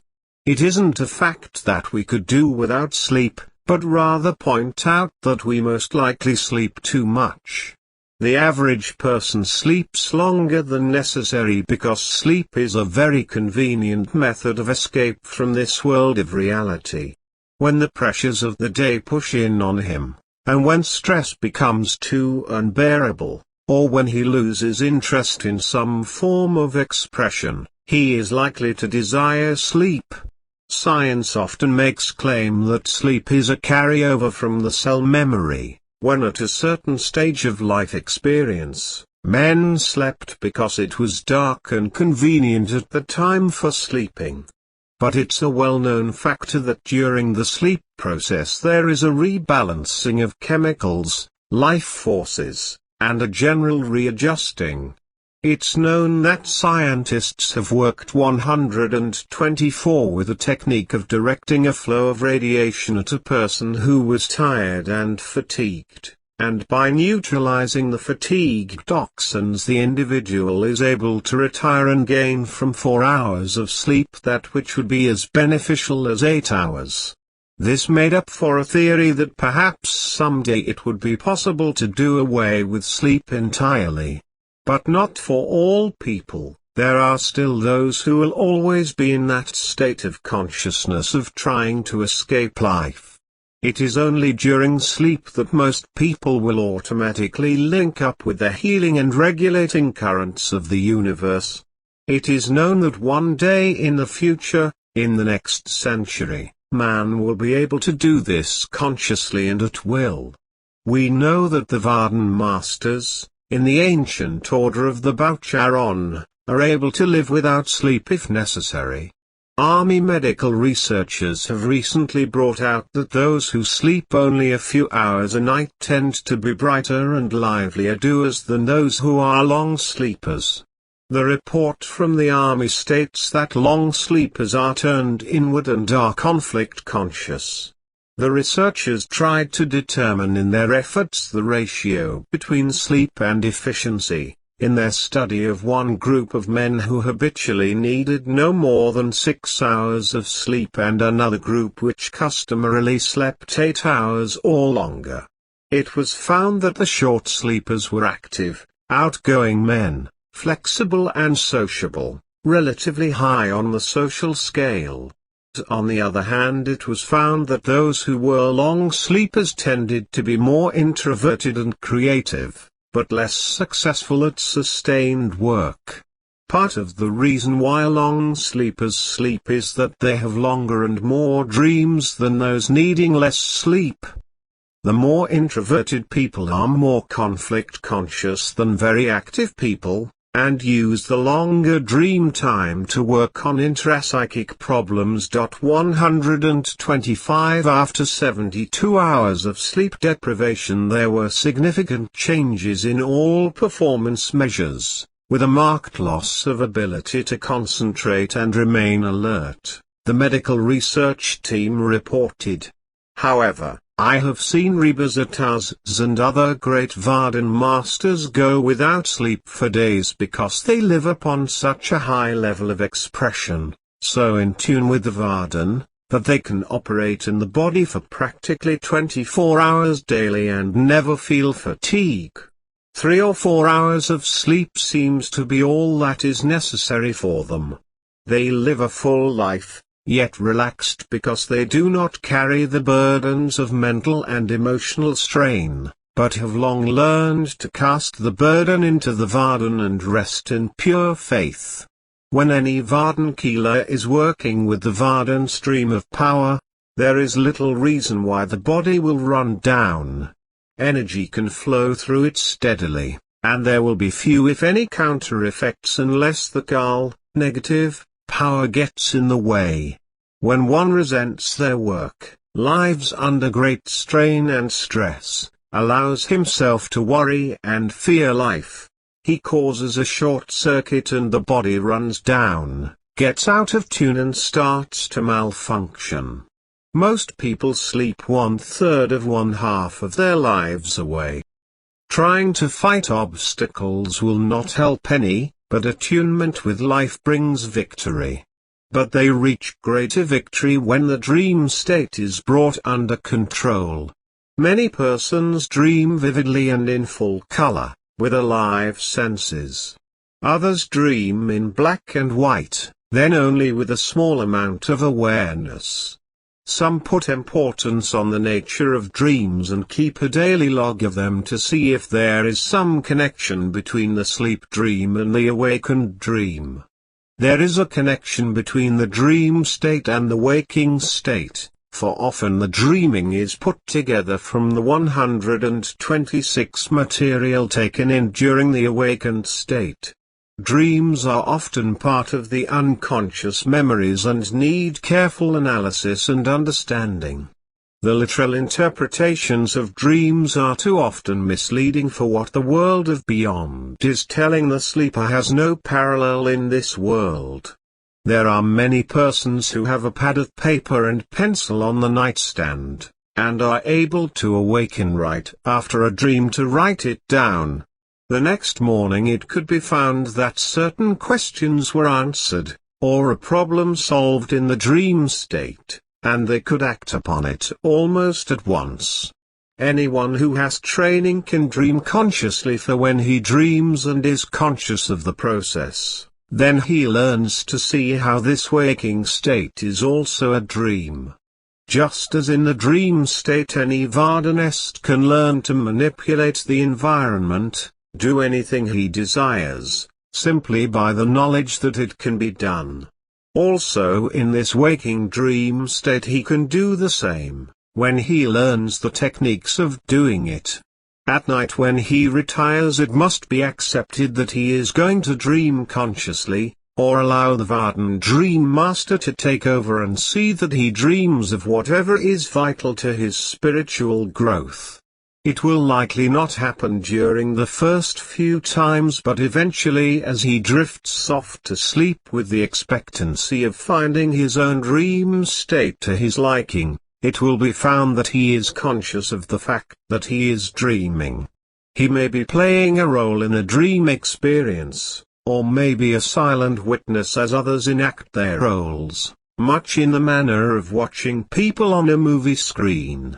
After this one learns to change his dream at will, changing the events, moving at will from circumstance to circumstance. Then he learns to start, stop and go forward or backwards, just as he 127 desires in learning that this is only a projection of his own mind and thoughts. He also learns to turn on sensation, make the dreams bright or dim, color or in black and white.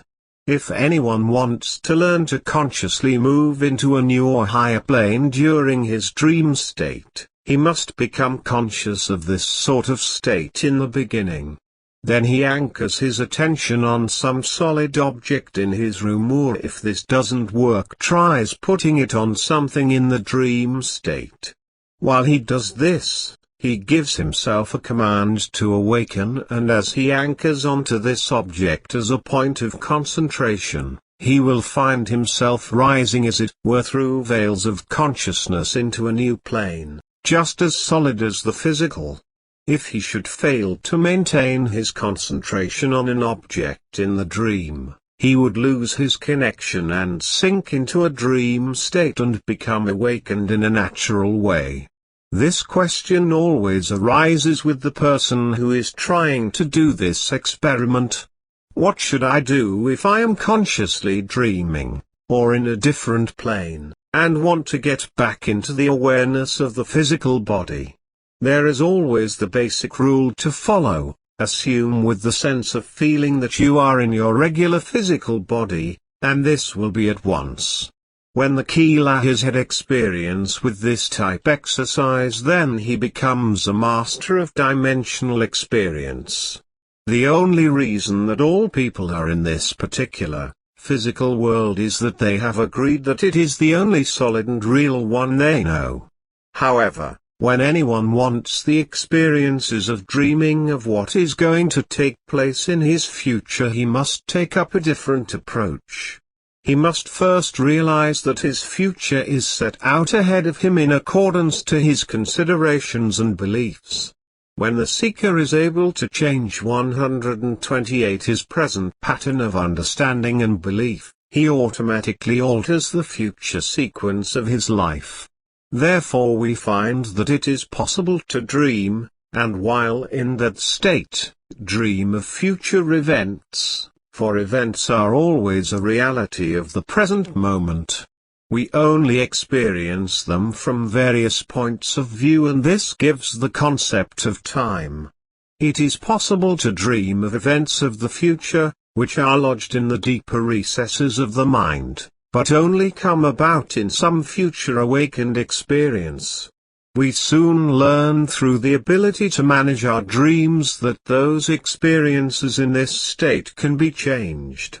If some dreams bring about fears and other unpleasant experiences, we do not have to accept them, by changing our outlook on them.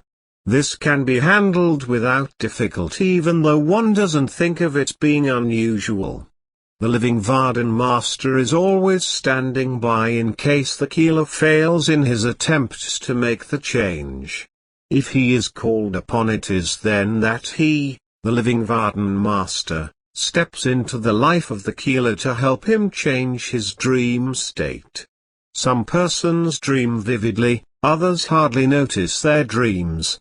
Sleep and dream is normally the astral senses in action. Although there are times in which the individual goes far beyond this into the true spiritual worlds, when awake man experiences through the physical senses, but when he dreams it is often through the astral senses.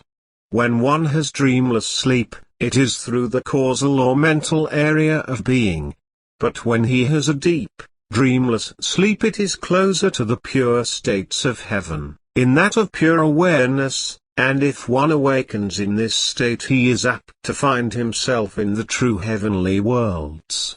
In the field of visions, it's found that men and women both have been able to have experiences of visions throughout all religious history. But the misunderstanding which comes 129 with the layman's knowledge is that he believes that all visions are given by the Supreme Deity or by grace. Just as dreams are subconscious experiences, so visions are more on the superconscious level, though it is possible for them to become mixed on both levels. All visions are filtered through the conditioned consciousness of the individual, therefore partially colored by the belief of the individual. Dreams or visions of relatives or friends who have translated from this world are not necessarily indicative of the return of that person, though we like to think it is true. Mortal longing, or we should say loneliness, is the reason why these dreams and visions come about. Perhaps many times we like to think that our visions and dreams are sent to us from God. This is the Kal speaking through the ego, but it certainly isn't truth. If you have that objective ability to understand visions and can separate such from hallucination, it could readily be seen that many persons who founded religions and sects were far from truth. These founders were unable to distinguish hallucination from truth, and in their own ignorance developed followers, who likewise believed their leader was given truth through visions.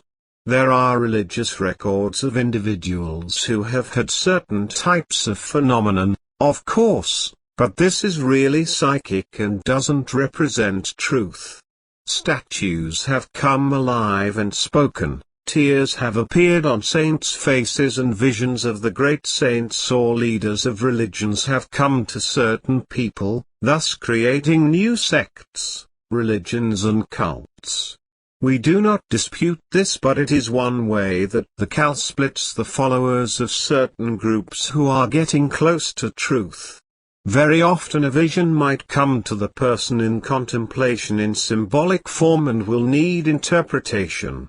This happens because the individual is not opened enough in 130 the spiritual consciousness to know truth. By knowing this, you then find that many of the ancient prophets who had visions did not have the higher consciousness. They were in the state of the lower consciousness, which must give visions to a participant in symbols.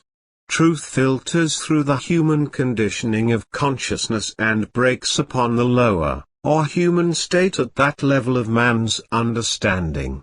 Few are blessed with the understanding of truth, others see visions, others have symbolic visions, and many dream dreams. Once you learn to dream consciously, it will break the belief in limitation. If soul wishes to bring out that part of itself in knowledge and truth, because it is omnipresent, omniscient and omnipotent, there is a way of giving help from the outer consciousness. When you go into sleep, relax and agree within that upon awakening you will have an answer to whatever it is you desire. Upon awakening it's found that it will be in the forefront of your thoughts. At the moment of slipping from sleep, or vice versa, there is a moment when you are opened to truth and in direct contact. It is at this point that soul will reveal the answer. Learn the value of contemplation just before retiring and upon awakening. It is to your advantage that at these points of change in consciousness awareness that we find a good time to contemplate. Therefore the problems won't be taken into your sleep state to cause them to penetrate deeper into the human consciousness and become fixed. On the other hand, if you do your contemplation periods every morning, or that of the spiritual exercises, you will be able to start the day right by moving into the higher awareness. There is the fixed idea in man that he is hardly anything more than flesh and blood, which is impermanent in this world. He must learn to understand that he is soul, above all this. This idea of impermanency is subjected and conditioned 131 to limitation and being subjected to the environment. However, every Keeler in VARDAN must break this idea, rise above it and step free of the idea of duality. Every night before retiring, relax on the bed and watch the going to sleep process. Keep the attention at the point, between the eyebrows. As the body relaxes and the mind settles down, and the change of viewpoint takes place which we call sleep, maintain the attitude of awareness from the upper levels. You will note that the body gets quiet, the thoughts settle down, the hearing is the last to leave the human consciousness. You will be detached on the borderline state, as though in a dream. Then you will come into the state of beingness, which is characterized by the clarity of mental vision, not an unconscious state of a mental fog but a level of awareness beyond the limits of mortal expression. This viewpoint may last a moment, or for several hours, and eventually it may last through the whole night. But while the body is resting, you awaken in the Atmasarop, soul body, which is when we find ourselves in eternity, the overcoming of death. This is the freedom which is spoken so much about in Vardanka. In this state one often sees the past lives, which is good because this makes for a better understanding.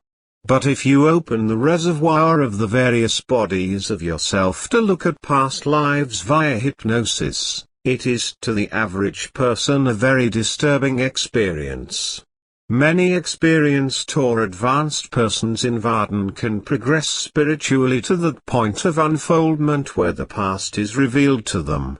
But they are also at that point of understanding that they can dismiss it without a moment's notice. with the realization that it was much like the events of their present daily life and that all life lies in the present. 132 There are two kinds of people who cannot be hypnotized by the ordinary means. The first type is that person who has an aberration against being hypnotized because of fear. The second type is impossible because he has the realization that, in Vardan, mind is a lower part of himself, and that he can control it regardless. Self-hypnotism is a part of this overall idea and should not be indulged in because of the problems which may arise from it. People who try to condition themselves in the belief that they are of the higher consciousness, when they are not really in this state, are simply deluding themselves. Often conditioning the mind by affirmations and meditations will not be of any advantage to the participant. A consciousness conditioned to the states of prosperity, emotional stability and health, is only working in the social areas of life. But this is of course the human way of doing things, using the creativeness of the mind, and which of course will not last. As long as the kilo is reacting, whether it be in a positive or negative manner, if it's compulsively a reaction, he is bound to this world by secondary causes. True contemplation releases men from conditioning so that he can see true reality, so that he is free from compulsive behavior and finds a true set of values. Lots of people are intrigued with the possibility of making progress through sleep learning, by having a record or tape recording with some constructive message played during the twilight sleep hours. This can be done of course, and is not at all a bad idea. The period of the in-between sleep and awakening, which is called the twilight sleep, just after one drops off to sleep, is a good time for this because the analytical mind is closed off. It is the part of the mental apparatus which monitors the inflow of the senses and their experiences, and files it according to the conditioned 133 reflexes. Then the unconscious, which accepts anything introduced to it as wide open. Anyone can work with this through sleep learning. But it is best to decondition the mind, rather than condition it to certain suggestions, to remove existing blocks and patterns, by doing away with aberrations which always come up from past lives. It will be possible to have such tapes from Vardankara sometime. Moving from the sleep state to another interesting subject is the study of the aura. The aura is a subtle, magnetic emanation generated by the etheric and other forces of the being or object with which it is connected. Everything in nature generates its own aura, atmosphere or magnetism. This is quite true of the lowest crystal and of the living organism, of the lowest to the highest conscious entity known as man. The way to grasp this is to consider the common magnet. Around its poles there exists a sphere of influence known as the magnetic field, through which pass lines of force between one pole and the other. The existence of this field is known by the influence of the magnet upon light iron filings. When these are put at random on a sheet of paper, they will respond to a magnet beneath without contact and will follow the magnet in its movements. The more sensitive the filings, the greater is the distance at which their response can take place. Movement of an electrical circuit across these lines of magnetic forces converts the motion into power, and this power can be transformed into light, heat, or other forms of energy. In the human organism there are forces like this, the forces of electricity and magnetism. Each person possesses a magnetic field which is the aura. It radiates from each individual, as solar rays emanate from the sun. The human aura receives the essential qualities of the etheric, the astral, 134 causal, mental and the spiritual forces of the individual. In a vital sense, every human being creates his own magnetic atmosphere, which unfailingly reveals the temperament, disposition, character and the condition of health. Its existence is evidenced in various ways. For example, when charged with high potential electricity, the aura itself becomes electrified. This illumination occurs within a definite boundary which is variable around the body. It may be a matter of inches in one part and possibly a number of feet in another, while there may be rays projected in a straight line for a matter of 5 or 6 feet. It is possible to make a definite reading of the aura of the individual. All VARDAN Masters have been able to read auras whenever they wish but never reveal anything until requested. The halo round the head of a VARDAN Master is no poetical fiction, no more than the invisible aura or sphere of life radiating from a precious stone. Sometimes this aura is not restricted to the head but is depicted as surrounding the whole body with a misty glow or luminous cloud. Moses' face gleamed when he came down from the mountain with the stone tablets, which is a proof of power of his aura being alighted with the great spirit of Vardan. We also find that minerals as well as other things with life send out auras. Copper, carbon and arsenic will send out auras of red. Lead and sulfur emit blue auric colors. Gold, silver and antimony give off green, and iron gives off every color of the spectrum. Plants and animals emit similar colors according to their innate characteristics, while humans will express their own individual aura colors by what we know as color tones.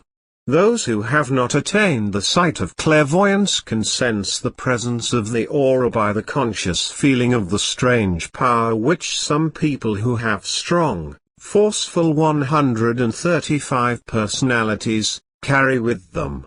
These people may not seem to be spiritual or even intellectuals, but the very force of their personality seems to radiate from them.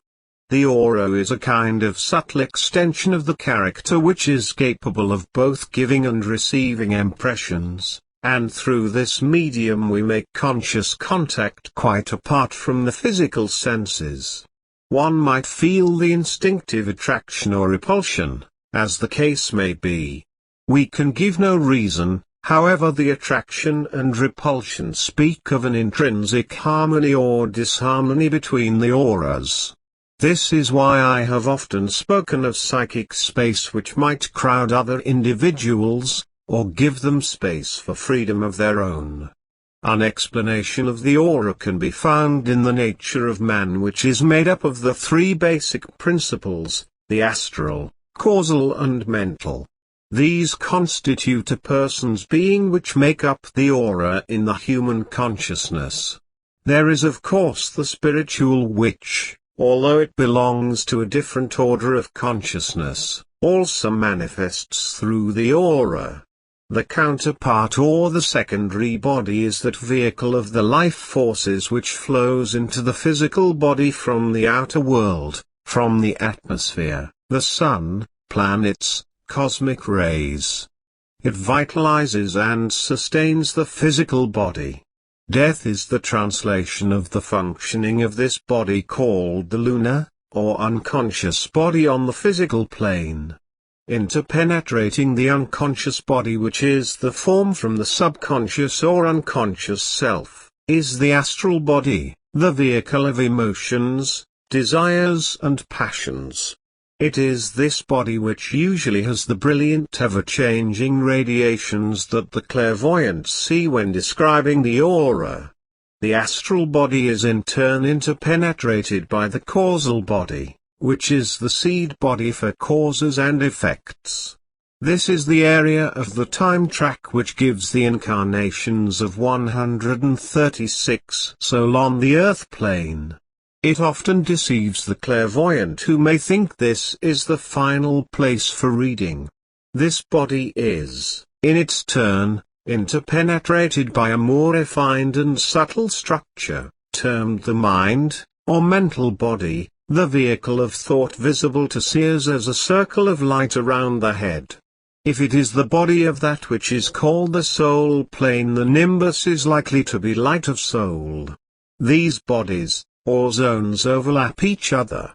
The lunar or unconscious body, which is really a part of the mental body which runs the subconscious parts of the body, constitutes the inner aura, and extends only a little beyond the physical form. The astral body is egg-shaped and forms the second aura. The causal body is a more round form, and the mental body forms a less defined structure in the outer aura. Soul forms about the head as stated before. Of course, there are more subtle emanations depending on the development of the individual's spiritual self. In some persons who are of a devout, unselfish nature, the spiritual aura, which is of course that of soul, is very pronounced and beautiful, while in others of an animal-like nature there is not too much to view. Habitual thought will color the aura more than anything else. The nature of the area of the aura's development and extension will depend upon the unfoldment of soul and mind in the individual. These inner forces in primitive people will be rudimentary, while in intelligent and highly developed people they will be strong and forceful. There is the texture of aura to be considered also, which varies according to the individual, the brutal and refined, sensitive and insensitive, the choleric and placid, in different types of auras according to their disposition and character. The aura is further rendered complex and diversified by the varied play of the emotions, passions and feelings. These 137 impart a definite color tone to the auric radiation. The study of the colors and their meaning will be given in another chapter in this book. The aura is also an unfailing guide to the health condition of the individual. In good health, the vital rays or forces stream into the auric atmosphere, imparting to it a clear, radiant brilliance. In failing health, the color tones are dull and dark, while the disease is indicated by varied spots or patches over the areas affected. There is talk about aura adjusting, which seems to have gained some mention here. The aura cannot be adjusted by anyone, no matter what is said, for here we have a situation that concerns healing. The healing of any individual doesn't come in the aura or this area at all. It is within the spiritual body, which is the higher one, or one of the psychic bodies which have been named here, and not the aura. The human atmosphere is the invisible influence at work in all contacts: business, social, emotional and home. It explains why some people are a source of inspiration and personal power, influencing all those who come within the sphere of their influence, those who are spoken of as having magnetic personalities, like preachers, doctors, politicians and others. Those who have a lesser degree of magnetism are the ordinary persons who are attracted and energized by the ones with the powerful auras, similar in manner to the small iron filings which are irresistibly drawn into the magnetic field of influence. It is well known that the auras of the ordinary persons may become polarized by the influence of a powerful personality, and they may in turn become lighted with the brightness which can be imparted to them. This is why so many people in India will stay around an ashram in hopes that some of the light of their master will rub off on them. It was well known that after 138 Confucius died, that many hundreds of his followers stayed about his tomb in hopes some of his intellectual enlightenment would rub off on them. The descendants of these originals were still the 600 years later still in hopes of finding some enlightenment. The far-reaching effects of the aura is well known to everyone in VARDAN. Some persons with good harmony are the centers of health, love and happiness to all within their sphere. Their presence cheers and upbuilds those in sympathy with them, while it has a counteracting influence upon others less well disposed. Angular, vicious and unhappily developed persons cause others to be repelled. A strong positive aura reacts upon the weak, negative kind, as a fully charged battery will disseminate its charge if connected with a weaker one. On the other hand, a weak, depleted aura, indicating reduced vitality, acts as a psychic sponge or vampire on those around and saps their energy. It is very interesting to note that there are certain cases where the lunar body leaves the physical organism and withdraws the vitality, such as when a hand or leg goes to sleep. The lunar counterpart may be seen by the VARDAN Master hanging outside the physical arm or leg until the vitality returns to the temporary dead limb. Sometimes in hypnosis the head of the lunar body divides and hangs outside the physical head, one half over the shoulder, or around the neck like a collar. When anesthetics are used, the lunar body is partially driven out, and if the application is too strong and prolonged, then death results. The aura is the sum total of thought forces and emotions, the lunar, astral, mental and soul of the individual. The interpretation of the aura is in the thoughts and feelings collected around the physical frame in the form of fine, vibratory waves or rays of color. Vibration is the keyword 139 to the aura, and the colors are really vibration possessing a symbology of their own. The colors expressed as follows are important in reading the aura: white, the true spiritual power. Yellow is the color of soul power. Indigo is intuition. Blue is for wisdom. Green is for energy. Orange is for health, and red is for life. The ancient Egyptians were believed to be the first to formulate the doctrine of correspondence between colors and the human consciousness, but the VARDAN Masters knew about this many centuries before the Egyptians brought it to light for man to study. Each of the bodies of man, or his modes of consciousness, are related somewhat to the basic primary colors, red, blue and yellow, which symbolize the physical body, the mental body and soul body. From this trinity emanates or evolves the secondary colors, which are orange, green, indigo and the subcolors of gray and others. White and black are the opposite poles in the aura. White stands for true spirituality and black for evil. There are also gold, pink, silver and brown in the colors of the aura. To break down the colors for analysis, we find that red is the symbol of life. Those people who have a great deal of red in their auras have strong physical characteristics, strong minds and wills, and a materialistic outlook on life. Dark red is an indication of selfishness. Cloudy red indicates greed and cruelty. Bright reds reveal generosity and good ambitions. When red is the main color in the aura, it shows leadership, the type called magnetic personality. The orange color is that of health and vitality. Bright orange is good health, while dull reddish orange is selfishness and pride. Strong orange color indicates a vital, energetic, active personality. These type people are usually rulers, but good ones who can manage others and take responsibility. 140 Yellow is a good aspect of soul development. Bright yellow is for those who are capable in this world, and indicates courage and hope. Pale yellow indicates the higher development of soul. Muddy yellow shows impractical natures of people who are visionaries. Green in the aura is a good sign.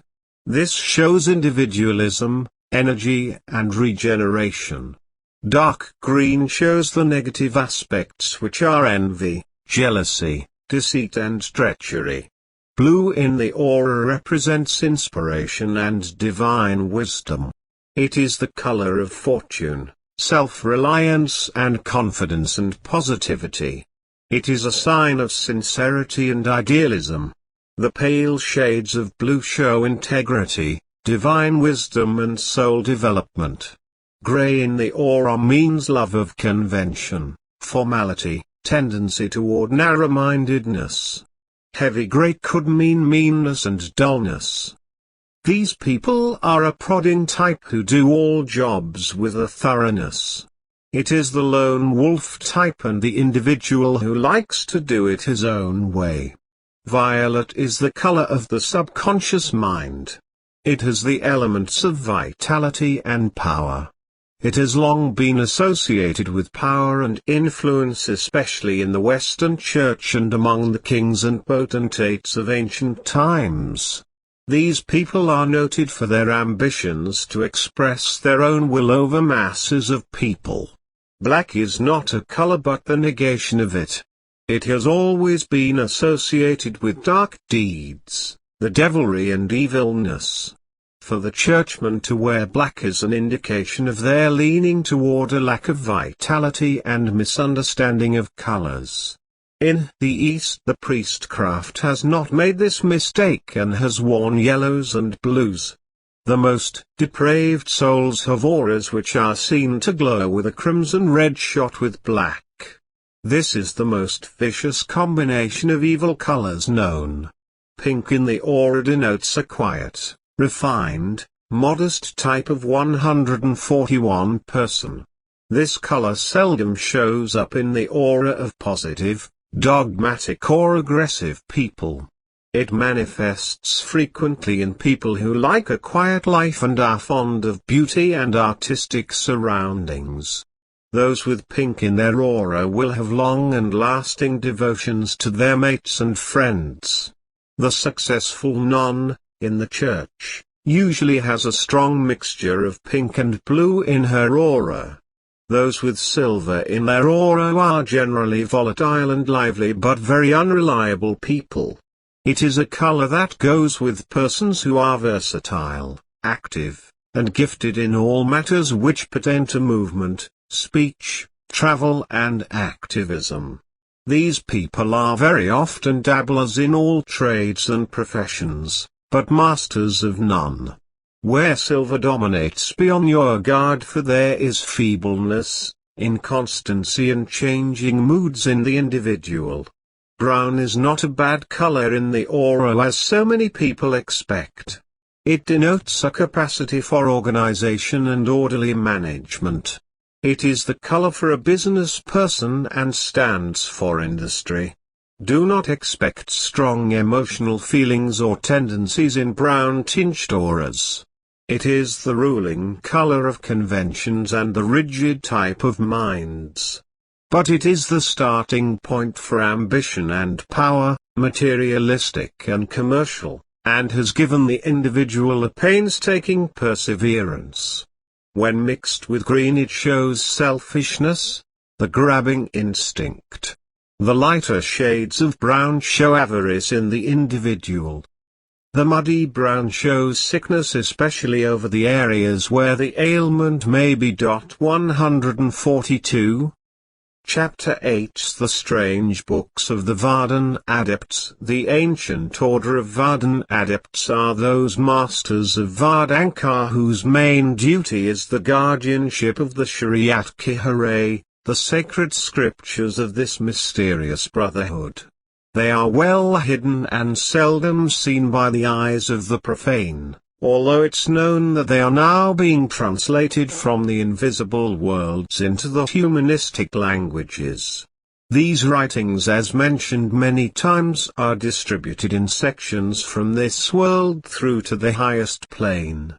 A particular section of the Shriyat-Kiharay is in a temple of golden wisdom, guarded by a particular VARDAN Master on each plane. Each VARDAN Master, who is such a guardian, is also the preceptor of these sacred writings which are under him. When a VARDAN Kila becomes adapted to Tuset travel, the Margitma, the living VARDAN Master, begins to take him nightly, during his dream state, to one of the temples of golden wisdom where he begins his study of the Vardanga. He usually begins at the Katsupari monastery, in the northern Tibetan mountains, going upward to other temples of golden wisdom when he has successfully progressed, to where he is taken every night in his dream state by the living VARDAN Master.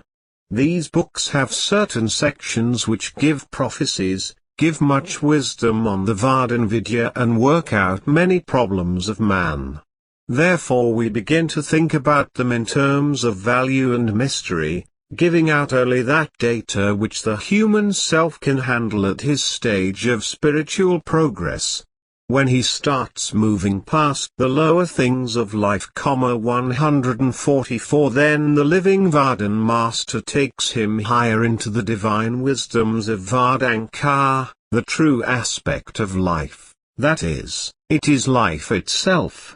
The Sharyat-Kiharay is therefore a series of sacred writings which contains the deepest and most vital divine knowledge and godly wisdom in any collection of writings anywhere within the universes of God. All others are pale beside these writings, for they contain not only prophecies but the revelations of the Hare, God, to the orthodox religions. Those who seek the wisdom of the Sharyat-Kiharay cannot find it except through the spiritual assistance of the living VARDAN Master. It is he alone who is responsible for taking the individual into the other worlds to study with the varied VARDAN Masters who teach out of the books of the Sharyat-Kiharay. Here they learn those prophecies such as when the world is going to come to an end through the terrible destruction of fire and water, the drowning of the city of Los Angeles and most of the west coast by earthquakes and the sea, the terrible moon plague which will visit the earth and destroy much of its population, the upheaval of the central plains of Eastern Europe and the formation of a new chain of mountains, the assassination of the various political figures of nations of the world, and the awful devastation of World War III. These books also give the triumph of the yellow race and the red tyrant who will sit upon the necks of the masses of people. They speak of the Mahatma, the living VARDAN Master, who comes again to save the world from complete destruction, and to return as many souls to the heavenly kingdom as possible during his reign on earth. The prophecies of Nostradamus will be forgotten after one reads and studies those revelations which are in the 9th book of the Sharyat-Kiharay. They give many of the 145 forthcoming things which will affect this world and the others beyond this physical realm. The ancient temples of golden wisdom are often the subject of much discussion by many who are seeking spiritual truths, and have either heard about them, or have been fortunate to have been taken to them in the Nuri Sarop, during the sleep state. Yet much of this talk is based upon hearsay, and legends and myths have grown up around them. However, any of those who have had the opportunity to visit any of these magnificent archives of the true wisdom will vouch for the authenticity of their existence. There is a major existing temple of golden wisdom on every one of the inner planes of God, including 2 on this planet, 1 on Venus, and 1 successively on those 5 spirito-material, and 7 spiritual planes, even into the heart of the Hare. There is a segment, or better known as a book of the Sharyat-Kiharay, located in each of the temples of golden wisdom, in each of these planes, and there is a VARDAN Master who is always the guardian of these individual sections of the book. These are gathering places for those who travel consciously or unknowingly during sleep. They are usually taken by the living VARDAN Master to one of these fountains of knowledge to gather esoteric wisdom. But it is seldom, if at any time, that the individual concerned is ever taken to the Atmalak, soul plane, in the sleep state. When one goes to this plane under the escort of the living VARDAN Master, he is fully conscious of what is taking place. Many of the VARDAN Masters who have formerly lived and served their apprenticeship in the lower worlds have established themselves on the various planes in these ancient temples of wisdom, to teach those souls who visit these places under the guidance of the VARDAN Masters. 146 However, one should beware of those individuals who have designated themselves as masters, and are not in the least anything which they claim. Mastership is that lofty position of a long line of masters who have existed in the past, and have handed down the spiritual mantle to their chosen successor. These have been men, like you and I, who have reached perfection in their spiritual bodies and have been established as a line of spiritual rulers for years, often centuries.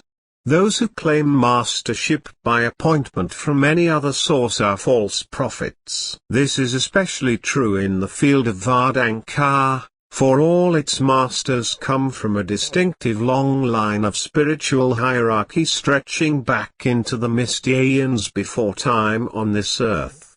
The temples of golden wisdom are located in the various places and are under the guidance of the adepts so named. The Katsupari Monastery in northern Tibet, where the Temple of Golden Wisdom is under the guardianship of Phoebe Quantz, the famed VARDAN Master of the sacred scriptures of the Shriyat-Kihare, Way of the Eternal, and first section of these ancient records. The other school in this physical universe is at Agamde, the spiritual city in the remote Himalayan mountains. Its name means inaccessible world. We must go in soul form to listen and study the wisdoms there. This temple is called the Temple of Gehira, under the great VARDAN Master, Yobal Sekabi, the guardian of that part of the Shriyat-Kihare which is the sacred scripture on the altar of the inner sanctum. Agamde is the home of the Ashwaukain-Wal, the God-eaters, for they partake of the cosmic spirit like we do material foods. The next temple of golden wisdom is the House of Moksha in the city of Retz on the planet Venus. Here we find the VARDAN Master, Rami Nuri, in charge of that section of 147, the Shriyat-Kihare. He personally teaches those who visit the Moksha temple in their own dream state, with the living VARDAN Master. It is a beautiful building with a dome structure which is made of some type of material like glass through which the light flows in a gentle manner. The VARDAN Master Aminon stands in the center of the room, which is round, surrounded by those who have come to the House of Moksha to explain and demonstrate that section of the Shriyat-Kihare. He is a rather tall man with dark features, has a very short beard which is white as is his hair. His eyes are dark and flashing. The astral plane has their school of golden wisdom in the temple of Asclepios, in the city of Sahasradalkanwell. It is under the guidance of Gopal Das, the VARDAN Master, who has made a great name for himself on both the earth and astral planes. He is a rather tall, thin man with light golden hair and a full face, with light blue eyes. The temple of Asclepios is a rather odd building, constructed along the lines of the temples in India. It sits rather high off the ground with huge columns, made of stone as well as the rest of the building, with broad steps leading up to the entrance. The building is made of some sort of rose stone which gleams in the light of the astral day. Gopal Das teaches from a small dais to those who visit there under the direction of the living VARDAN Master. His audience sits on the floor before him looking directly at him and never upward. It is the policy of the VARDAN Masters never to appear to be above others, even in the matter of heights. The next school of wisdom is in the temple of Sekapari, the causal plane of the other worlds. It is piloted by that great VARDAN master known as Tabriz, a Sufi, who lived several hundred years ago on this physical plane. He 148 was the master of Jalaluddin Rumi, 13th century Persian poet and sage, a follower of Vardan and a master. Tabriz is of medium height, wears a short, brown beard, a white turban, and has dark, flashing eyes. He is a true master of Vardan wisdom, and those who are able to travel this far have certainly been fortunate. He is an able instructor in the Shariat-ki-Harai, and the few who come here leave well versed in this section of the sacred scriptures. The mental plane has the famed ancient temple of golden wisdom in the city of Merkailash. It appears very much like the ancient temple of Diana, which was at the city of Antioch during the early Christian era when St. Paul visited that city and preached against the Greek religions. The science of Vardankar was once taught in this temple of Diana. The VARDAN master in charge of this section of the Shariat-ki-Harai is Tawart Managi, an African holy man during the ancient days in that country which is known as Abyssinia, formed out of the 4 olden kingdoms. He is rather small, looks frail and delicate, has close-cropped white hair and a small white beard. He speaks from a low dais on which he sits in the lotus fashion. The next temple of golden wisdom is located in the etheric world in the city of Ahirat. This is the city of light, with its flaming pale blue flames sweeping upward in the sky. It would make anyone approaching it be in awe because of its terrible beauty. The temple is gigantic, much larger than anything that could be found in any of the lower worlds. It appears to be made in Gothic structure with 2 huge towers, like wings reaching far into the sky. It is a greyish sandstone building which glitters in the sunlight like a million diamonds. It is similar to that which John, the Christian apostle, spoke about in the Book of Revelations. It 149 makes one wonder if it was this temple and city of Ahirat which he witnessed during his mystical state. Lai Tse, a high Chinese spiritual master, who is an adept in the Ancient Order of Vairagi-this, is the faultless guardian of the sacred scriptures placed in this temple of golden wisdom in the city of Ahirat. This temple is named the Temple of Karakota, and is in the center of the city. Lai Tse is almost tiny in stature, being about 5 feet and a half in height, wears a flat Chinese hat, has a small white goatee and thin, wrinkled face with sunken dark eyes. He wears an embroidered robe which is dark maroon in color. He speaks with a slow manner that seems hard to hear, but those who listen always understand perfectly what he has to say. The next school of the temples of golden wisdom is that of the Temple of Paramoksha, the house of the imperishable knowledge. This is on the 5th plane, which is called the Atmalak, the soul plane. This is the dividing line between the universal mind worlds, the lower regions, and the true spiritual worlds of the Harai. The temple is located in the city of Aksha, which is a glorious place of the higher worlds. There is a community of VARDAN Masters near this temple, for the headquarters of the Boucharan adepts is located within the temple. But the guardian for this section of the Shariat-ki-Harai is that renowned VARDAN Master Tindor Saki, who has been instrumental in bringing about so many changes in the policies of VARDAN being brought into the open in the world today, so that all peoples will be exposed to it and can take up its path as desired. On the 6th plane Tamojesig is a thin, lanky being, not so much in form as being a halo in light. Those who enter into the true spiritual worlds do not do so in what we consider the 150 human form, but as a light, which this VARDAN Master appears to be in at the time of viewing him. But this is the second of the true worlds of spirit, and the feeling here is that one who visits them is in a dream state, for everything is wavering and in such appearance that we do not seem to find anything to be taken for granted. The Temple of Golden Wisdom on the seventh plane is really not a temple or structure as would be recognized on the lower planes. However, the Shriyatkihare here is under the guardianship of Messigo-Carets, who was one of the great VARDAN Masters in the early days of Greece.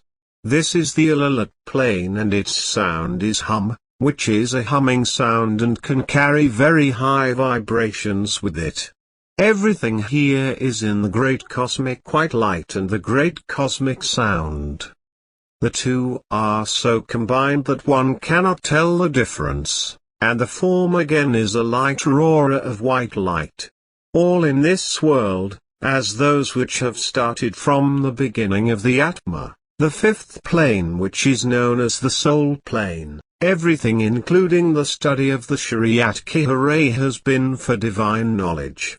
Within the spirito-material worlds, or the psychic planes, everything has been divine information. We find here three divisions of knowledge which one receives when studying the Shriyatkihare. First is divine information, which is found in those worlds such as the physical, astral, causal, mental and etheric planes. Divine knowledge is gained on the four planes of the worlds of the spiritual locks. These are the Atmalok, the Alaklok, the Hukikatlok, and the Agamlok.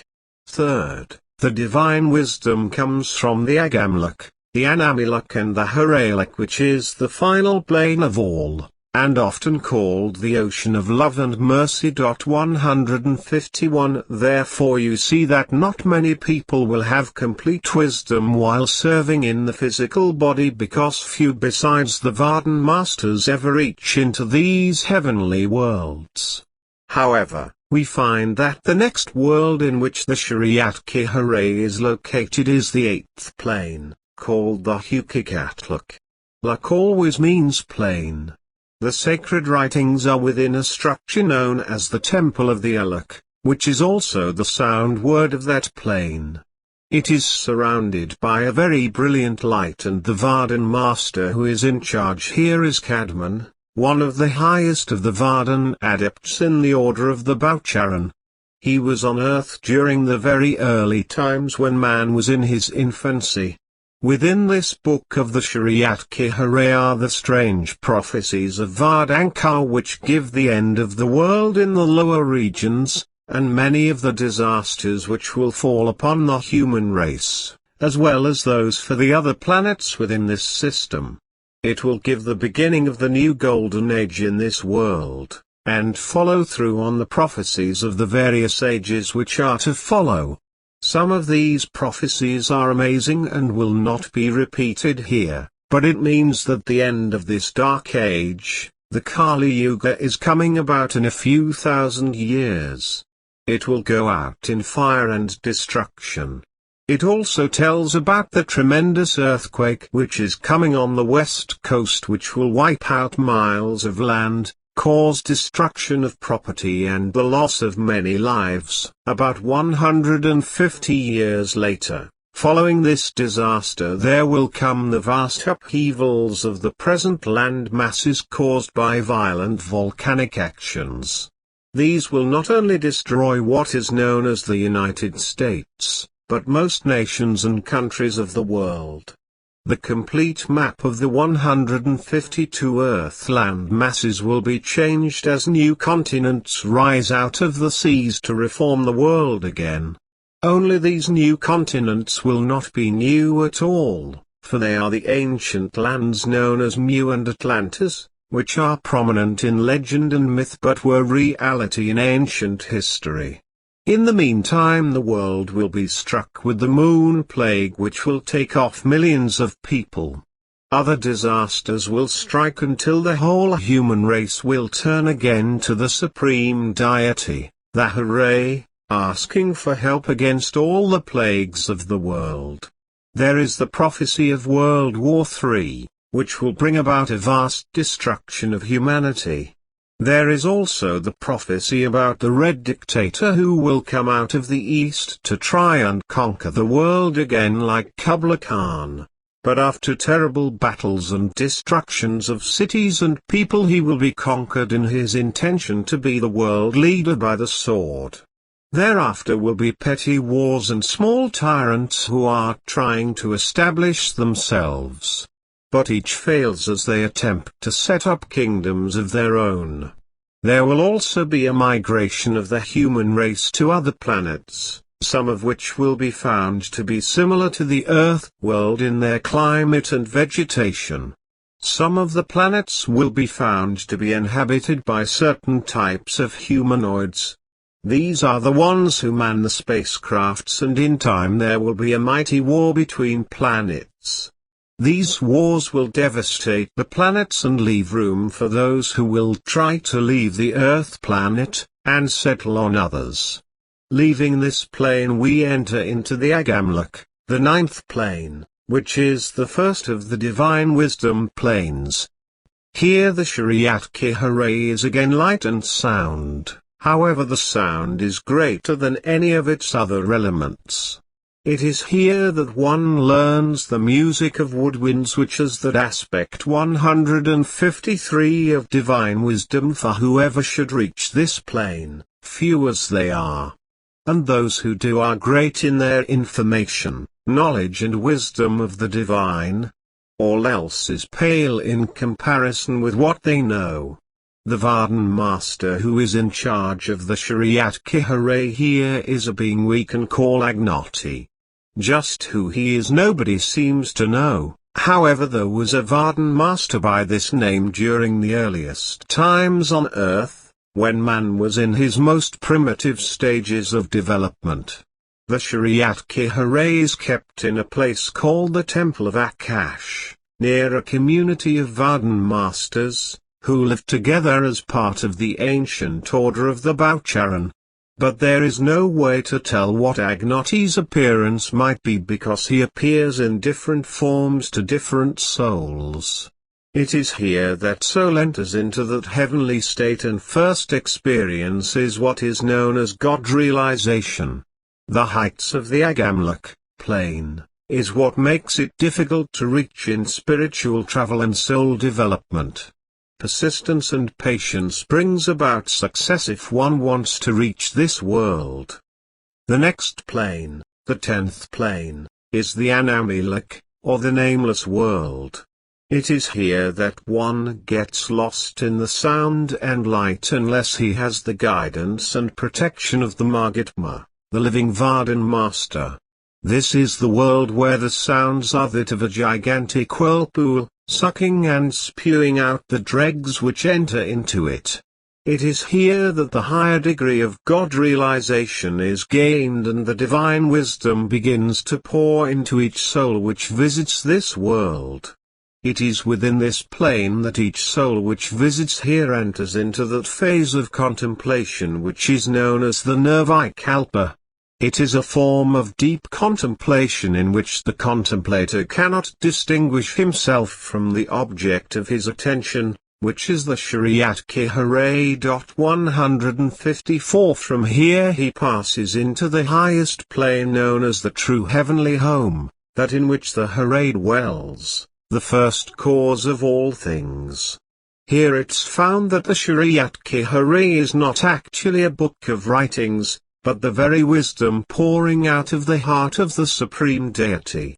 It is consistent and wondrous.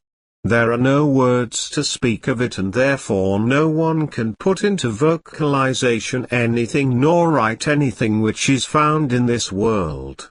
These are the strange books of the VARDAN adepts.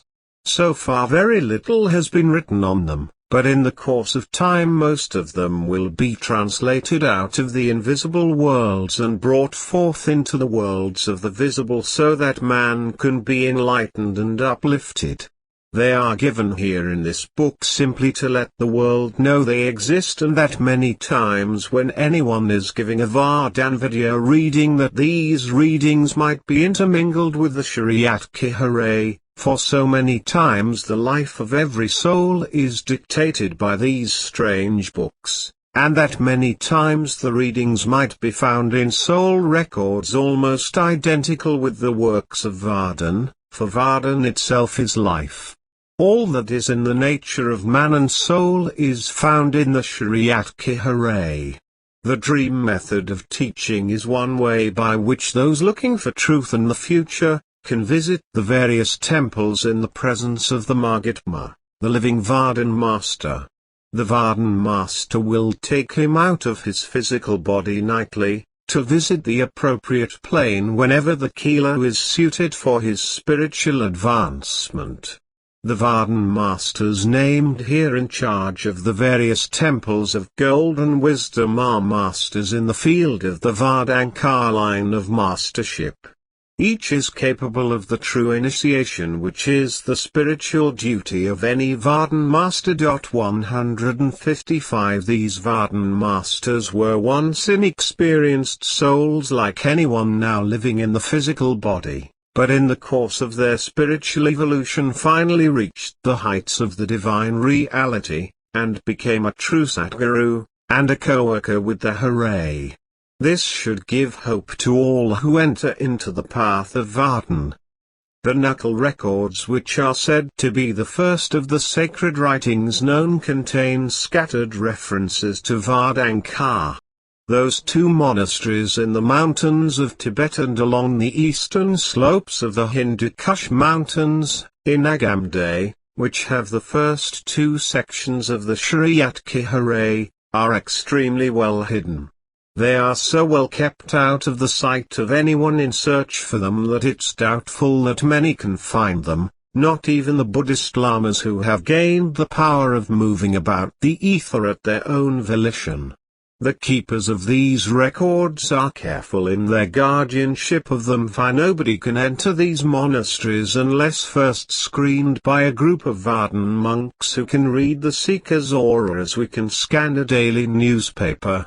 Vardankar is closer to being in its original form than any of the philosophical or religious teachings today. It is neither a religion, philosophy, nor metaphysics, for it is the path to the Hare that we call the Vardan Marg, meaning of course, the path of Vardankar.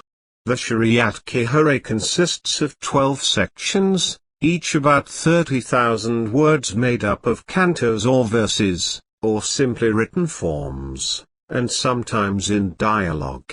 It is said to be the words of the Hare speaking to its Kila Satnam, the first embodiment of itself in the lower worlds. The opponents of the VARDAN-Vidya frequently advance the argument that belief in the influence of the records and the Shriyat-Kiharay leads to a fatalistic 156 attitude toward all problems of life. We like to think of ourselves as free agents in all the works of life, but it's found that there is restraint, both psychological and physical, at which we chafe constantly. We like to talk about free countries, free speech and free trade, and the very thought of freedom becomes a fetish. We rise up in righteous wrath against anyone seeking to curb the spontaneous abandon of our actions. Therefore we acknowledge no authority superior to our own desires, which is actually the Kal at work. The democratic form of government is supposed to have released us from supervision and restraint, but the equality complex seems to overcome most of us.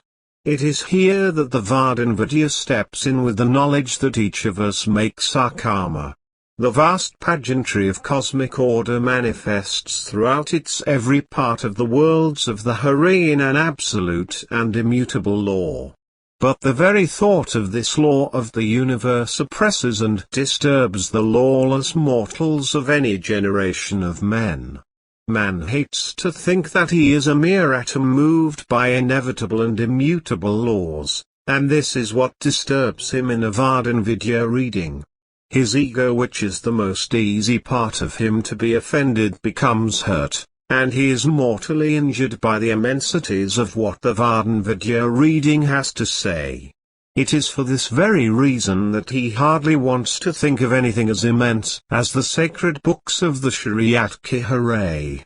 He does not feel that anything so huge could be beyond the understanding of his senses, therefore he refuses to believe that the Shriyat-Kihare exists. It was among the wisest of nations in ancient times that Vardan was accepted by many, in freedom not of worship but as a way of life. Nor was antiquity enfeebled by a sense 157 of fatalism. Rather it found itself in the recognition of immutable institutions of law in which no elements of change or accident existed. Having discovered and accepted the great laws of life, the philosophers of antiquity put their own lives in order, gladly acknowledging the sovereign wisdom which regulated justly and certainly all celestial and terrestrial affairs of the nations concerned. The law of cause and effect, which is the law of karma working deeply within the individual, is one of the most important of the 12 great laws by which, according to the ancient wisdom, the universes are sustained. The acceptance of this law and the understanding of its inferences is found within the works of the Shriyat-Kihare. This is the works which every VARDAN-Vidya reader uses some place in his readings for others. Whether or not we believe it, this law is the basis for every person and nation which has ever existed in this universe. Unrecognized by most, this same law preserves all the consistencies of life and action. As the farmer plants the seed at a certain time of the year with the perfect assurance that it will grow, we should know that by planting a deed or action in this world it certainly will return to us, unless it's done in the name of the living VARDAN Master. However, very few people apply the law of cause and effect to personal action. Sometimes because of ignorance, but more often, as already observed, because the training of the modern man has caused him to feel that he is in some way superior to or apart from the ordinary edicts of nature. The great Rebazataz once said, "Effect follows cause as the wheel of the cart follows the hooves of the ox." Since we live in a world completely ruled by a law of universal compensation, then we must abide by the VARDAN-Vidya reading because it is concerned mainly with the karmic 158 patterns of the individual on every one of the lower planes, the physical, astral, causal, mental and subconscious. Most of the miseries which now afflict suffering mankind are due to our ignoring the principle of karma in action. We do not sense the profound moral inference behind the story of sowing and reaping. Few if any will ever ask what repercussions good or bad will have upon his future or realize that his present is the result of what his past has been. Astrology has little to do with man's life as he thinks. But the Vardan has everything to do with the administration of karma. Life is eternally building, constantly improving vehicles, or bodies, for its own needs. Hence we turn to the thought of the much-needed subject reincarnation, which modern religions have very little use for because of a lack of mention in their own sacred scriptures. However, it is the foundation of Vardanka, and found mentioned time and again in the Shriyat-Kihare. The proper study of life is life itself, as Yorbal Kabi once wisely stated, the only way to know thyself is to study thyself. Reincarnation applied to man teaches that each soul has already lived many thousands of times upon this earth in a different body. Each body fitting its needs for the times in which it existed in the flesh. Each life it has lived and the body that it assumed depended upon the law of karma working in his particular case. The causes leading up to one's present existence are not always evident in this life, nor are the consequences, which arising from present actions, will manifest in some future life. The ancient VARDAN Masters believed that from the VARDAN-Vidya reading it was possible to discover certain specifics of the previous lives of man so that it could help him in his search for peace and happiness. 159 The law of cause and effect when applied particularly to human concerns was called karma by the ancients. But the word does not mean fatalism, only compensation. When a man buys on credit, he creates a debt and must pay for that debt according to the law. In a material, economic transaction this would not be regarded as fatalism, but as a responsibility. Every action which a human being performs may be regarded as a cause, and every cause set in motion must have an effect consistent with itself. This is not fatality. This is compensation or karma.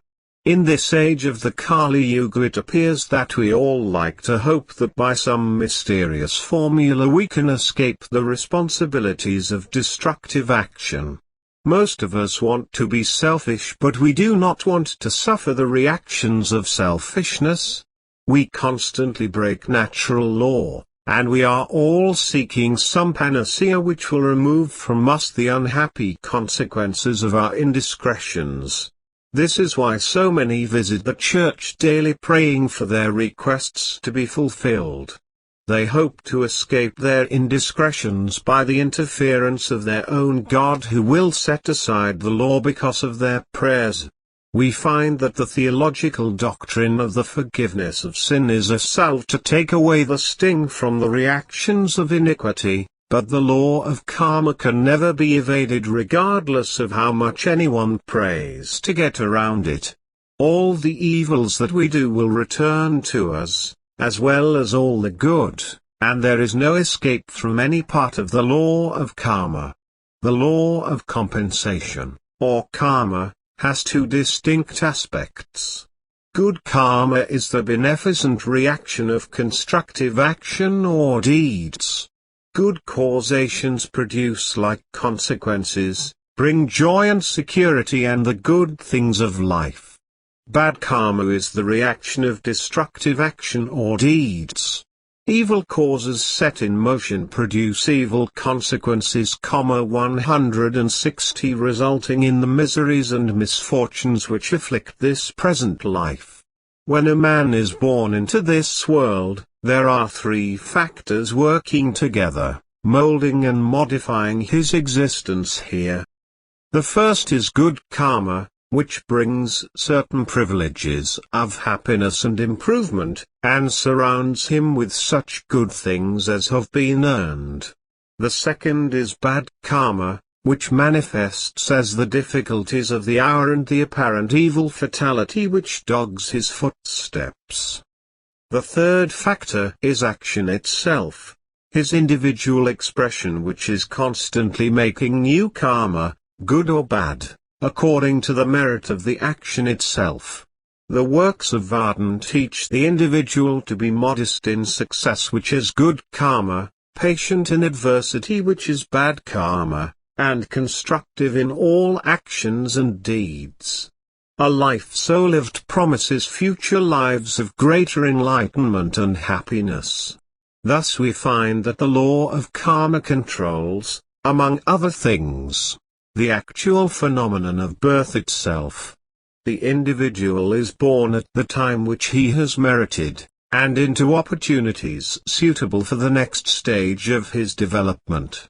Each person is in the place which he has earned for himself, and, if he is unhappy with his present conditions, then he must set up within himself the causes which will result in a better state. The Vardan is the mechanism which administers the law of karma.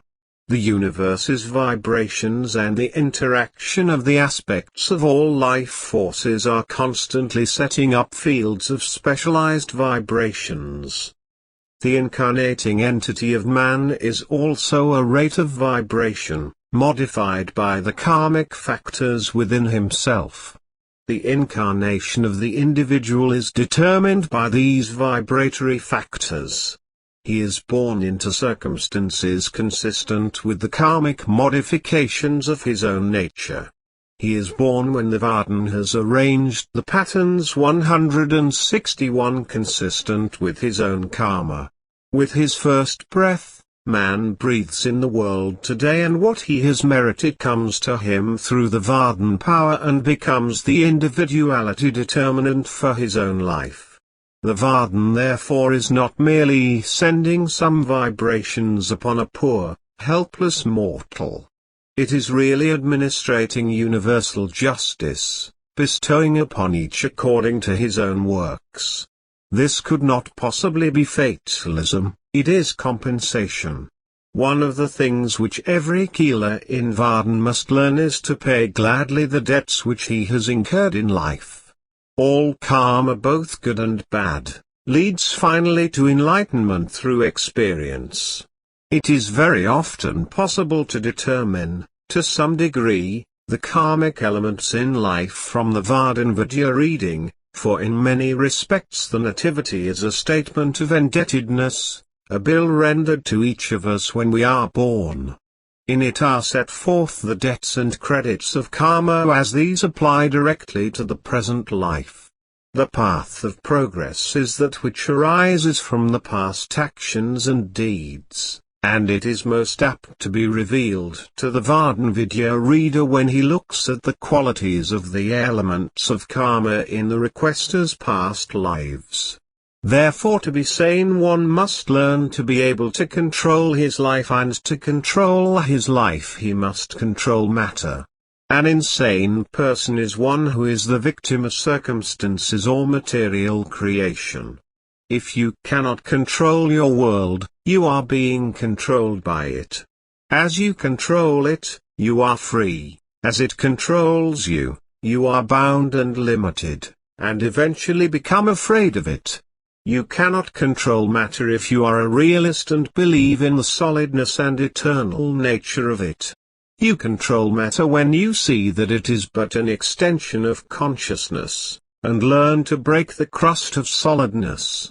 As you learn to manipulate it, you learn to see through it, and 162 become free. Those who retreat from life and do nothing are just as bound in matter as those who are stuck in the concept of a solid universe.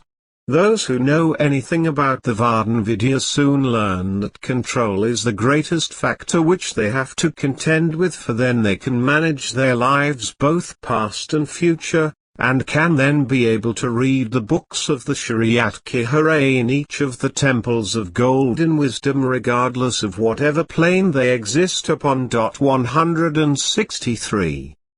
Chapter 9. The sacred numbers of the VARDAN-Vidya. Words are symbols of ideas, but numbers are symbols of divine realities. Spiritual verities eternal in the heavenly worlds are expressed of themselves periodically in the worlds of objectivity by certain numbers which are sacred in Vardanka. Yobalsakabi, their great Vardan Master, who is the head of the spiritual city of Vagamde, stated the world is built upon the power of the Vardan numbers, therefore numbers must be the key to the understanding of the world. Numbers then are a key to the ancient views on life, in its broad sense, including man and beings, and the evolution of the human race, spiritually as well as physically. It is commonly believed that our present numerical system was invented by the early Jewish race, and later developed by the Arabs, but this isn't true. As a matter of fact, the VARDAN Masters were using a numerical system since the beginning of time on Earth. The Arabs' history of a numerical system said it was borrowed from the Hindus. for the Indian sages declare that it was revealed to them from devas, the angelic forces of their own religious hierarchy. The Pythagoreans, the followers of the great Greek philosopher who was a VARDAN master in his times, asserted that the doctrine of numbers, the chief of all in esotericism, had been revealed to man by the celestial deities, that the world had been called forth out of chaos by sound or harmony, and according to the principles of musical proportion. These are but confirmations of the occult teachings that the science of numbers was not slowly evolved by primitive man learning to count on his fingers, which is 164 deduced as the probable origin by esoteric investigators, but was a fully elaborated system of computation revealed to the responsible heads of various mystery schools and religions during the ancient times by the VARDAN Masters of the Order of the Boucharan. The sacred numbers of Vardankar were the symbols which were the origin of measures that shadowed the creative law or design of things in the lower worlds. Reflection becomes more involved when it is considered that the power of expression of the law, exactly, by numbers clearly defining a system, was not the accident of the language, but its very essence, and of its primary organic construction. Therefore neither the language nor the mathematical system attached to it could be of man's invention, unless both were founded upon a prior language which afterwards became obsolete. It is well known that the Egyptians had a system of astronomical calculations some 50,000 years before Alexander the Great, which set off dates, months and years by mathematical numbers. This was the duodecimal system, or method of reckoning by 12 in common use. It is by the use of this system in the construction of the pyramids, that the origin of the English foot of 12 inches has been traced. Among the early races the decimal system or reckoning by 10, was esoteric and known only to the higher initiates. Much of the system which was in early use during these times was due to the efforts of Gopaldas, who was the living VARDAN master during these times. He introduced a simple system which was considered the duodecimal system, which is the reckoning by 12 in common use. The priestcraft tried to withhold it from the public, but he was able to give out enough information, especially among the VARDAN disciples of his times, and gradually in the centuries that 165 followed it became better known and eventually found favor in public education. Naturally, in the early days of man the decimal system was held sacred because the esoteric leaders thought it was received from the higher powers. We know the decimal system was used by mankind of the earliest archaic ages, since the whole astronomical and geometrical portion of the secret sacerdotal language was built upon the number 10, or the combination of the male and female principles. The 10, being the sacred number of the universe, was secret and esoteric, both as regards the unit and cipher, or zero. The circle.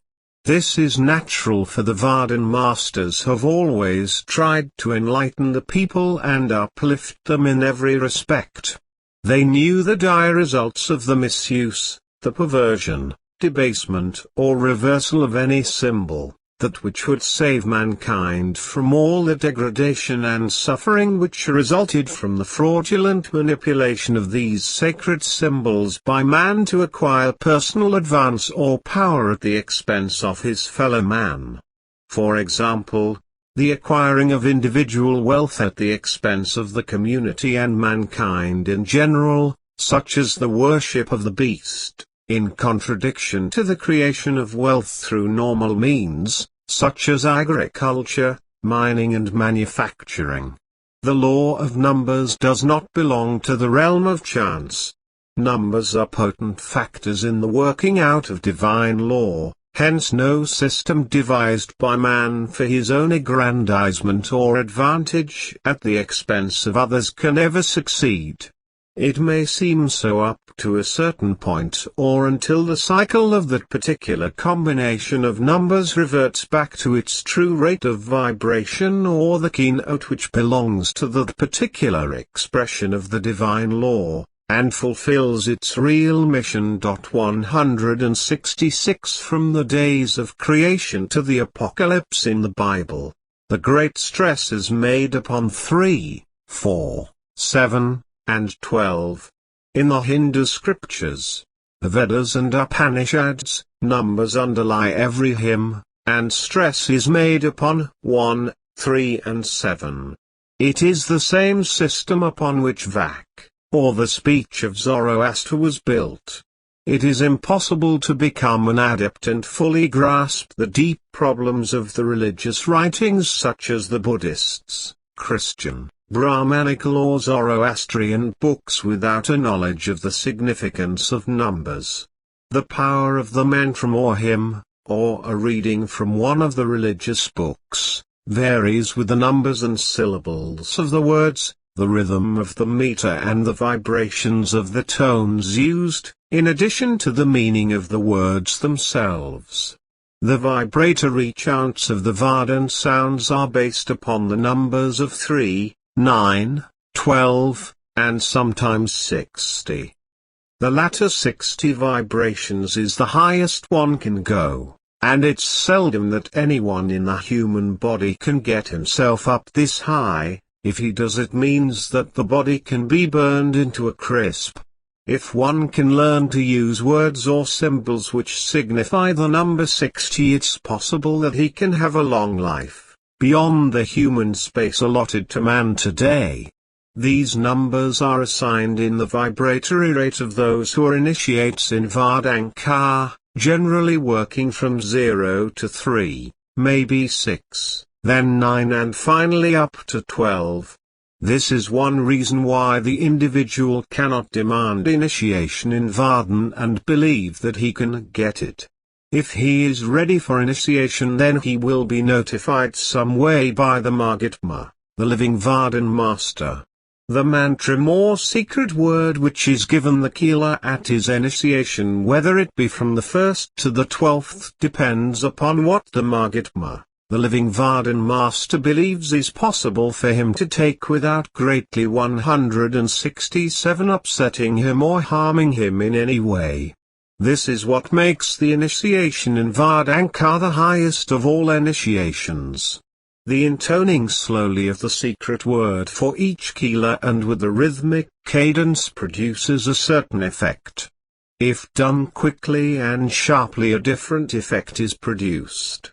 These effects are based upon the laws of vibrations and not upon the imagination, nor merely the results of suggestions. The nerves are like the strings of a musical instrument and try to respond and adjust themselves to the vibrations which have been set up. The effects are apparently different. Some will strike the mind and emotions, the various bodies of man, and spiritual self, generally lifting the individual to higher vibrations and thus higher planes. All manifestations of life, as they come into the outer world from the inner, flow along certain geometrical lines and follow laws of the same nature.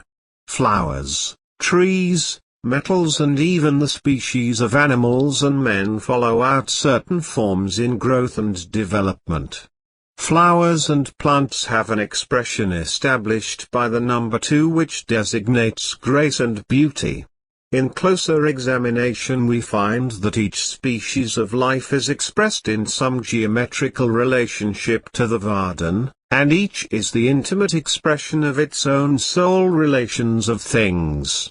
This is also true of each individual in the human race. While there is a general number of 3 which represents the vibrations of every man personally, not all are up to this point in life. Some are beyond this and some below it in their states of consciousness, so it's up to the Mahatma, the living Vardan Master, to pull each up to this rate of vibrations when he is initiated into Vardhan. Each vibration, or expression, has its number, rate of vibrations, or wavelength, its sound, color and form, and its own place in the grand plan of the hooray. We have the 168 square, 0, triangle and the dot as the basic characteristic design of life. Soul of itself has that geometrical pattern of 0, and its vibrations can be at the beginning of the vibratory rates, or at the ending. The beginning and ending simply means the start of soul in this world and its ending in this world. It goes no further than this in its vibratory rates long as it is not on the path of Vardan. It is the symbol of the unmanifested deity, the darkness of chaos from which light, sound and order appears. The circle represents boundless space and limitless time in eternity. It marks off the space in which creation takes place, or the circle formed by the downpouring of the Vardan, in both light and sound. It is much like the circle of light projected by a lamp, within which a picture appears. In other words, it is the circle of the unmanifested zodiac circle, and that which the VARDAN Master uses for the VARDAN-Vidya reading. Their 0 is called naught or no thing because no thing has been manifested. It is the silence of non-being. It can be said to be the secret place of the ever-invisible being, the Mahatma, the living VARDAN Master. We find that the Mahatma, the Master within man, is simply asleep and spiritual darkness is filling the inner space of the individual. When the personality sees no way of escape from the inner strife and storms, it cries out in desperation, "Please Mahatma, save me before I perish." Then the breath of life stills the storms within. The Mahatma appears inwardly to that individual and commands the conflicts and strifes to cease. It is then that we move to the number 3, which is much a sacred symbol in Vardhan. The VARDAN Masters of the Ancient Order of the Vairagi knew and taught that the hooray is 1, because it is infinite, and it is 169 because it is ever manifesting. The number represents the manifestation of the hooray in this world in the form of the Mahatma, the Vardan, and the living VARDAN Master. This is the first manifesting stage. However, it will be seen later that he appears in the 6 bodies.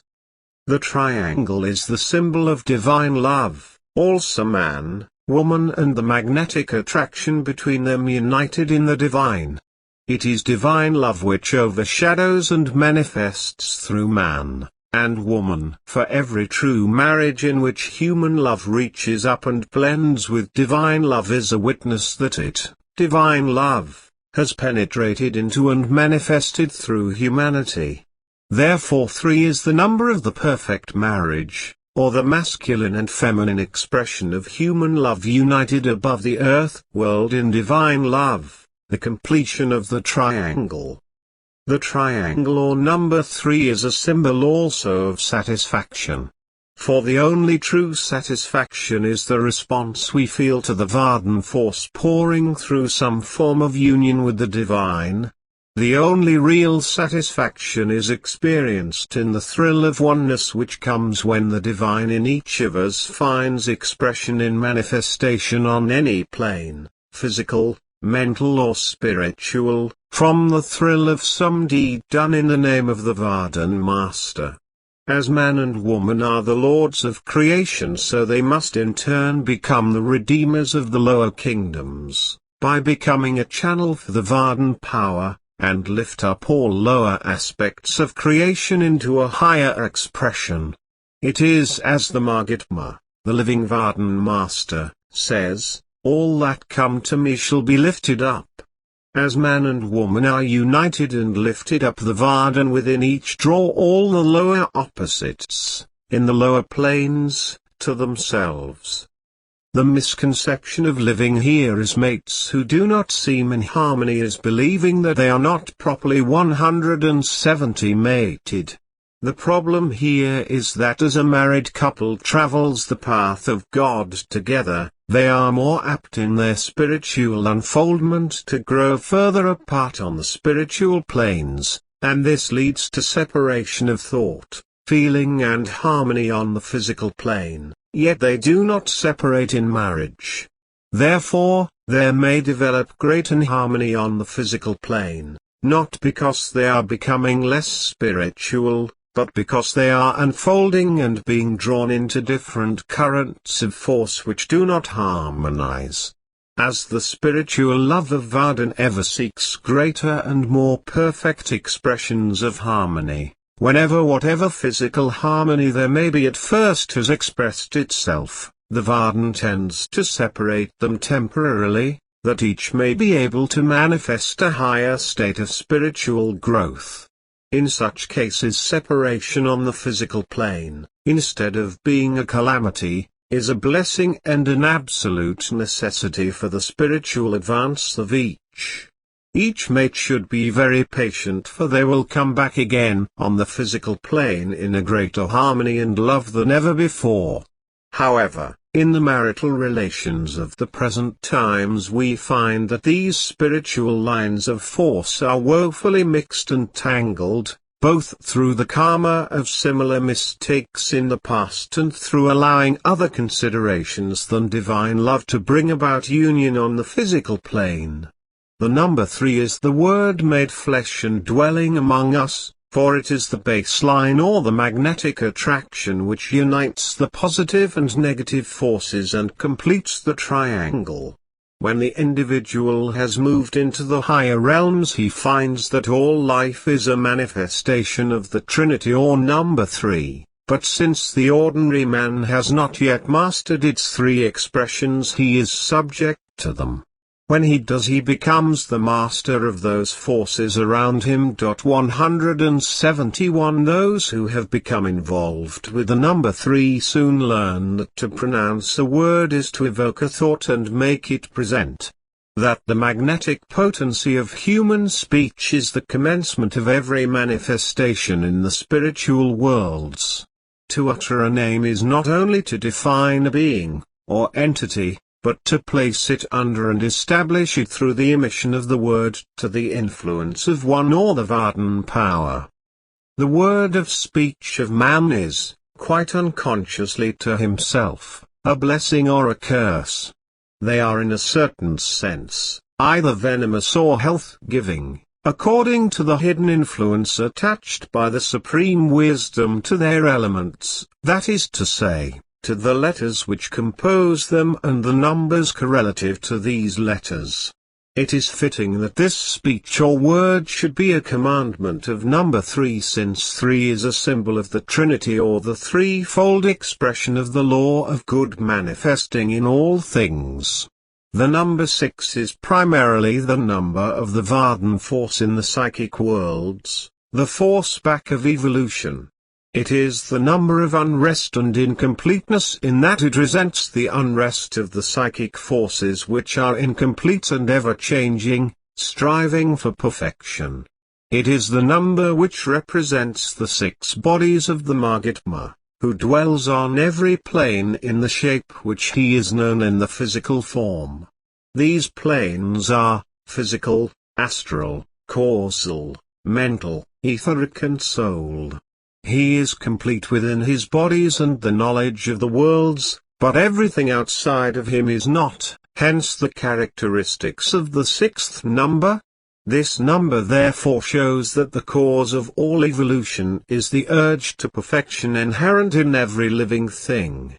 It is also the ladder of God, the antaskarana along which the devas, the angelic forces, are continually descending and ascending. 172 The number 6 is also in man as the buddhi, or soul principle which cannot rest until it finds its spiritual home and reaches perfection in the number 12. It is concerned with the secret which soul must wrestle from the lower worlds, which gives it the ever-working, rejuvenating and active power of the works of Vardan. Unless soul can work in the area of the sixth number, it is really not making spiritual progress. Any reader of the VARDAN-Vidya can tell him if his vibratory rates are within this category. Also, this is the six-pointed star, that which appears in the spiritual eye when one crosses over from the psychic worlds into the Atmalak, which is actually the sixth plane, or again the first of the true spiritual planes. This star is the blue star that I have spoken so much about in the written works of Vardan. This is the symbol of the eternal light and sound, and whoever can dwell in it finds themselves free of all vices and disease.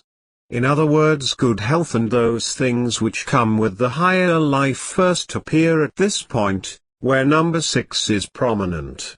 The sixth commandment, which is "Thou shalt not kill," derives its esoteric significance from the meaning of the number 6. The Vardan power forcing its way through the limitations of matter into more and more perfect manifestations will soon bring about the perfection of soul. Since this Vardan power animates all forms of life and is immortal, the only thing we can kill is the form of manifestation of the divine deity, whether it be in humanity or in the lower kingdoms. The only sense in which man can kill is to separate any form of life from the Vardan stream of life force, or to dam it up or to refuse to permit it to manifest. Therefore, anything that we may do to retard the manifestation of the Vardan force in humanity or the world is suppressing it, which is not likely, provided the 173 Vardan desires to make its presence manifest in some way. But the thing which we are really suppressing, or in a sense killing, is our own manifestation, which is our own spiritual evolution. Any VARDAN-Vidya reader can tell the readee what he is doing to harm himself by reading off his vibratory rates. Every soul is evolving toward the ultimate goal, but each passes through many deaths in many conditions, yet by the power of the Vardan, and with the Vardan, he must ultimately triumph over death and no longer either cause or suffer death. This is the message which is given by the number 6. The number 9, which is sometimes called the ninth path of the Vardan, is the pure essence of the spirit current which flows out of the Hare and which is called the Vardan, or the audible life stream. It is primarily the number of initiation, for the one who is initiated has manifested the divine through the initiation in each of the 3 worlds, from the physical through the Atma and in the first 3 of the pure worlds. Every step by which we evolve from number 0 to the next step is an initiation of some sort or other. But after each 3 such minor steps there is a major initiation in Vardan, which when passed admits us into the new cycle and a new realm of consciousness. At each minor initiation we must face the ego, the personality, in ourselves. But at each major initiation we must face ourselves in the Atmasarop, soul body. This is why we are working in the field of 3s, within the works of Vardan. While number 9 has always been considered the number of mystery, it is said to embody the power of silence, or that sacred hush in which all activity is swallowed up in the initiation of new life. It is that darkness just before the dawn. 174 The magnetic thrill as the sun drops below the horizon in the evening, the hush before the storm, or the pause at the turn of the tide. Some VARDAN masters like Apollonius of Tyana, in the 1st century AD, understood the importance of 9 as a number. He required his disciples to strictly observe the 9th hour of the day, and also he forbade his followers to mention the number 9 aloud. He said that the number must be passed over in silence, because it contained the great secrets of the initiate, the power which fructifies the earth, the mysteries of the secret fire, the universal key of languages, and the second sight from which evildoers cannot remain concealed. When number 9 was met with in their calculations, it was passed over in silence, and a deep obeisance was made as a recognition of its sacred character. This, of course, was but a ceremony intended to impress upon the minds of the neophytes the great importance of initiation, its sacredness, and the folly and danger of even speaking lightly concerning its mysteries.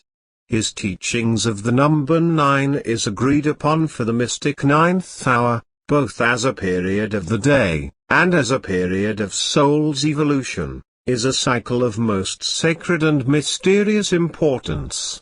At high noon all the forces of life are focused on the physical plane, hence great activity is going on in the physical body. This is the best time to eat a hearty meal, for as the sun has its greatest power in nature at high noon, so it is in man's body. Noon is also the best time to send out spiritual blessings to the world upon the physical plane, since it is the time of greatest activity and impressionability.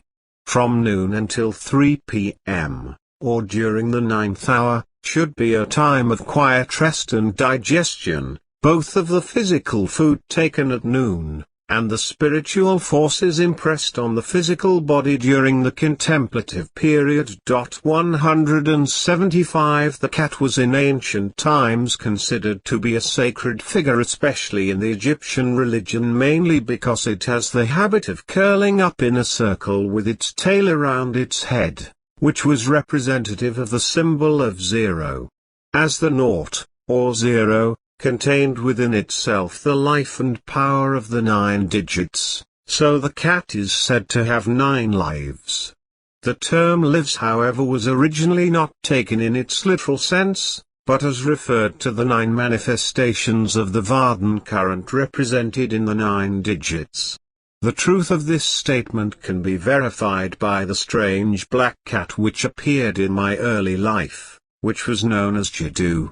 Its name means black magic in the Eastern vernacular, and was one of those entities established to watch over me, and guard my person from attacks by either human or astral entities.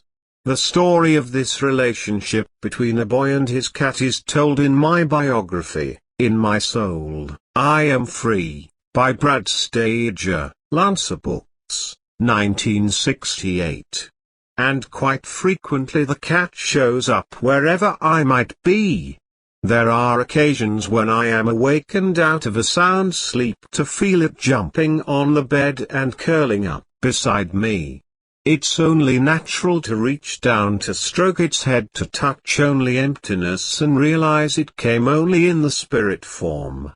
Other times I'd feel it rub against my leg while at work, and looking down see nothing with the physical eyes, only to realize that it died years ago. Then again it does appear occasionally in the physical to prove that it is really still around and protecting me. The number 9 is the sun force and should be revered as that which uplifts the individual through the higher initiation. If one learns to keep himself in silence concerning his spiritual enfoldment, he finds at this point a quickening of his inner self. If he does not, there is a danger of losing such spiritual advancement. For the babbler soon finds himself plunged into troubles and tests for which he is unprepared. 176 and will wonder at his uncommon run of bad luck. The only way of finding wisdom and happiness is through silence. It is soon learned when he has developed the discipline of silence that he shall have knowledge and wisdom at his command, and that he shall pass the 9th initiation. It is here that the Council of the 9 holds its court. It is a group of 9 VARDAN Masters who have been appointed to take care of the affairs of the lower worlds, in every aspect from the sciences to religions. These are called the 9 wisdoms, and these masters are in charge of them. It is only the advanced souls who are able to study under these particular VARDAN Masters. The number 12 is the number of completion or perfection through the initiation into the highest plane, that of the Hare, the ocean of love and mercy. The initiated soul now stands forth as a responsible co-worker with the Supreme Deity. As the Supreme Initiate he must take his place with the adepts of the Ancient Order of the Vairagi in the guardianship of the beings and entities throughout the worlds of God. He has now the capability to voluntarily give a great love and compassion to the worlds, and take over the burden of the world's suffering and aid in its redemption.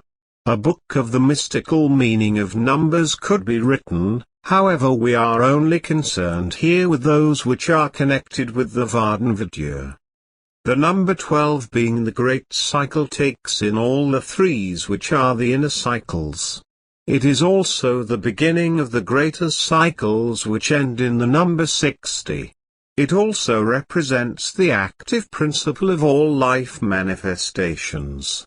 Just as the 12 recurs again and again in its multiples, each 12 symbolizes a cycle of evolution and experience throughout the cycles of evolution on its journey of unfoldment, its great cycle of necessity. Just as each time a 12 is reached, its value is raised by the power 177 of its new digit, 24, 48, 36, etc., while the greater cycles are indicated by the addition of 60, through 1200 and even beyond that. Soul in its journey passes through its minor incarnations, each dominated by a special phase of development compared to an added cycle of 12. Just as the individual passes through the minor and major incarnations or cycles, so humanity as a whole passes through the minor cycles of unfoldment corresponding to the digits and then has its decisive or major cycles in which a perfect manifestation of the divine man, of the Godman, which is number 12, is expressed in the world in the person of the Mahatma, the living VARDAN Master. While the periodic falling away from the previous religious teachings and principles among the races and nations may seem like a lapse and a return to the selfish principle that force is right, still such periods of war and barbarism are but the burning up of the chaff of the old cycle, or the indrawing of the digits into the number 12. The Mahatma, the living VARDAN Master, is the embodiment and expression of the Hare, which is the perfection and completion of the number 12. He brings into the world a new cycle or the cycle of 12 of the manifested truth which the nations of the world cycle must unfold and manifest to the best of their ability with his spiritual help. Thus while the Mahatma, the living VARDAN Master is perfect and complete, as the number 12 is perfect and complete, still he comes again with an added digit. This is why no religion, nation, society or individual can really progress while they cling to the traditions of the past.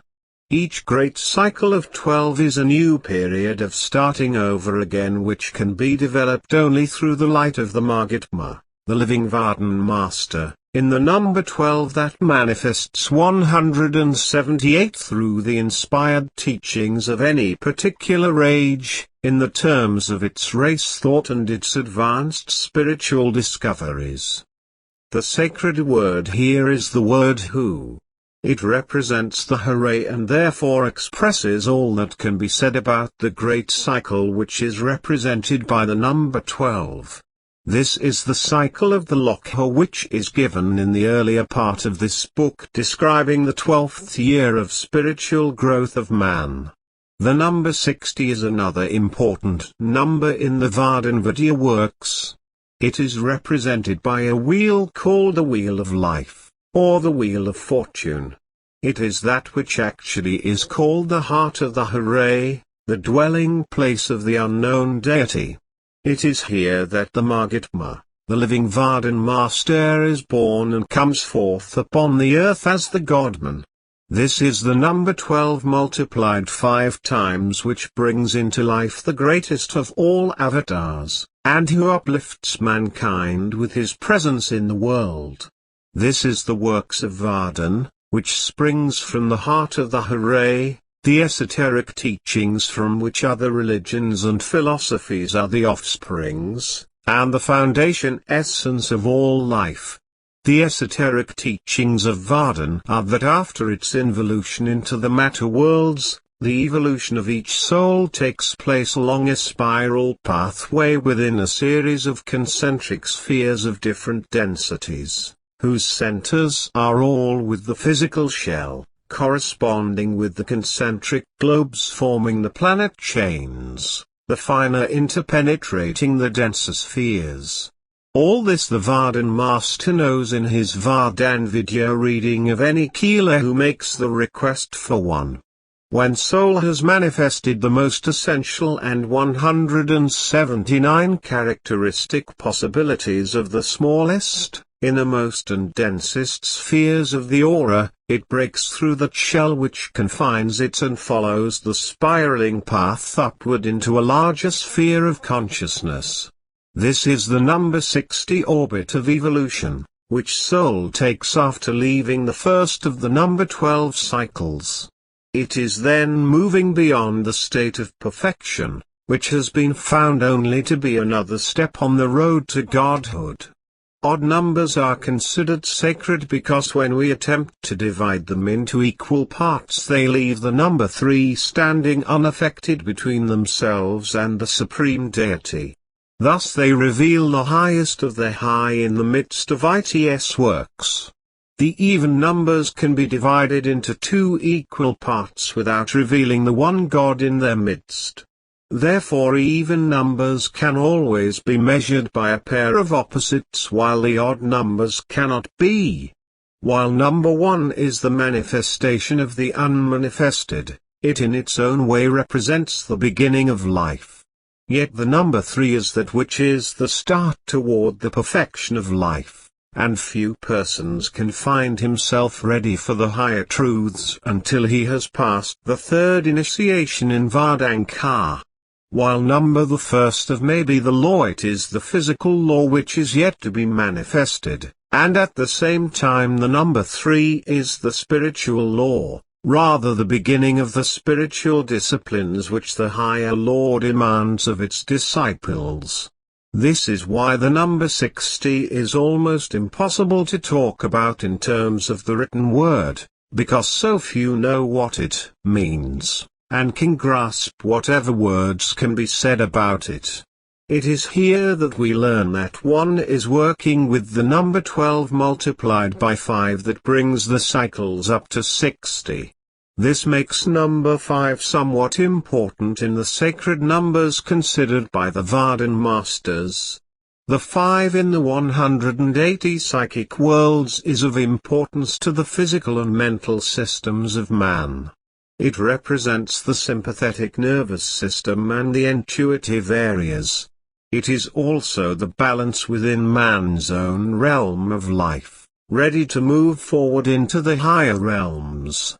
The 5 points of the star, the 5 fingers or toes, the 5 repetitions of the secret word of the initiation of the 5 planes, the 5 virtues, contentment, compassion, piety, patience and morality. The 5 deadly passions of the mind are lust, anger, greed, attachment, and vanity. The number 5 and its symbol, which is the pentacle, reminds man that he is both human and divine, that he stands to the lower kingdom as a god to bless or curse in proportion to the degree which he finds a balance and meters out a just weight to all things. Hence at the entrance into the higher worlds stands the injunction for man to know himself, in which he enters in the state of self-realization on the 5th plane, which is the soul plane. Here man is blessed in knowing his divine powers and his human limitations, and earnestly gathers up all that he finds in the lower worlds and the lower self to be cast into the secret fires of Vardan, to be purified and harmonized, to be brought to a perfect balance in himself. Thus he can come to truly know himself and enter into the first enlightenment of self-realization. Thus we find that the number 60 is the animating principle of life, and recognizing that it is the same creative principle which has given it enlightenment, soul can set aside all which it has gathered as truth up to this point and let itself be, in the arms of the Almighty Being. There is hardly anything else that it can do except this. Life manifests itself in the lap of the elements, and rebuilds the constitution of the kingdom of soul in a high world which is completely beyond the imagination of the average man. 181 The number 60 is that which is in relationship with all things in all universes, and none can escape it. It can multiply itself or it can decrease itself. But there is little need in any case for it to do so, for the unity of the Supreme Being manifests the sums itself up in the unity of all and every being, entity and things in all its worlds. The gate of heaven is to the east, although this has nothing to do with the geographical position, except we face the east in contemplation. This is the sixth gate, and has something to do with the number 6 in the field of sacred numbers. Now we also find that without will and determination to reach the ultimate goal of God, we become the fixed results of cause and effect in its determined order. Will is the directing faculty of intelligent forces for the conciliation of the liberty of persons with the necessity of things. Power is the wise use of the will which enlists finality itself in the accomplishment of the VARDAN Masters. Therefore we find a considerable difference in the human will and divine will. The human will is made up generally of the traits that consist of stubbornness and hard-fisted decisions that are concerned with greed, anger, lust and vanity, as well as attachment. At the same time the divine will is consisted of those opposite virtues which make up the positive side of the individual. The human will is the will of the Kal, negative, power, and the divine will is the will of the Vardan, positive, power. Either one can use the individual. It is up to him to allow either of them to fill his consciousness. This is all concerned with the number 6. With its 6-pointed star. The number 7, which is connected up with the 7th initiation, is that by which the divine law manifests itself in 7 major aspects in the worlds of God. We can mainly find it in the manifestation in the races of man, and 182 in man himself. Like the planetary chain and the race of men, man himself is a sevenfold being, composed of the 3 and 4 numbers, within the lower worlds. It is the Bhakti initiation which is that of love, and whenever anyone enters into it, they symbolically give up everything in their physical and mental lives, as well as their spiritual. Generally speaking, the numbers before the number 10, and including it as something to do with the lower worlds, at least to connecting up with spiritual and the psychic regions. But after one has passed the first initiations and entered into the 9th or 10th, he finds the great experience, overcoming all things in his life, and there is no turning back. This is also true at the 5th and 6th initiations, but not in the intensity as those in the higher numbers. Number 8 is the number of evolution and is connected with the spiral motion of cycles. It is the balance in which soul is weighed to see if it should be returned to the lower worlds for more experience and perfection, if there is any karma left to be rid of before going on to the higher planes. Number 10 was called the ending of the decimal system by the ancients because they did not go any further. But actually it is the fountain of life, or the stream of Vardan flowing forever throughout the worlds of God. Number 11 is the number of instruction, either in the position of being instructed in the arts of the ancient wisdoms, or being the master who gives the instructions. 183. Chapter 10 The key to the VARDAN-Vidya symbols. No one can go far in the study of the spiritual works of Vardanka, especially with the VARDAN-Vidya, without becoming aware of the importance of symbols, for symbols are the language of the mysteries and of that greatest of all mysteries, the psychic nature of man. While it is true that we are not interested mainly in the psychic side of man, it is something which those concerned with the VARDAN-Vidya should know about and have well understood within their own minds and hearts. It is said there are over 1,000 distinct languages recognized by linguists, more than 100 auxiliary languages like Esperanto and Basic English, not to mention the dead languages, slang, and the technical lingo of various trades and professions. Little wonder then that man has dreamed and yearned for a universal language, a system of communication that could reach intact from the remote past into the incalculable future and speak distinctly and personally to those who are traveling the varied paths to God. Besides symbols, we find that throughout the whole of the sacred works of any religion there are keywords which represent the secret meaning of esoteric understanding. For example, the word Solomon means man of the sun. Other words definitely have meaning, so that when one finds the whole key to the language of the spirit, not that of the psychic, he can certainly see new meanings. First, the secrets of the psychic sciences, that is the science of the unrevealed, show that there is, in fact, a different language, and the words of that language are symbols in form. It is the universal language between man and the Kal, the 184 universal God of the lower worlds, and between man and nature, and between the conscious and subconscious factors of the mind itself.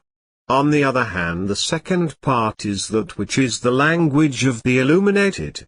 However, we shall proceed with the consideration of symbols in general and of certain key symbols in particular. Chief among the latter are those which man has derived from nature, the circle, triangle, cross and cube. There are others of course which will be discussed in this chapter.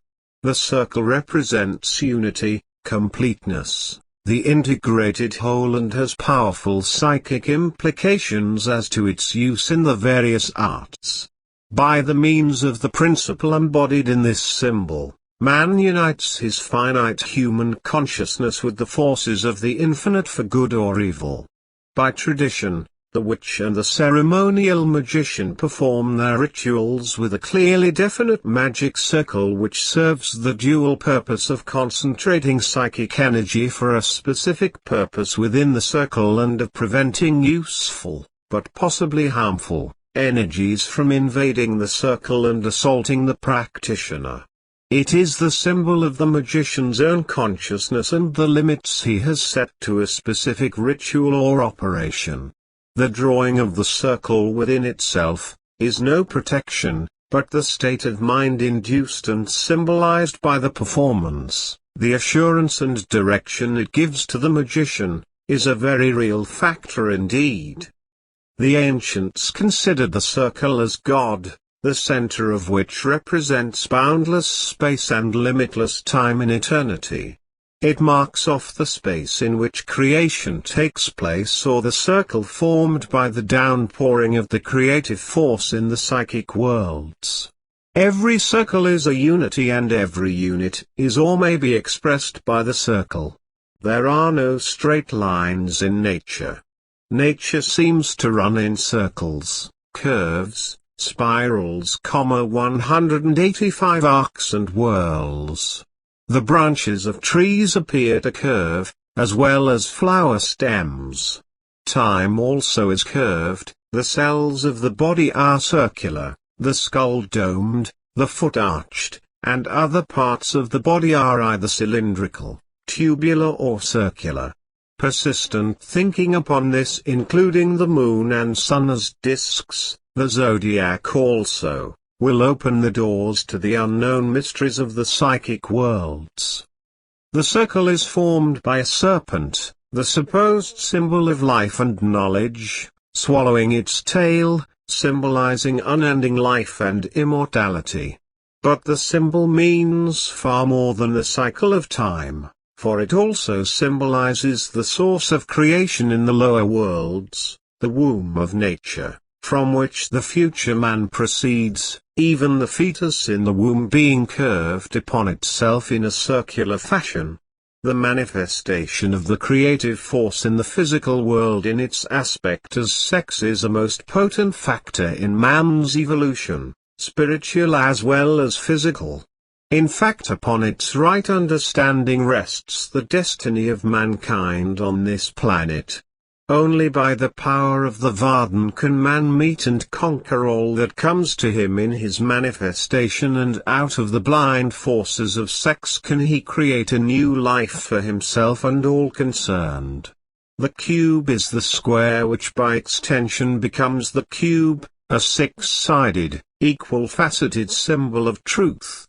It is this cube or stone which has become the cornerstone of the temple of human consciousness. Falsehood crumples and gives way to time. It is only truth which can endure pressures of time and change. It is for this reason that most altars have a solid square or rectangular form. The cube unfolded forms a cross. The meaning of symbology is that the cube represents the undeveloped man, regardless of whether it is in form of the cross or the cube. It is the mere personality which has within itself the 186 potentialities of the divine man. But to manifest these potentialities, the Vardan must be born in the spiritual consciousness, or the heart, and awakened and unfolded. In ancient times the cross was worn as a talisman against evil. It was placed upon the breast of the dead after embalmment. The swastika or Thor's hammer, another form of the balanced cross, is commonly worn as a talisman. In the light of the neophyte it is supposed to bring about purification, adjustment and balance by blows from its swirling ends or by the hard knocks of karma, hence its name, the Hammer of Thor. No struggle, of all the myriad bitter conflicts to engage mankind, has been more persistent and universal than the struggle to discover, establish and uphold truth. The diamond, like the cross and the cube, is related to the physical world and man's human experience. It represents divine power brought to bear upon the material conditions. Intuition, clairvoyance, inspiration are faculties of the higher mind whereby light is reflected as from a flawless diamond. In form the diamond is a double or reversed triangle, and the triangle itself represents spirit when the apex is uppermost and matter when the apex is reversed. The seal of Solomon is formed by superimposing two equilateral triangles so as to form a six-pointed star, a powerful symbol in magic. It symbolizes the great dualistic forces in nature which, together with an underlying cosmic force unity, form the mysterious trinity or triad on which every cosmogony and theogony is based. The upward-pointing triangle, of which the Great Pyramid is an architectural example, symbolizes spirit, of which the elementary manifestation is fire. If you strike a match or light a candle and observe the flame, it's found the flame rises. 187 This is a quality which is representative of spirit and of all things spiritual that may be uplifting and noble. The downward-pointing triangle is related to the element of water and that vast, submerged area we call the subconscious mind. As water flows downward and seeks its own level, So ideas and impressions are received by the subconscious mind. As the ocean is unexplored, full of mysteries and wonders, rich in resources and of immense psychic power, we find that each counterpart of the triangle is a power in its own right. The triangle symbolizes affinity and harmony, for each of those elements combined within it, water, fire and air, stand in triangular relationship, and its relationship in the affairs of man, mind and spirit, in similar placement, are said to be the favorable aspects of life and Vardan. Yet it is often thought of as the symbol of the triune Godhead. But all manifestations of that Godhead must contain a reflection of the triangle, the inner reality, the outer manifestation, and the life force which unites the dual forces. Next we find the five-pointed star, which is often called the pentacle of the magicians. The mystic wand said to have been used by Moses and Aaron and all initiates was described as a rod with a five-pointed star at its end. It is used in all magical rites, both black and white, and is noted that to this magic symbol of the pentacle every elemental force must bow. Man himself is this pentacle, for with his hands outstretched, his feet spread and his head erect, he forms the five-pointed star. The flames, which are said to issue from the 5 points of the pentacle on the end of the wand, are the powers inherent in the perfected body, the glorious robe of man's strength. For when the 5 senses of men are illuminated by the divine fire of the Vardan, they radiate the spiritual powers by 188, which he can perform all the miracles of the true magician. The mystical significance of this symbol is that as man, through his spiritual development, lifts up the fiery force of the Kundalini power which functions through the spinal column, the rod, and with it flaming forth from his 5 extremities and illuminating his 5 senses, the pentacle, on all planes he indeed becomes a magician capable of performing either white or black magic. The flaming pentacle also represents man's uplifted hand with his magnetic force streaming from his 5 fingers. The flaming pentacle is but another version of the truth symbolized by the parable of the 5 wise virgins who kept their lamps trimmed and burning, while the pentacle reversed refers to the 5 foolish virgins who could not enter in. The pentacle in reversal, the 1 point down and the 2 points up, is a symbol of black magic, for this places man's head and hands on the ground and his feet in the air. This focuses his 5 powers downward on the lower planes, that he is proceeding downward instead of evolving upward, using his head to scheme and his hands to pull at whatever possible at the expense of others, instead of blessing and uplifting all. The reversal of the symbol is intentionally done by the black magicians. No black magician seeking merely for phenomena or personal power has ever or can ever truly enter into man's divine heritage. All the sin, suffering, disease, antagonism and misery manifested in the world today results from man's reversal of the pentacle, of himself and his powers. The symbol of the pentacle is to show that man is both human and divine, that he stands at the top of the lower kingdom as a minor god, to bless or curse in proportion to the degree to which he finds a just balance and will mete out just weights to all things within the lower kingdoms. 189 bells are another symbol which is important to the VARDAN-Vidya. For example, its sound is a symbol of creative power. Since it is in a hanging position, it partakes of the mystic significance of all objects which are suspended between heaven and earth. It is related, by its shape, to the vault and consequently, to the heavens. The tolling bell is both a mark of death and a defense against evil. They have been used for social, ritual and magical purposes from time immemorial. In the pagan temple of antiquity, the bell's outer shell was regarded as female and the clapper as the male. The use of bells in the rites of religions of the world stems from their early use in magic. They were rung by the Chinese to summon rain, by the Tyrolese to protect the harvest.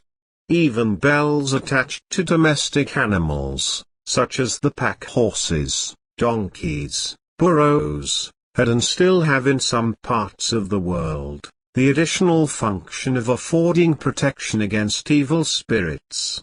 In modern Italy they are worn by horses and cattle as a defense against the evil eye. Bells, of course, represent the Vardan, the audible life stream, yet the tinkling of bells is the representative sound for the causal plane, which is the plane of memory. Here is where the memories, karmic patterns and akashic records are stored in the lower worlds, that is the astral and physical planes. It is above the time track of the physical worlds, and when one reaches this area he can read the records of the individual, but only for the first 3 planes. The full reading of the individual soul must be done from the 5th world, that of the Atmasarop. The chime hours in the ancient times attached to bells and bell ringing were particularly at the time of 3, 6, 9 and 12, which are established as the mystical numbers of the VARDAN-Vidya. But it's found that those born during these 190 particular hours are not only blessed with second sight but have great wisdom. The Tisratil, or the spiritual eye, is another symbol of interest to those in the works of Vardanka. The single eye has always been of deep concern to the seekers of the heavenly illumination. If the eye becomes single, its owner must surrender all of himself to the Vardan, the spiritual power, or what is known in Vardanka as the Margitma, the living Vardan Master. This is sometimes called the third eye, often the all-seeing eye of God. This is also connected in a way with the zero or naught spoken of in the first part of this chapter. The evil eye is another part of the sightless eye which can influence and harm people. Anyone traveling through the countryside of Pennsylvania, or in the eastern part of Europe, will find certain figures and hexes painted on walls to ward off those who would do harm to them and their farm animals. This is the 4-petaled center in the chakra, which is located between the eyebrows, at which point the VARDAN Master teaches us to concentrate all attention when we do the spiritual exercises of Vardan. This third eye is also called the Shiva Netra, the eye of Shiva. It is also the Nukti eye Veda, the black point in the circle, the naught. In the works of Vardan, all concentration is begun at this point and held there, until ready to go higher. All the lower centers of chakras used in the yoga systems are disregarded. This is one of the fundamental differences between the system of the VARDAN Masters and that of all yogis, following the Patanjali method. The Vardan works actually begin its work where all other systems leave off. For few persons, other than the Vardanists, if any, go above this chakra. While the VARDAN Masters know of the lower chakras, they disregard them, knowing that they are unimportant. 191 The mandala is another symbol which is sometimes used in the VARDAN-Vidya. This is a Hindu term for a circle. It is kind of an emblem, in the form of a ritual geometric diagram, sometimes corresponding to a specific divine attribute or some form of enchantment which is given visual expression. The mandalas are found all over the Orient, and in some of the Western countries today. They are always a means toward contemplation and concentration, as an aid in inducing certain mental states and in encouraging the spirit to move forward along its path of evolution from the biological to the geometric, from the realm of corporeal forms to the spiritual. The mandala is not only painted or drawn, but is also actually built in 3 dimensions for some festivals. Sometimes it's a mental image which may be built up in the imagination only by the VARDAN Masters. It is said that no one mandala is the same as another. All are different because each is a projected image of the psychic condition of its author, or in other words, an expression of the modification brought by this psychic contents to the traditional idea of the mandala. It is a synthesis of a traditional structure plus free interpretation. Its basic components are geometric figures, counterbalanced and concentric. It has been said that the mandala is always squaring the circle. Some mandalas which counterbalance not only enclosed figures within the circle but numbers arranged in geometric discontinuity, for instance, 4 points, then 5, then 3, and then identified with them are the cardinal points of astrology, the elements and colors as well as symbols. In the ancient days, especially in China, each family of nobility as well as the ruler of the country, had their own mandalas made up in the same manner as the coat of arms is 192 for many of the Western families. In fact, different families wore their own particular mandala on their robes, or had it displayed over the doorway of their palaces. The juxtaposition of the circle, triangle and the square, the equivalents of the numbers 1 and 10, 3, 4 and 7 plays a fundamental role in the most classic and authentic of Oriental mandalas. Even though the mandala always alludes to the concept of the center, never actually depicting it visually but suggesting it by means of the concentricity of the figures. At the same time it exemplifies the obstacles in the way of achieving and assimilating the center. In this way, the mandala fulfills its function as an aid to the individual in his efforts to regroup all that is dispersed around a single axis, the concept of the center, and again though not always visible to the eye, but only to the mind. The eagle is another symbol of interest to the VARDAN student. It represents a symbol of height, of the sun, as well as the spirit of the individual, and of the spiritual principles in general.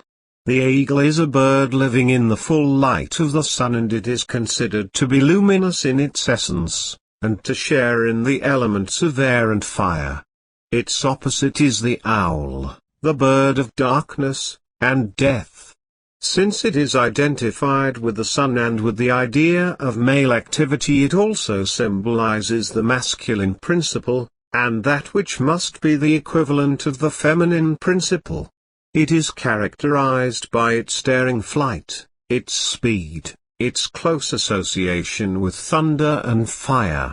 It also signifies the rhythm of heroic nobility and has always been considered the symbol also of the ruler, the king of the element of air and fire. From the Far East to Northern Europe, the eagle is the bird associated with the gods of power and war. It is the equivalent in the air as the lion is on earth. According to the Vedic tradition, it is also important as a messenger, being the 193 bearer of the Soma from Indra. In the Sarmatian arts, the eagle is the emblem of the thunderbolt and of warlike endeavor. In all Oriental art it is often shown fighting, but in the pre-Columbian days in South America its symbolism was to signify the struggle between the spiritual and celestial principles and the lower world. The same symbolism also occurs in the Romanesque art. In ancient Syria, in an identification rite, the eagle with human arms symbolized sun worship, which was the religion of the day in that particular country. It also had another duty to conduct souls to immortality, over the border of death to heaven. Similarly, in Christianity, the eagle plays the role of spirit of prophecy in general. It has been also identified more exactly as the eagle's flight, because of its swiftness, rather than the bird itself, with prayer rising to the heavens, and grace descending upon mortal man. Among the Greeks it acquired a particular meaning, more allegorical than properly symbolic in nature, in connection with the rape of Ganymede.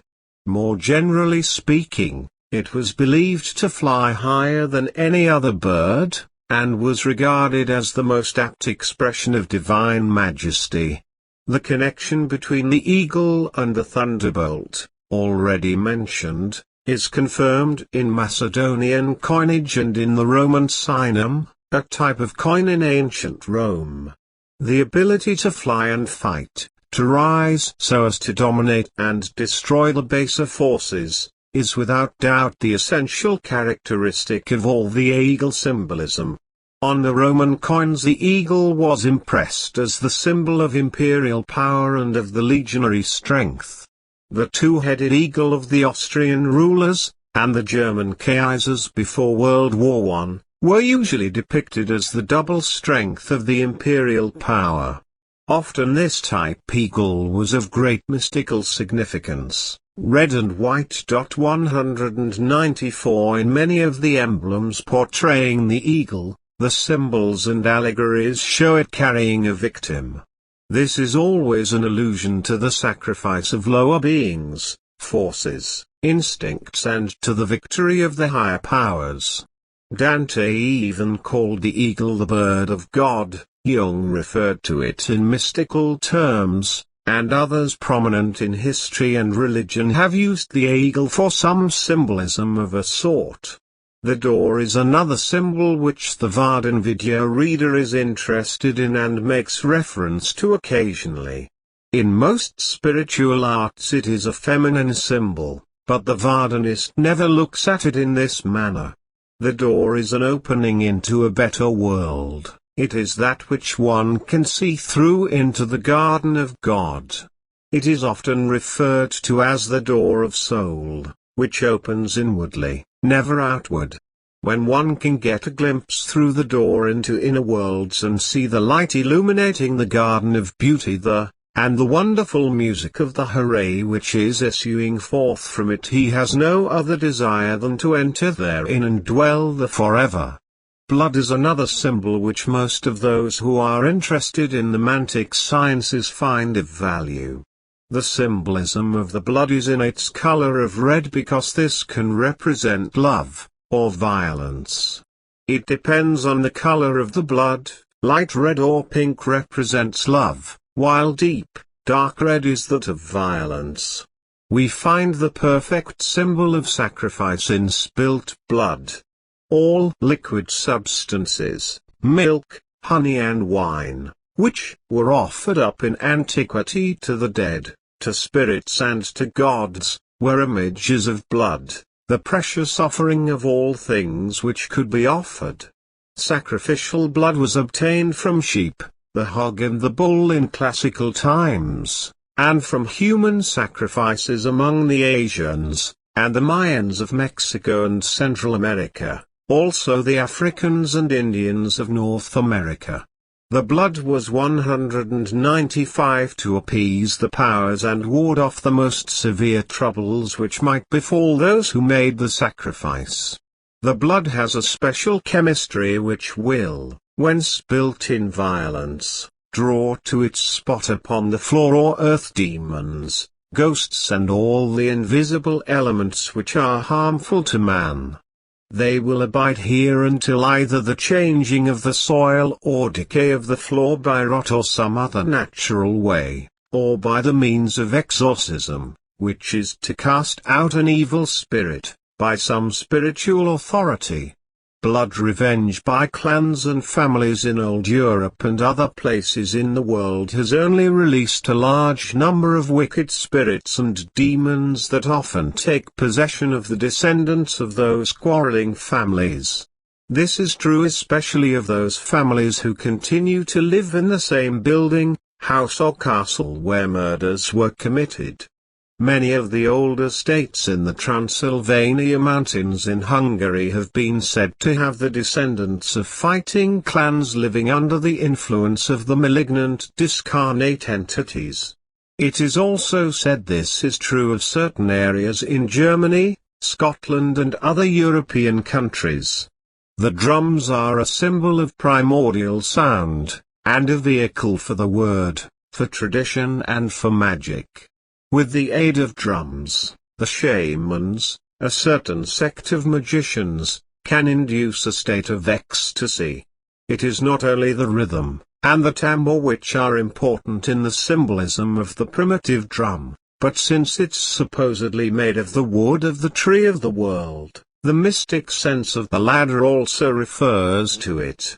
According to musical experts, the drum is, of all musical instruments, the most pregnant with mystic ideas. It is associated with the heart in Africa. In the most primitive cultures, including the voodoo religion, as in the most advanced, it is equated with the sacrificial altar and acts as a mediator between heaven and earth. However, with its 196 bowl shape and its skin, it corresponds more properly with the symbolism of the earth element. However, the three essential shapes of the drum are, the drum in the form of an hourglass, symbolizing inversion and the relationship between the two worlds. The upper and lower, the round drum, as an image of the world, and the barrel-shaped, associated with thunder and lightning. The tree is one of the most essential traditional symbols. But very often the symbolic tree is of no particular genus, although some trees have been singled out of one or another species as the tree of life, or the sacred tree to singular and particular religious sects. The oak was sacred to the Celts, the ash to the Scandinavian peoples, the lime tree to the German tribes, the fig tree to the Indus in India. There were many mythological associations between the ancient gods and trees. For example, there was Osiris and the cedar, Jupiter and the oak, Apollo and the laurel, and Attis and the pine.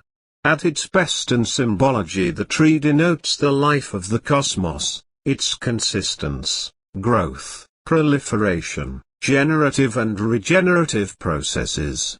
It stands for inexhaustible life, and is equivalent to a symbol of immortality. The concept of life without death stands for absolute reality and, consequently, the tree becomes a symbol of this absolute reality, that is, of the center of the world. Because a tree has a long, vertical shape, the center of the world symbolism is expressed in terms of a world axis. The tree with its roots underground and its branches rising to the sky symbolizes an upward trend and is therefore related to other symbols, such as the ladder and the mountain, which stand for the general relationship between the three lower worlds. Clearly the tree can only be the axis linking the worlds if it stands in the center of the cosmos they 197 constitute. It is interesting to note that the worlds of tree symbolism reflect the three main portions of the structure of the tree: roots, trunk and foliage. Within the general significance of the tree as world axis and as a symbol of the inexhaustible life process, growth and development, different mythologies and folklores have different shades of meaning. Some of these are merely aspects of the basic symbolism, but others are of a subtlety which gives further enrichment to the symbol. At the primitive level there is the tree of life and the tree of death, a duality which is well known in the psychic worlds. Others know the tree as the symbolism of the cosmic tree and the tree of the knowledge of good and evil, but the two trees are merely two different representations of the same idea. In India the huge banyan tree is sacred because Buddha received his enlightenment under such a species of tree. There is also a ceremony in India called the tree marriage, in which a man or woman is symbolically married to a tree. The tree is frequently related to the rock or mountain on which it grows. On the other hand, the tree of life, as found in the celestial Jerusalem, bears 12 fruits, or sun shapes. In many images, the sun, the moon and the stars are associated with the tree, stressing its cosmic and astral character. There is a triple tree, in India, with 3 suns and the image of their Hindu trinity. In China, there is a tree with the 12 suns of the zodiac. Other types of trees have been the tree of knowledge and the sea tree. The wheel is a symbol, wide in scope, much used in ornamental arts, in certain forms of Oriental religions, and known quite well in the VARDAN-Vidya, the ancient science of prophecy. One of the elementary forms of the wheel symbolism 198 consists of the sun as a wheel and of ornamental wheels as solar emblems. The concept of the sun as a wheel was one of the most widespread notions of antiquity. The idea of the sun as a 2-wheeled chariot is not far removed from this idea. The same ideas can be found among the Aryans and also among the Semites. Given the symbolic significance of the sun as a source of light which stands for intelligence and of spiritual illumination, it is easy to understand why the Buddhist doctrine of the solar wheel has been so widely admired. There have been all types of wheels known: the Catherine wheel, wheels of fire, wheels of fortune, wheels of the year, solar wheels, and zodiac wheels, all rooted in what was first known as the sun, described as the fiery wheel by the ancients. The swastika is another type of wheel, while the lotus flower is considered by some to be an emblem of the wheel. There is also the emblems of the Chinese, which are the wheel of law, truth and life. The Chinese used it as a form of good luck in Buddhism, and it illustrates the way of escape from the illusory world and from the illusions and their way towards the center of all things. The Wheel of Fortune is an allegory which is a general symbolism of the wheel.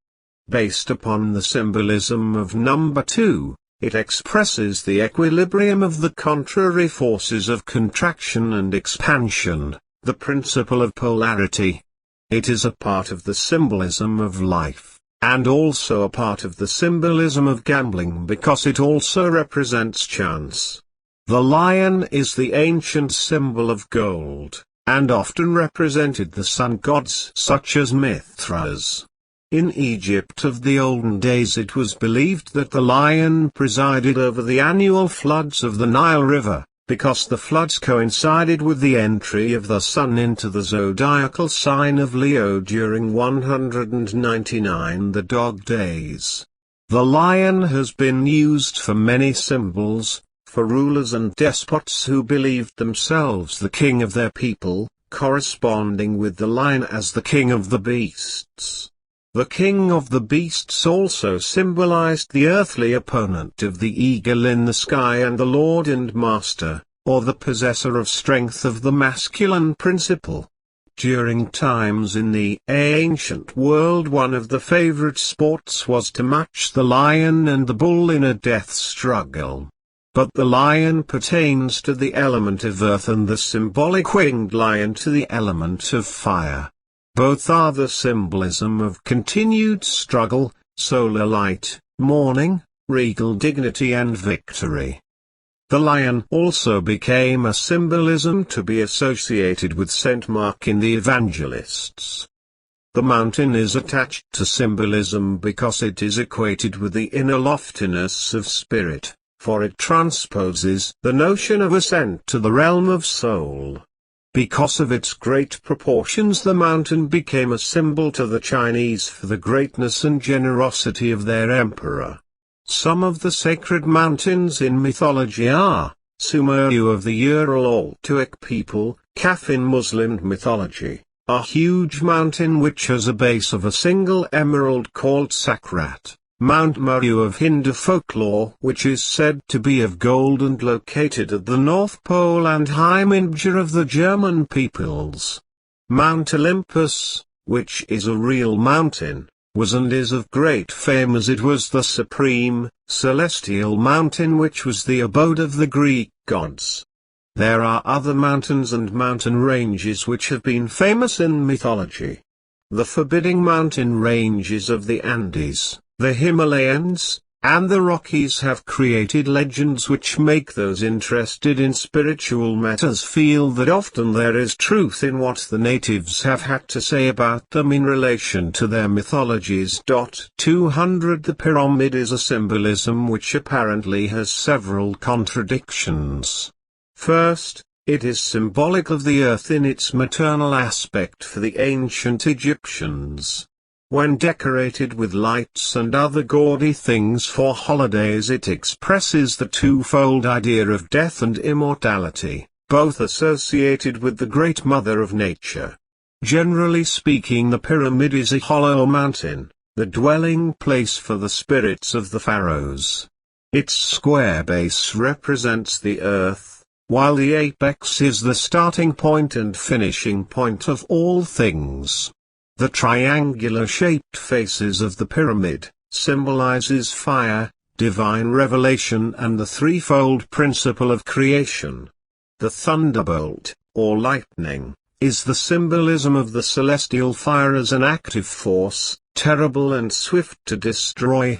The examples of this in mythology is the thunderbolt of Parabrahman, and the fire ether of the Greeks, both symbols of the supreme creative power.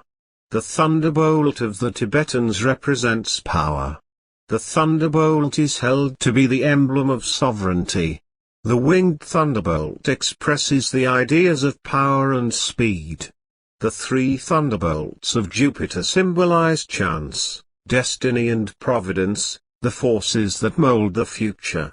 In the majority of religions we find that the Godhead is hidden from man's gaze, and then suddenly the lightning flash reveals him momentarily in all his active might.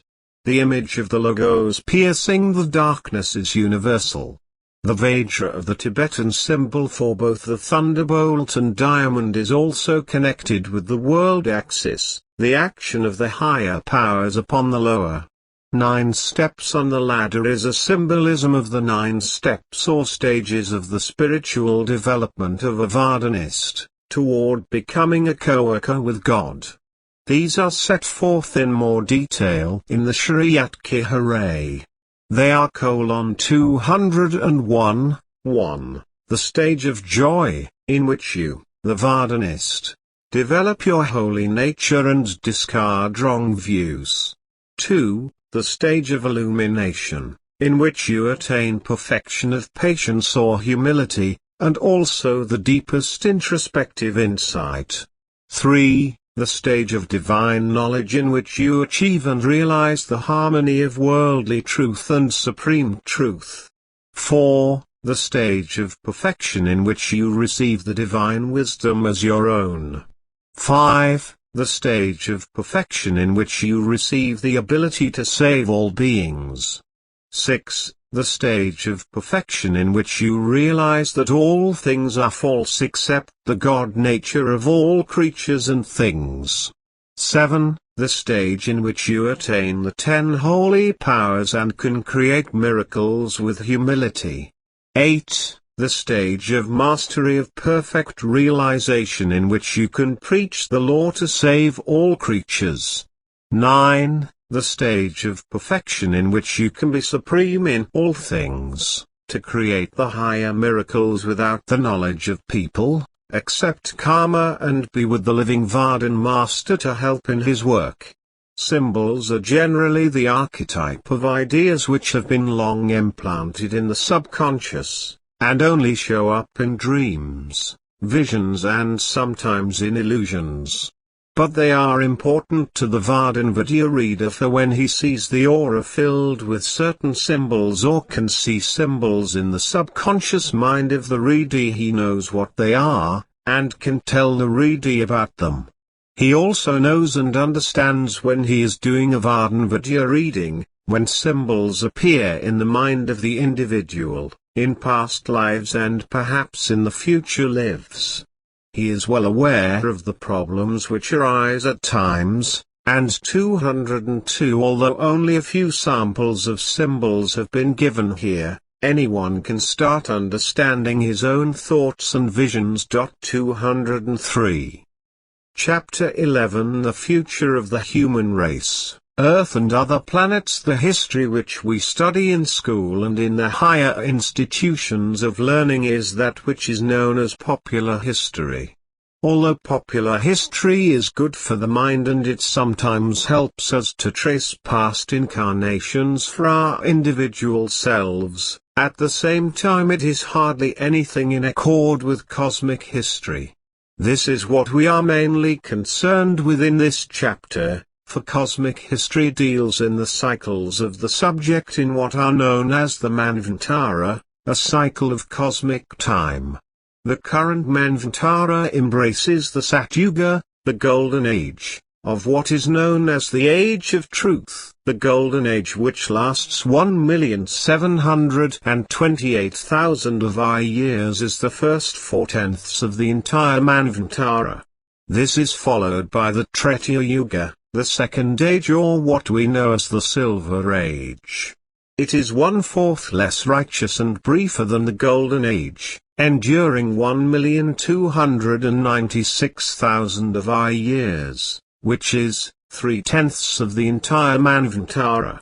The Dwapara Yuga, which is the Third Age, of that known to us as the Copper Age, is supposedly 1/4 less righteous than the preceding one, and it lasts between 864,000 and 1,000,000 years of our years, or 2/10 of the entire cosmic cycle of the Manvantara.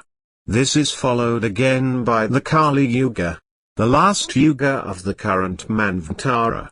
It is called the Iron Age or the Dark Age, in which all is characterized by strife, discord, quarreling and contention. It is 1/4 less righteous and briefer than the Dwapara Yuga, and supposedly lasts some 204,500,000 years, which is 1/10 of the entire Manvantara. This is the age in which we are currently living, and was supposedly to have started at midnight between the 17th and 18th of February, 3102 BC. Although I have given some data on the different ages of the earth and the lower worlds previously as designated by the various yugas just mentioned, it's time to talk about the doctrine of cycles, which will clear up a large number of things which the student of the VARDAN-Vidya system has not yet found in the works of this particular way of prophecy. The doctrine of cycles contains much vital information and many amazing solutions to the philosophical problems that have puzzled the Western students of spiritual matters for centuries. The accumulated wisdom of the ages has been employed in the formulation of this basic doctrine, which constitutes the solid foundation of cosmic and planetary chronology. It was considered very sacred and esoteric, and was guarded in the secret chambers of the Temple of Antiquity, and only revealed to the high initiates at the time of initiation into the mysteries. It is in the doctrine of cycles that the seeker of truth will come across the hidden information, which contains all the valuable data for which he might have spent a lifetime to find the answers to his questions. However, it is beyond the scope of this chapter to enter into a deep explanation of the eternal progression of cycles, as it would take volumes to properly describe the sacred doctrine of cycles and do it justice. Besides, the more profound parts of the doctrine are still kept secret by its exalted and wise VARDAN Masters, who are the guardians of the Shariat Kihare in the golden temples of wisdom, and revealed only during the higher initiations. 205 The doctrine of cycles, like any other esoteric doctrine, is based upon the Hermetic axiom of correspondence, which is the fundamental principle in the psychic philosophy, and which is as above, so it is below. That which has been will return again. As in heaven, so on earth. One wonders what kind of experience has been utilized in the formulation of these records of cycles.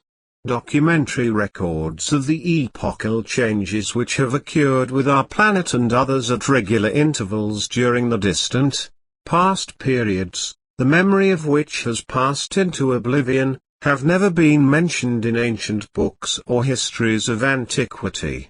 There is recorded in these doctrines of cycles the sinking of the continent of Lemuria in the depths of the Pacific Ocean and later Atlantis into the Atlantic Ocean.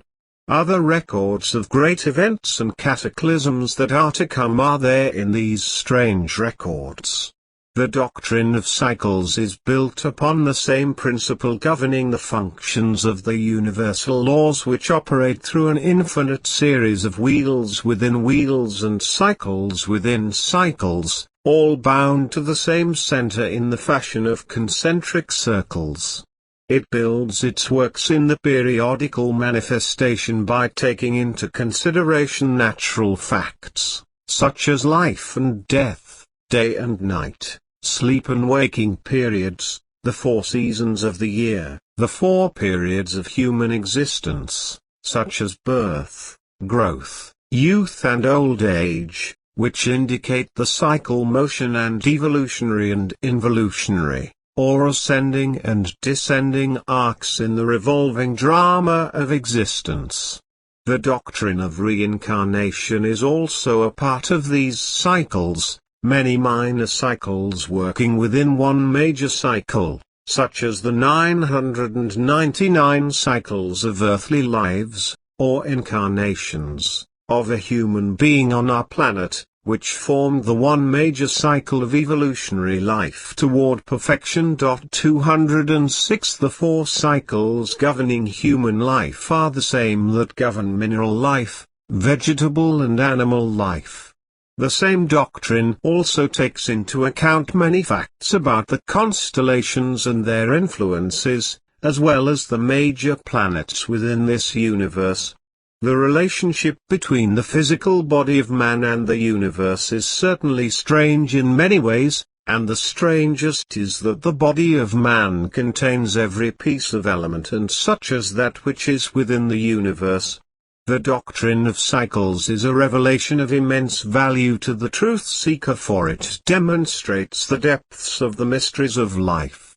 We have gone into the cycles of life and into the years in another chapter, but here we are talking about the succession of manifestations of the cosmic days and nights, known as the Mahakalpas, Mahamanvantaras and the Pralayas. But these are concerned with billions of years, which staggers the mind of the individual, so it isn't much use to go into these except to say that the cosmic day and night of the Hooray is equal to about 3 billion years. This means when the worlds of this material universe are destroyed and night sets in until the Hooray re-establishes the lower planes again for inhabitants. Those souls who have not been perfected and taken into heaven will sleep approximately this amount of time. Then they will be put back into this world once more to start all over again and be given an opportunity to meet the Mahatma, the living VARDAN Master, to make their way back into the kingdom of heaven again. The Pralaya is the time of the formation of a new universe in the bosom of the Hooray. The various yugas as given here in the beginning of this chapter are concerned with several races that start with each age and eventually end with the finish of the Dark Age, after which all imperfected souls are taken into the Atmalak 207, soul plane, to sleep away until a new universe is formed for them once more. These races are the Polarian, or the first race, the Hyperborean, the Lemurian, the Atlantean, the Aryan, the Ulimans, the Shatikayas, the Aryans, the Kshvits, the Heracleans, the Climanes, and the Freetikrates. These are the races which will and have occupied the earth world with the power of authority, either by conquest with arms or by diplomacy. At the present time we find that the Aryan race is in charge of this world, but this will change again within a few years to the Ulimans, which is a race that presently occupies the planet of Jupiter. This race will descend upon the Earth and other planets throughout the solar system and occupy them, with absolute ruling power. This will happen around the year 2100. Their rule will last at least 300 years before they are conquered by another race called the Shatikayas, which will come from one of the new continents that rises out of the depths of the Pacific Ocean in the same vicinity of the Lemurian continent which sunk thousands of years ago. The Shatikayas will be a fierce warlike tribe, whose ancestry were the warrior tribes of old India.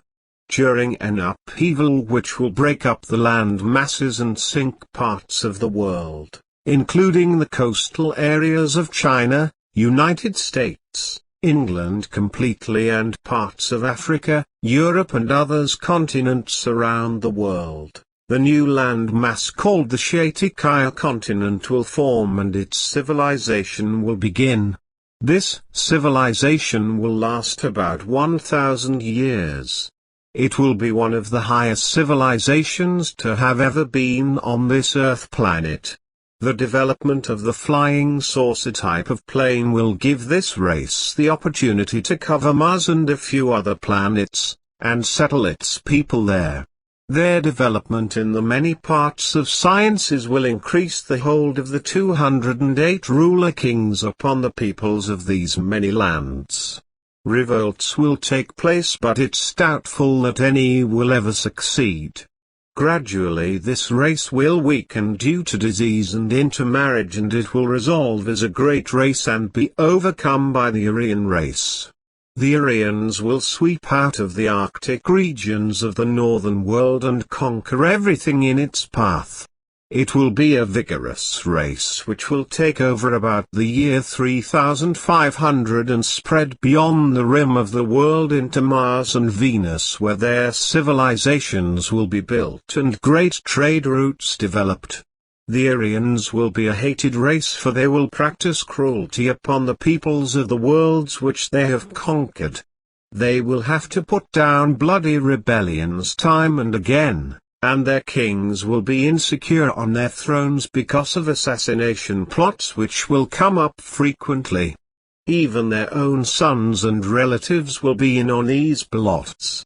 They will rule approximately 1500 years and then will be gone, by conquest from another race. The new race will be from Mars. Its conquest of the Earth and all the major planets of the constellation will be from taking advantage of the great cataclysm that will make this world and all the planets look like new ones. The majestic mountains will be flattened, and the lands which we now travel as flat lands will be high rolling hills. New continents will spring up, new planets will appear in the skies, and there will be new worlds to conquer. The planet of Mars will be one of the few which will not be affected by this disaster, which comes of two minor planets getting out of orbit and striking one another. This will release the gas pressures in the Earth planet as well as other planets, and the destruction will be great. The new race will be known as the Chfits, and will be in power for about 5,000 years. Then will vanish into time. 209 The next conqueror is the Heraclean race, a hearty race of people who will come up from the southern areas, in the Antarctic regions. This will be an improvement over the other races because these people will be a race of men who are fair in all their dealings, and will try to give justice to all that fall under their rule. They will try to intermingle with the conquered people, marry and set up business within an order of establishment. This will be around the year of 6025, and it will last as a civilization for at least 500 to 1,000 years. Most of the new arts and culture will be established in this time and will last for a long time before any succeeding people will ever take over and rebuild their civilizations on top of that which is known as the Heraclean race. The Clemanes race will follow this civilization. They will be a ruthless race which will try to destroy everything but will fail because the old traditions to which the people cling to cannot be destroyed. A new religion will come into being at this time, and it will consist of the priest kings who, like in the ancient times of this earth, were God and man also, according to their own theory of divinity.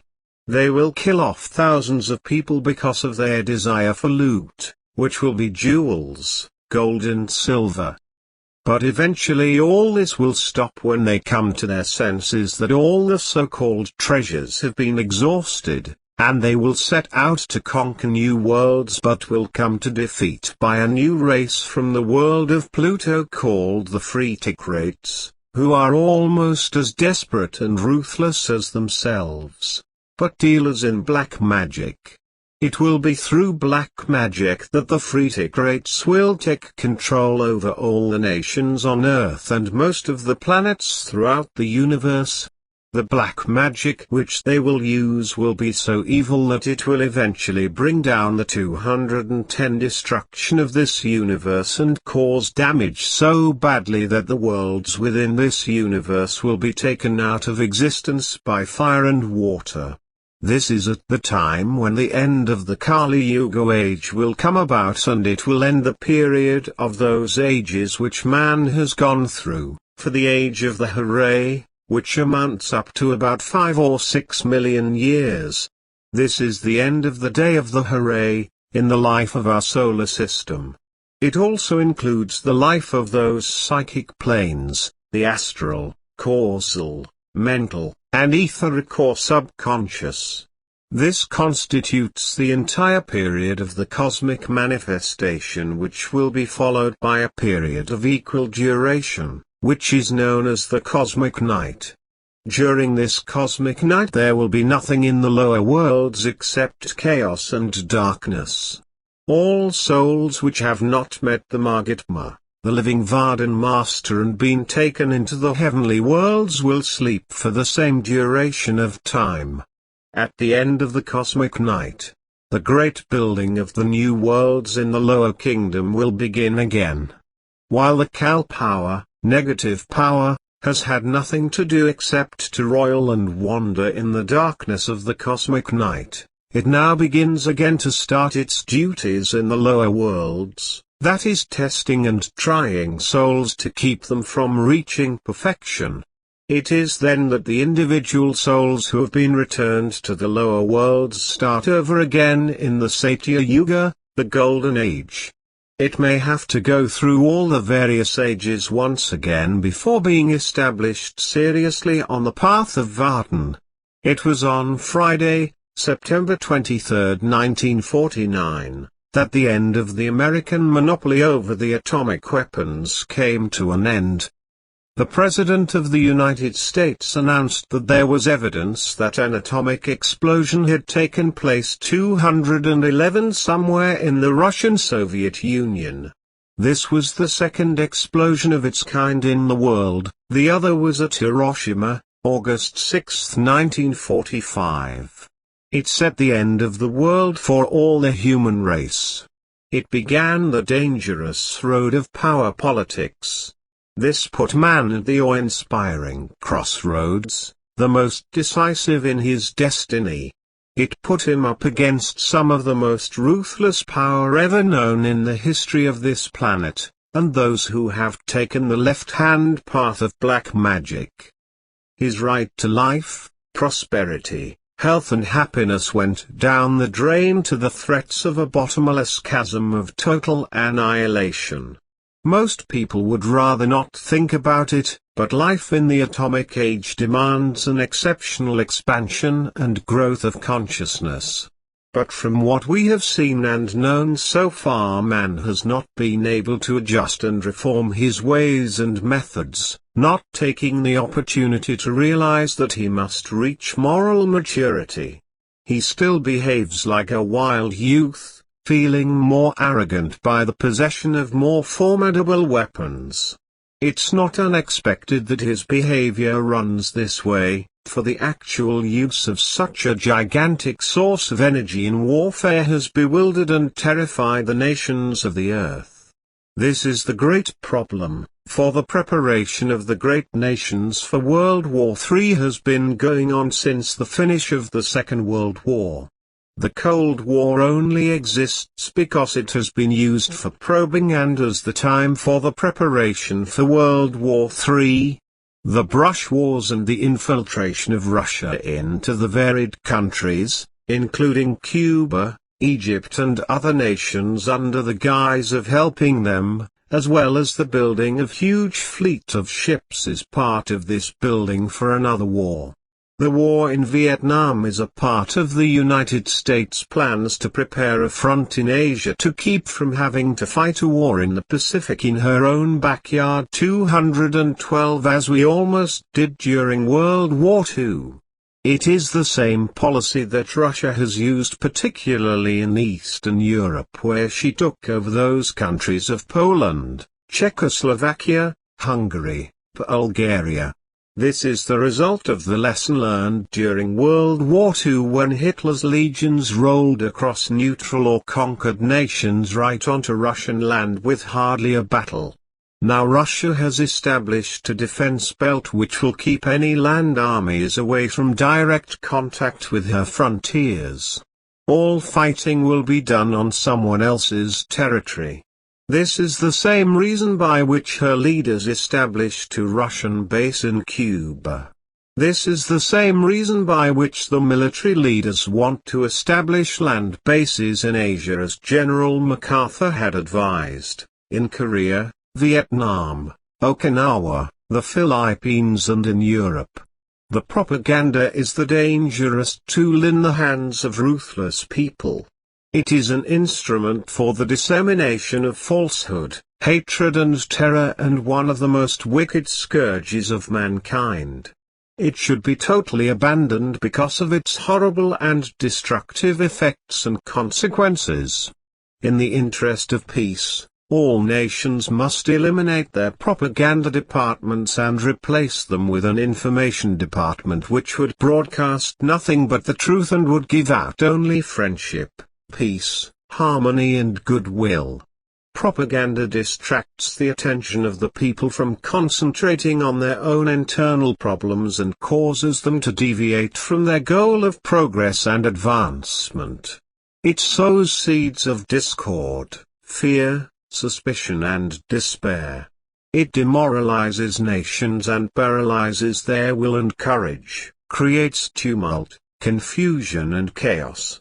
This is what has happened to those nations who participated in propaganda in the cold and hot wars which we have had since World War 213-2.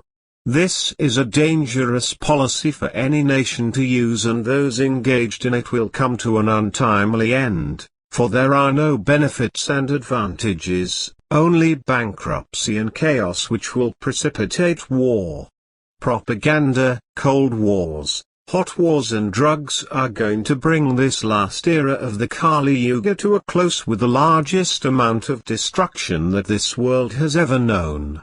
It won't be as much of a big bang as that of the exhaustion of the people. The bankruptcy of their minds and bodies is going to have everything go out in the cosmic night of darkness with a whimper and a sobbing. The drug problem is going to add to the fuel of the disaster. The manner in which drugs are being poured out upon the open market today for youth will find that the leadership of tomorrow is gone. The leaders will be those without feeling and compassion for the average man, and so much of the control of the masses will be done by drugs and minor narcotics. Tyranny and dictatorship will take place in the United States and many of the major countries of the world. In order to keep up their prestige and keep the minds of the people off the domestic problems, there will be propaganda and threats made by international leaders against one another, until one day about the first of the next century the troubles will really start. There will be the massacre of millions of innocent people in the destruction of many cities, and the infliction of the most ruthless indignities upon humanity, a cataclysm which would make the Mongol atrocities of the 13th century look insignificant. Besides all this, the governments of the warring nations would waste approximately $400 billion and the sight of mankind on this planet would be at an end. Not only that, but whatever would happen here on this planet will have a tremendous effect upon the other planets. 214 The fallout of the atomic weapons would be carried to those planets, creating a destruction and waste. Much of the fallout would go into space and hang there for centuries, making interplanetary travel impossible. Death would be everywhere and birth almost impossible, for new life would come into this world warped and strange looking. All this must be prevented. The only way to stop it is to stop the nations from their hideous power plays. A religious revival will not be enough to stop all those ruthless, ambitious men from wanting to create a power struggle that will bring themselves on top for ruling.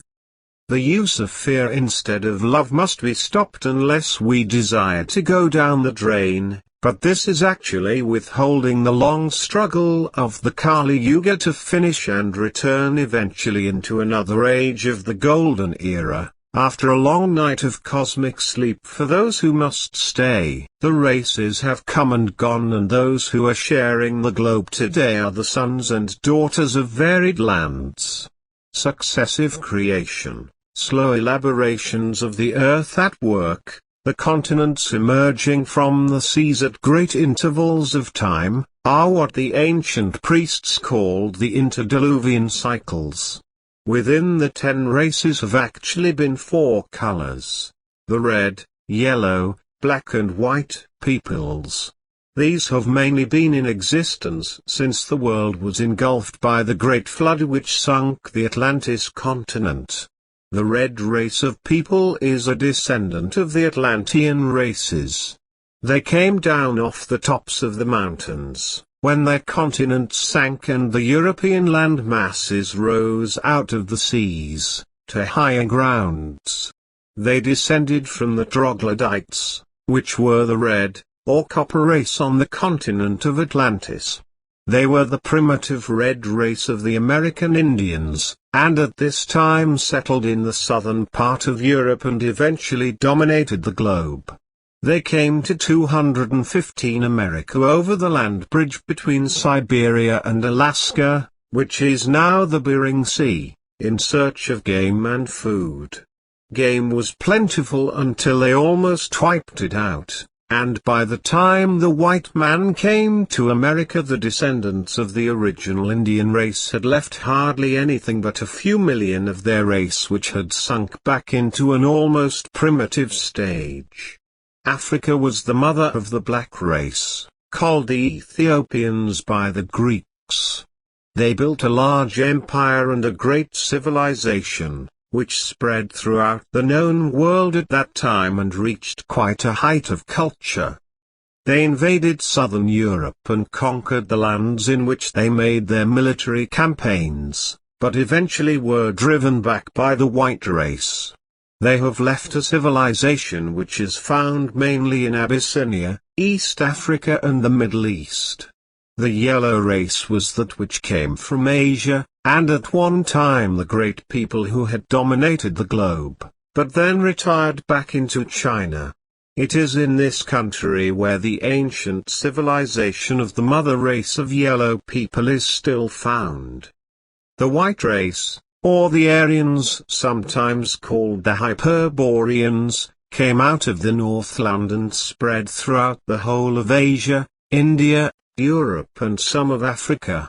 These were the sandy-haired, blue-eyed men that came through the forests, illuminated by the aurora borealis, accompanied by dogs and reindeer, directed by bold leaders and clairvoyant women. They were shaggy-haired, golden of skin and hair, and blue-eyed. This race was to invent the worship of the sun and of the sacred fire, and would bring into the world a longing for heaven.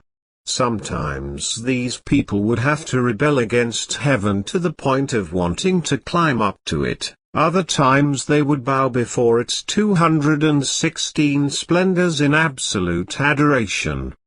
The white race, like the other races, had to tear itself away from the savage state before becoming aware of it. Its distinctive characteristics were the love of individual freedom, reflective sensitivity which creates the power of sympathy, and the supremacy of the intellect, which gives the imagination the idealistic and symbolic turn. This spiritual sensitivity brought about affection, man's preference for one wife, and his family, the conjugal principle. The need for freedom, coupled with that of sociability, created the clan, and its selective principles of leadership and followers of an elected leader. Also visionary imagination created ancestor worship, which formed the root and center of the religion of the white race. In Asia, Iran and India, where people of the white race established the first Aryan civilization, mixing with the people of different colors, men quickly gained ascendancy over women in religious and political affairs. No longer did anyone speak except the wise men, and women had little to say except in the home. In Europe this was reversed, and the women often took their place among the gods to help rule over the human race, and women had equal rights in a great movement in both spiritual and material affairs among the northern race. The white race fought the yellow, red and black races back and forth for many centuries, from the Pyrenees to the Caucasus, and from the Caucasus to the Himalayas. The black race had settled in cities in the southern part of Europe, and their civilization, old as it was, included the most modern of military weapons in their day, armor of brass, iron weapons and good tactics. The half-savage whites had little more than stones, spears and bows and arrows. Defeated in the early part of their struggle to capture new lands, the white 217 captives became the slaves of the blacks for labor in ore pits and stone quarries. Some escaped and came back with new ideas, skills and the science of their conquerors. Mainly they learned how to smelt metals and the recording of ideas by writing on the skins of animals or the bark of trees. These ideas have been passed down into modern civilization and created a part of our society today.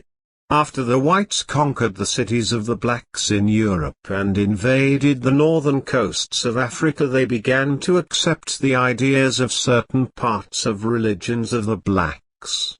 The idea of the oneness of the hidden, absolute and formless God was the essential core of the black religion, and its secret initiations.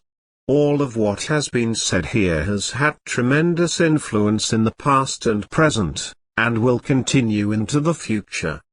Because of the mixture between the two original religions, that of the white race which consists mostly of polytheism, and the black race which later developed into the Semitic peoples, with their idea of monotheism, two hostile streams of thought poured into the human race. This is the basic problem today between the East and West. The Semitic and the Aryan currents are the two rivers of ideas upon which all our ideas, mythology, religion, art, science and philosophy have come to us.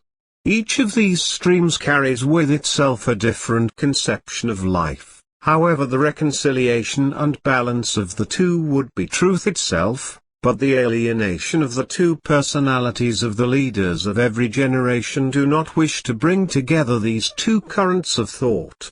The Semitic current contains what is said to be the idea of absolute authority from a divine source, the idea of unity and universality in the name of a supreme principle which, in its application, leads to the unification of the human family. This 218 current represents the descending from God to man. The symbology is that of the punishing archangel who descends to earth, armed with sword and thunder. The Aryan current contains the idea of ascending evolution in all terrestrial and supraterrestrial kingdoms. Its application leads to an infinite diversity of developments in the richness of nature and the many aspirations of soul. It is represented by Prometheus, who holds in his hand the fire snatched from heaven and surveys all heaven with a sweeping glance.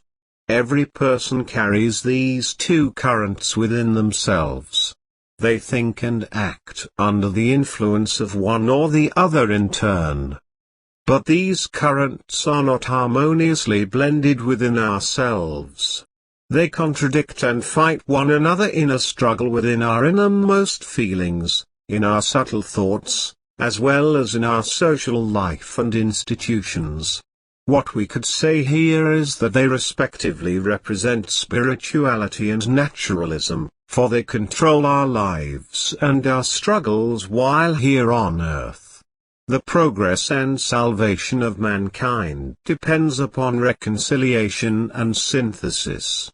The conflicts of history have actually been wars of cults. When one delves deeply into these world aggressions, the play of power politics enters into these wars, of course, but it's only the results of the conflicting ideas of the two currents which, when one gets beyond the surface, he can see. The Semitic stream goes back into the ancient history of Egypt, of course, where it was originated from its mixture with the black race. The Aryan goes back into the ancient period when these white peoples were gathered about their fires in their northern longhouses, chanting to their olden gods. But these traditions even take us back into primitive times when they both appeared to be united in harmony. But 219 this was during the Golden Age, which we know as the Satya Yuga. Following the Golden Age of man, it began to split, and there was grief and strife versus confidence, strength and serenity, which mankind has never recaptured. Now we begin to learn what is going to happen to mankind in the future while he is still an inhabitant of this earth world. Despite whatever people say who are apparently highly intelligent, these two streams are getting further apart. It is almost now the East versus the West, as if a wall has been drawn down over the countries dominated by China and Russia against any ideas entering into their countries or any of their ideas coming out except for propaganda. The same is true on the western side of the world. Unless these two streams again become united, which apparently they do not seem to ever be, there will be the great blow-up between the East and West. If ever anyone feels that he has witnessed destruction, or read of it in modern times, he knows nothing until the atomic blasts strike his cities. Only blind wishful thinking will permit us to believe that our society is free from insidious influencing forces around us. These are exposed in the VARDAN-Vidya readings so many times so that each individual can learn what endangers him, be it witchcraft, or some force which is going to use him as a victim for propaganda purposes. Constant pressures which he may be subjected to from the forces which are working upon him can be devised to break him down mentally.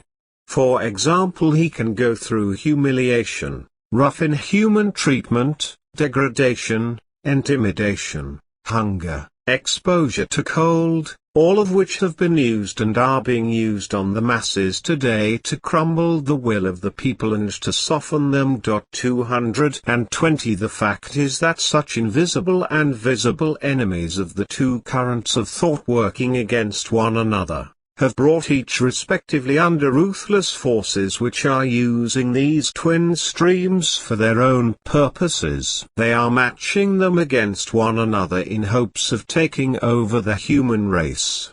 This is the purpose of the totalitarian governments who want to rule the worlds, as well as the other planets.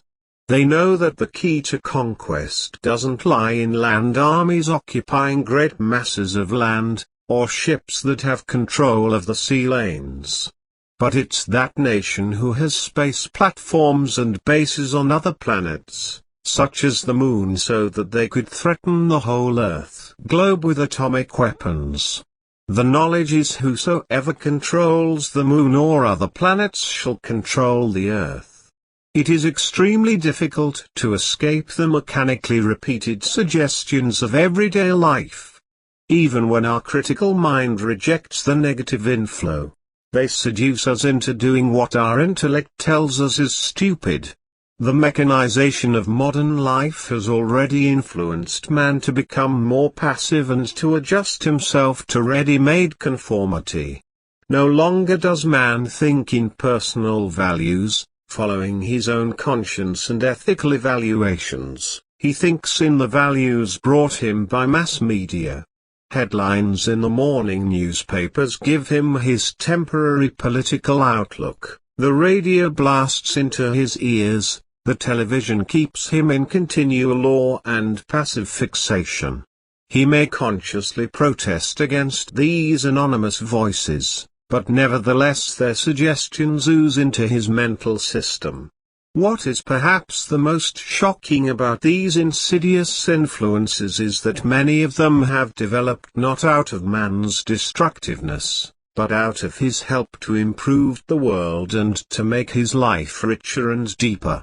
The very institutions man has created, the very progress he has made 221 toward mastery of himself and his environment, all can become weapons of destruction. The dangers do not lie in the fact that the atomic weapons are going to be explored and will destroy millions, but the very threat of this is hung over our heads by the governments of nations who are playing power politics. This awful propaganda alone makes man helpless. In no way can man defend himself against all this sort of danger, for it is in everything around him, in all the mass media, in speeches, pamphlets, posters, billboards, radio and TV shows. What we call the will of the people, or the will of the masses, we only get to know after such collective action is put on the move, after the will of the people has been expressed either at the polls or in fury and rebellion. This indicates how important it is who is directing the tools and machines of public opinion. This is why the VARDAN-Vidya is important, for it begins to tell those who are interested how to defend themselves against these terrible threats, which will break up the family unit, the community and the nation. A nation is composed only of people, and therefore it depends upon the attitude and the will of the people to take over and manage it, to make it a good country in which to live. All the things which have been said in this chapter can come about, however, they do not have to. So far we are heading in that direction, and when we come to the end of the Kali Yuga, the age in which we are now living, it appears that most of the planet and others in this universe will be destroyed.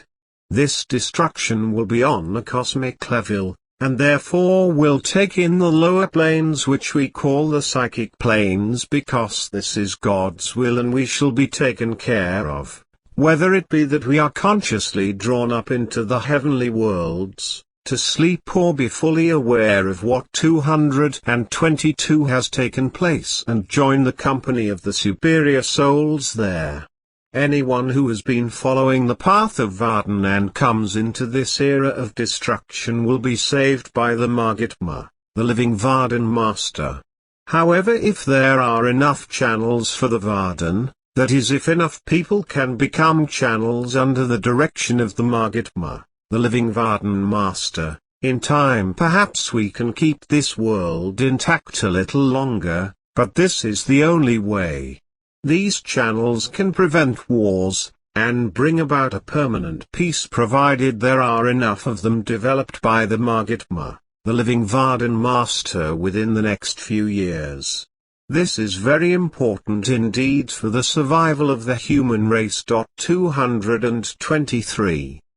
Chapter 12 Some Case Histories of the VARDAN-Vidya Readings. The science of the VARDAN-Vidya has been held in secrecy because very few people, when it was made public several centuries ago, cared to pay the seemingly high price that its exacting study demands. The VARDAN Masters withdrew it from the public because of this and other major factors responsible for the misunderstanding, among which a few have been the mystic and psychic characteristics attributed to this greatest of the prophetic sciences. The most common misunderstanding was the discrediting of it by those who were in charge of the religious affairs in varied nations, the priestcraft and religious fanatics, to name a few, along with those who felt the influence of the political power plays between the authorities of different countries, and between the rulers and peoples. The history of Vardanka, the ancient science of Tusa travel, from which the VARDAN-Vidya springs, has gone underground in the past because of persecution from the orthodox religions of their own times. It submerged under Gopal Das, during the early Egyptian period about 3,000 years before the Christian era began. Those responsible for the submerging were the 9 unknown VARDAN Masters, who are better known as the Council of the 9, in Vardanka. They have purposely hidden Vardanka, and its 32 aspects, including the VARDAN-Vidya, from the eyes of the mundane masses because of the vicious attacks being made upon it. In other words, they have felt that it's better to work in almost silence with a few than have to be in the eyes of the 224 public and defend Vardan, maybe with force, in the same manner that many of the orthodox religions have had to do in the past and present. The common misinterpretations have been due in part to the reluctance of the true and authoritative adepts of the Ancient Order of the Vairagi to divulge the inner secrets and mysteries of the ultimate knowledge of Vardan to inquisitive laymen, curious scholars and uninitiated philosophers. Those who are not prepared to enter the field and explore the glorious realm of the spiritual heavens through a prescribed disciplined system of living, essential for advancement in the study and spiritual experiments of Vardan, are not worthy of admission into the sanctuary of Vardanka. This is one of the main reasons why few VARDAN Masters will ever give a VARDAN-Vidya reading outside his own followers. They know the general public follower of these arts is not capable of understanding what he has said in the reading. This is somewhat true of some of those who actually follow him because he goes into such depth and has such a broad and deep interpretation on the readee's life that sometimes the points are completely missed. It means then that the VARDAN Master has to go back over again and try to explain what has taken place.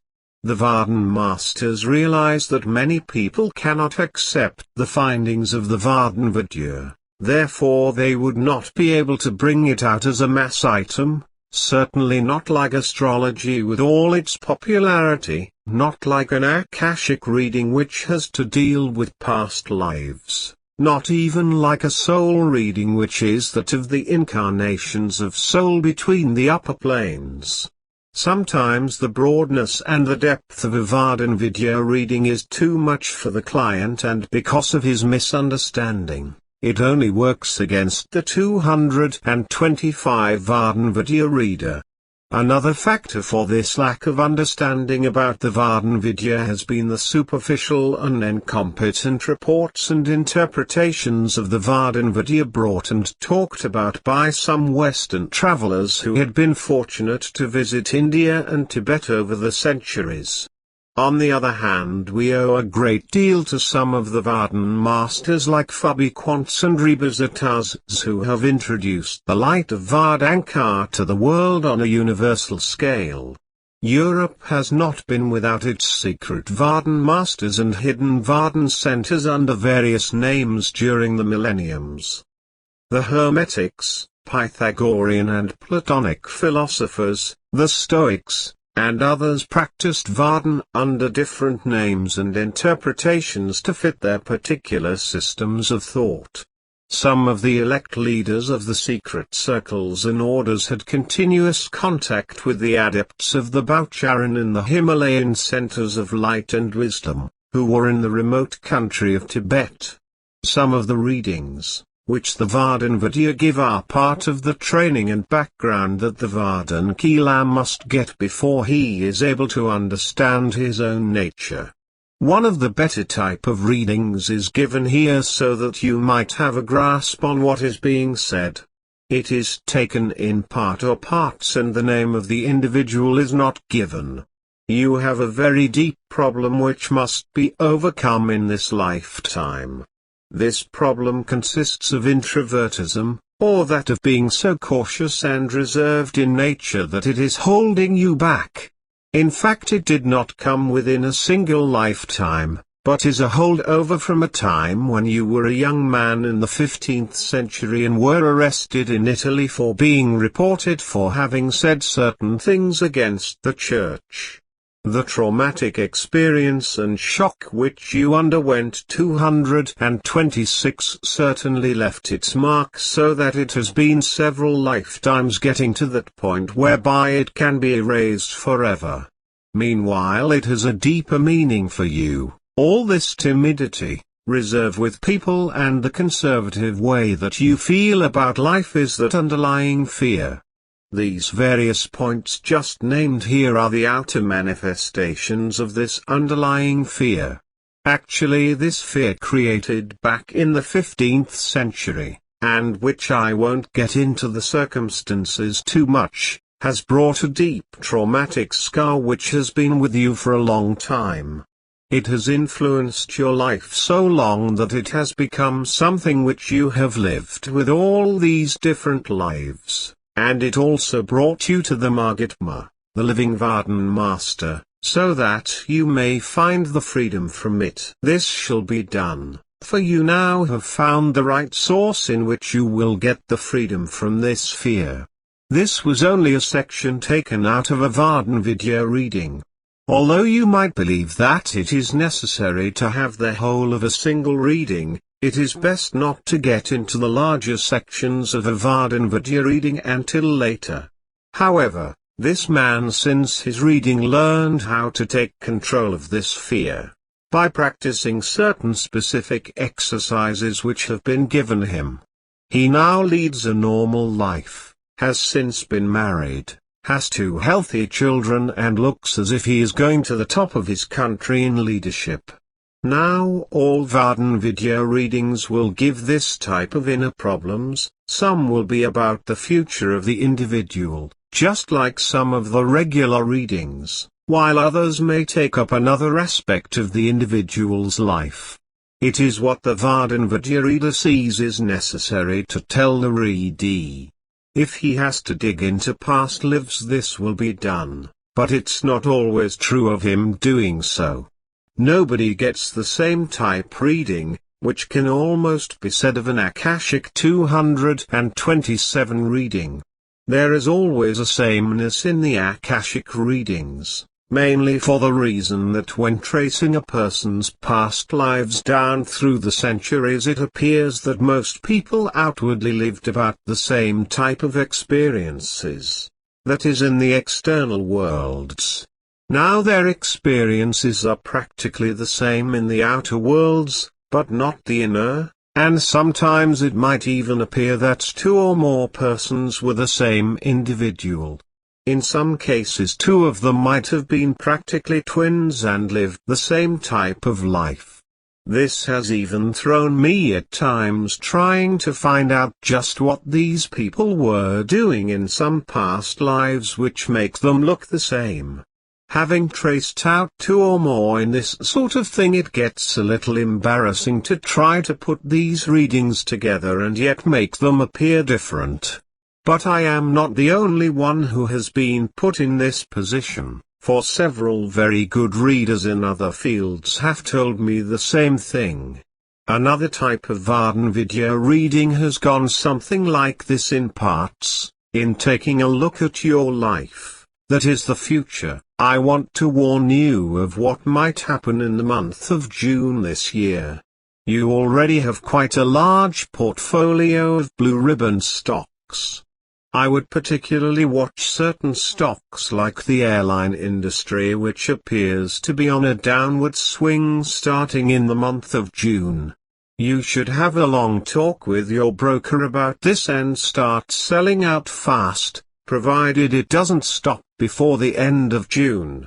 This is one way of helping yourself if at all possible, and it will bring a lot more comfort of mind and peace if you are watchful of your own properties at this particular period of the year. It is seldom that a VARDAN-Vidya reader will give information in a reading like this. He usually steers away from some material data which might mislead the client, who 228 would take his words outwardly and act upon them without thought. Like all other readings, the client must study the reading just like he would study any report which he must do. These readings are interesting from the standpoint that they will fit the client and not any person. Since it's the duty of the Mahatma, the living VARDAN Master, to take care of all his chelas in this world who have been gathered to him, he will say things to them which certainly has little meaning at the time that he speaks. But the individual must wait and ponder what has been said in order to find out what the data means and where it can be used, or where it is applied in his life. The one noticeable thing which a VARDAN Master will do is to never give the client or keela more than he can accept at that particular time in mind or body. He knows the acceptance level of every individual who is under his guidance and protection. He knows that every person who is following him has a certain level of awareness and learning ability. If he is to be stretched out just a little further, it must be done gradually and not all at once. Certain persons who step onto the path of VARDAN for the first time will run into problems, no matter what their background has been in metaphysics or religious training. They are not prepared for what is to come for them when the Mahatma, the living VARDAN Master, starts breaking down all the teachings and instructions which have been ground into them by other lines of religious and spiritual works. He must rapidly refill these holes which he has pulled out of the keela with something within VARDAN, and if the keela cannot accept it, he must suffer in the sense of instability for a while until he can accept what is being done here on the level of acceptance by the mental processes of the client. 229 Another reading went something like this: you have asked something about soulmates. I would advise you not to approach a marriage in this manner, but put it in a more practical ground. Of course, there will always be a chemistry of the inner nature between two people which may mislead you that this is your soulmate. Since you have spent a considerable amount of time looking for someone whom you believe is a soulmate for you, and this hasn't happened until recently when a man approached you with the same idea, and now you want to know, even after a bad experience with him. My answer is that this man is not for you. However, I do tell you that on the 9th of June this year you will meet a man from Boston, who is tall, well-built and gentle in manner. This conduct is natural and very good and will fit your personality well. He will within 2 months ask you to marry him, And if you still feel the same way, do so, for he is the best that you can find at this particular time. And since he has money of his own, he will not be interested in your financial status. The one thing which you must remember is that life is going to be a bumpy road regardless. Not even those who go out into isolation, away from all peoples, have an easy time of it. When two people join in marriage at your ages, they always have a certain amount of adjusting to do, which is harder than marrying when young. Marriage is also a bumpy road because two people have a harder time communicating with one another as they grow older, no matter how close they may be in companionship. This reading was mainly concerned with a woman who had put off several opportunities to be married because she felt that her true soulmate had not shown up yet. Of course, this is a carryover from another life, in fact a series of lives, 230, but she was making a very serious mistake. The mistake wasn't that she hadn't found the right man to suit her, which she hadn't of course. But her premise was wrong. She was mixing social obligations with spiritual matters. Marriage is really a social obligation to reproduce children, but it is also an emotional fulfillment for both a man and woman. Since this woman was over 50, her opportunities for marriage were growing less every year. It wasn't going to be long before she would be out of that area where few if any males would be interested in her except for her money, and to marry anyone for their money alone is a terrible burden for both parties involved. There is also the problem of being mixed in the emotions about people who are ready for marriage and can't quite make the step. The woman always feels that it's a greater step to take than the man because she is going to lose her identity and be dependent upon somebody that she really doesn't know anyway. There again, if she is trying marriage to reform the man in question from some vice, she is only wasting her time. Some men can be reformed, but the majority cannot, for they are always interested in their own vices more than people, especially wives who are trying to get them to stop whatever it is they are doing wrong, whether it's alcoholism or gambling. Soulmates have already been explained in another chapter, so we won't go into this except to see that the emotional patterns of two people, man and woman, sometimes fit together well, so the problems between them over the years will not be too much. We now enter into another type of problem which has come up time and again with those who are trying to follow the spiritual path of Vardan and seemingly cannot see nor understand that they have made any spiritual progress 231 whatsoever. This is always a sad case indeed because of the problem which is so hidden that few people can see it whatsoever. Generally a person is introverted and cannot see anything objectively. He thinks in terms of subjectivism, and this is not good because the whole purpose of life is to be able to take a good look at one's self both objectively and subjectively. In other words, be in control of one's self, that is his own viewpoint, and not to react to negative things. He should be the actor and not the reactor. Part of the problem which we are concerned with when something like this, I keep wondering just what is wrong here. I do not seem to make any spiritual progress whatsoever. I stay depressed and unhappy and nothing seems to come out just right. As a matter of fact, I don't even feel like doing my spiritual exercises of Vardhan. Whenever I try the spiritual exercises, I simply seem to do nothing but sit there with my mind going around in a whirl. Can't think of anything but how much I am failing to do things right.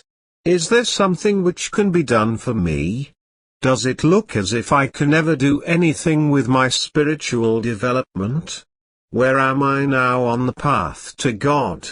I need help badly and think you are just the one to help me, and this is the reason why I am writing you for a VARDAN-Vidya reading. The answer that went into part of the reading went like this: few people have ever existed who did not have depressions, the miseries and general unhappiness. Not even the holy men, nor the saints ever existed in which they did not believe that God had deserted them. Take a look at the story of Job.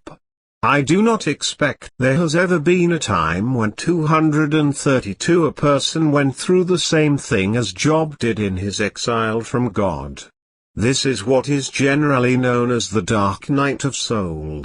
I speak about this in length in the first series of tapes which were done on Vardan, called The Purpose of Vardanka. One believes that God has deserted him, but this isn't true, for that person who has hit these depths is only going through a part of his karma where he is just passing off such a load that it seems impossible for him to ever carry on again. This is something like the old axiom darkness before dawn. You will be in this state for a period of 3 months, July, August and September.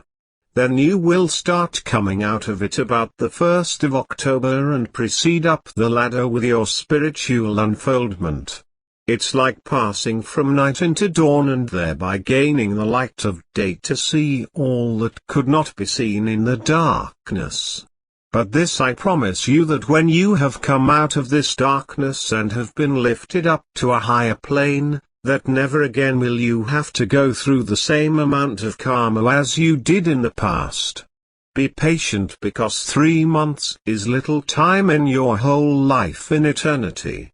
It is yourself who is responsible, and by acting in faith you can bring about new happiness and love for yourself and those who are nearest and dearest to you. If the saints can do this, if those who have not even been saints or holy in their nature can go through the dark night of soul, so can you. It will be hard, but put your faith in the Mahatma, the living VARDAN Master, and all will be well. In this reading I had to go back into several lives, as many as 200 for this woman, researching, checking and trying to work out the real reason for this woman's troubles at the present time. Naturally she had run into the problem of 233 getting stuck on the level of the dark night of soul, but at the same time she had to see the problem on a practical level. She had to know and at the same time feel what was going on within herself. She would have never been satisfied with a single explanation of anything. These cycles of deep depressions usually roll in on a person about every 3 years, sometimes 6 to 9, and last for a considerable time, often the same length of time as the cycle. For example, if it's 3 years, it would last a year and a half, or if it was 6 years it might last 3 years. And again it might last for the full period of 6 years before going out again. In order to learn what is the natural cycle of the individual, I had to do the research on her past lives in order to judge whether this was another cycle which sometimes comes with the individual in his natural life, or whether it was one which she had hit in her spiritual unfoldment. Naturally it was the period in which she had for spiritual unfoldment.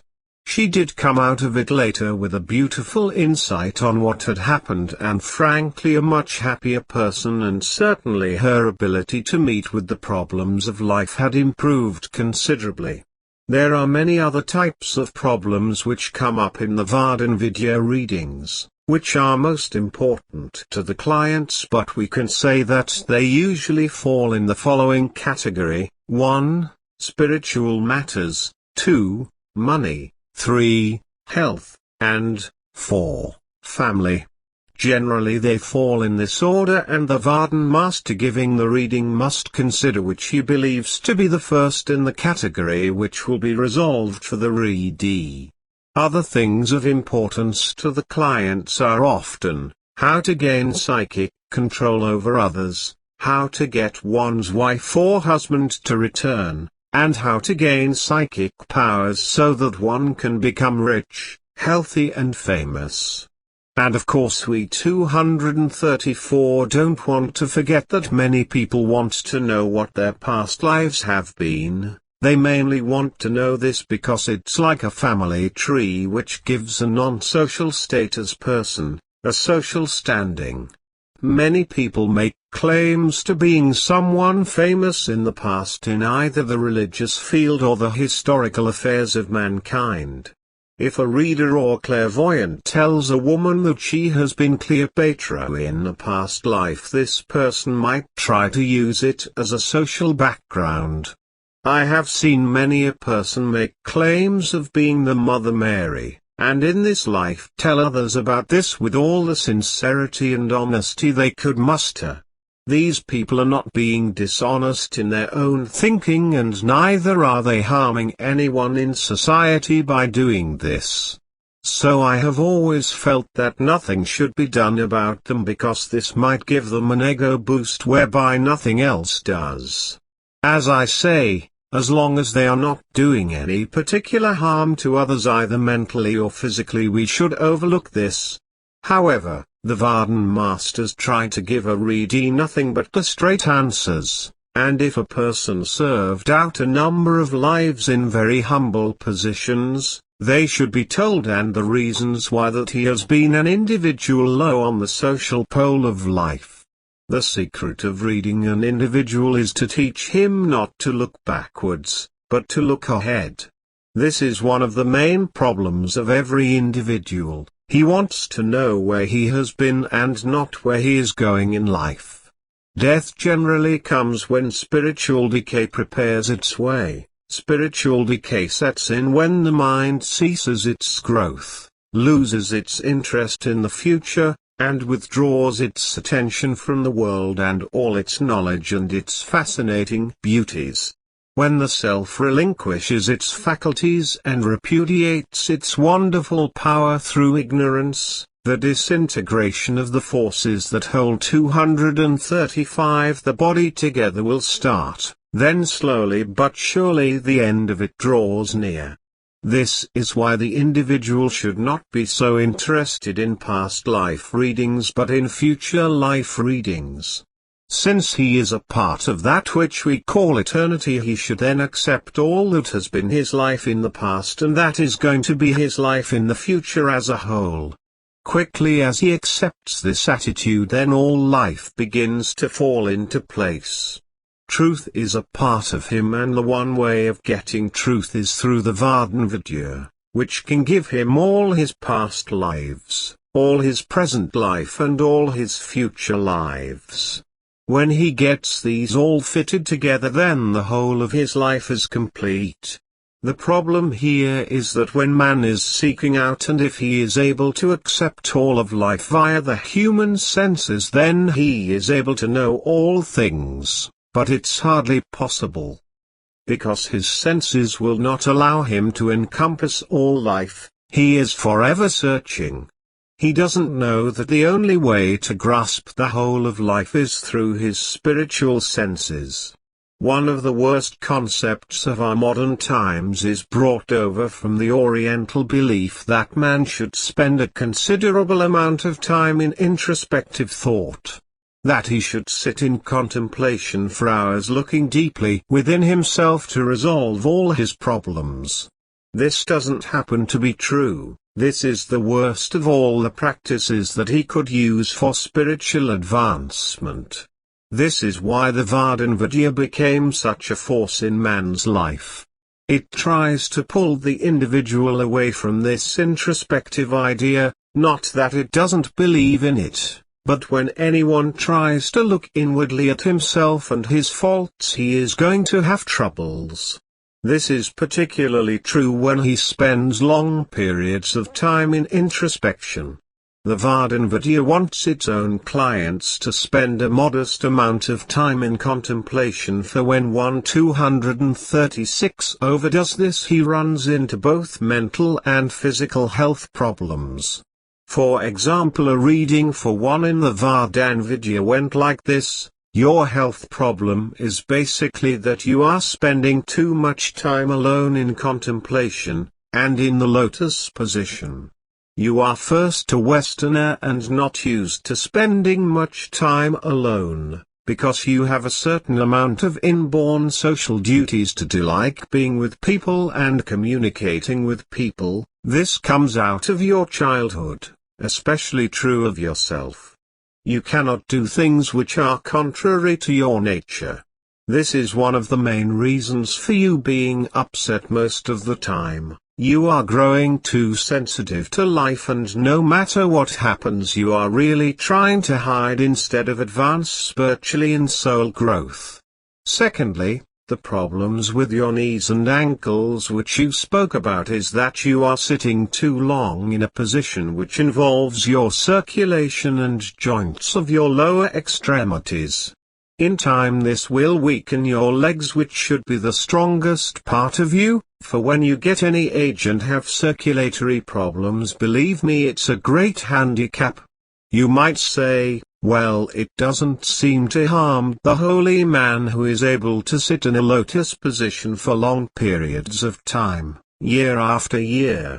Nor does it seem to hurt the Buddhists who do the same type of practice. This isn't altogether true, for it's very apparent that the Orientals who do practice such positions in their religious rites have a weakness of legs and lower body. It also is apparent that the position does cramp the lower intestines and creates a stomach and lower bowel disorder in many cases. Not all, but in lots of cases. You may feel, as some people do, that the lotus position and that which is close to this position, what we call the Taylor 237 fashion or semi-lotus way of contemplation, brings one into great enlightenment, and this alone brings the body great health. Because it does give such health benefits, then it's good for all the body and it doesn't hurt the legs and other parts of the body. Naturally, there hasn't been any statistics about the statements I am making on this, but one of the things which is found and not talked about is that the lotus, yoga, or any type position of this nature does bring about certain health problems, and no matter how much enlightenment, or contact with God, it isn't going to help you. The health conditions of the psychic conditions of man, especially in yoga, is often temporary. And it's only the exercises which are of benefit to man, not the positions. So think this over, please, for it could be one of the problems which you are having at this time, and which could be cleared up by sitting in a straight chair with your feet flat on the floor, back straight, chin up, while in your periods of contemplation. This is actually working in the metaphysical field, and it won't put itself together with the VARDAN-Vidya, nor will it put itself together for religious functions. Too many people mix the two and have little results, and certainly wonder why. Actually, the very reason that metaphysics and religion will not function properly together is because metaphysics represents power and religion love. The two do not come together as a single stream, but must coexist side by side, just as love and hate must do the same. If one neglects the other, he is bound to have some sort of troubles. The VARDAN-Vidya therefore must work through all the planes, including the solid material planes, the psychic planes and the spiritual planes. It does not stop with one area like metaphysics or religions do.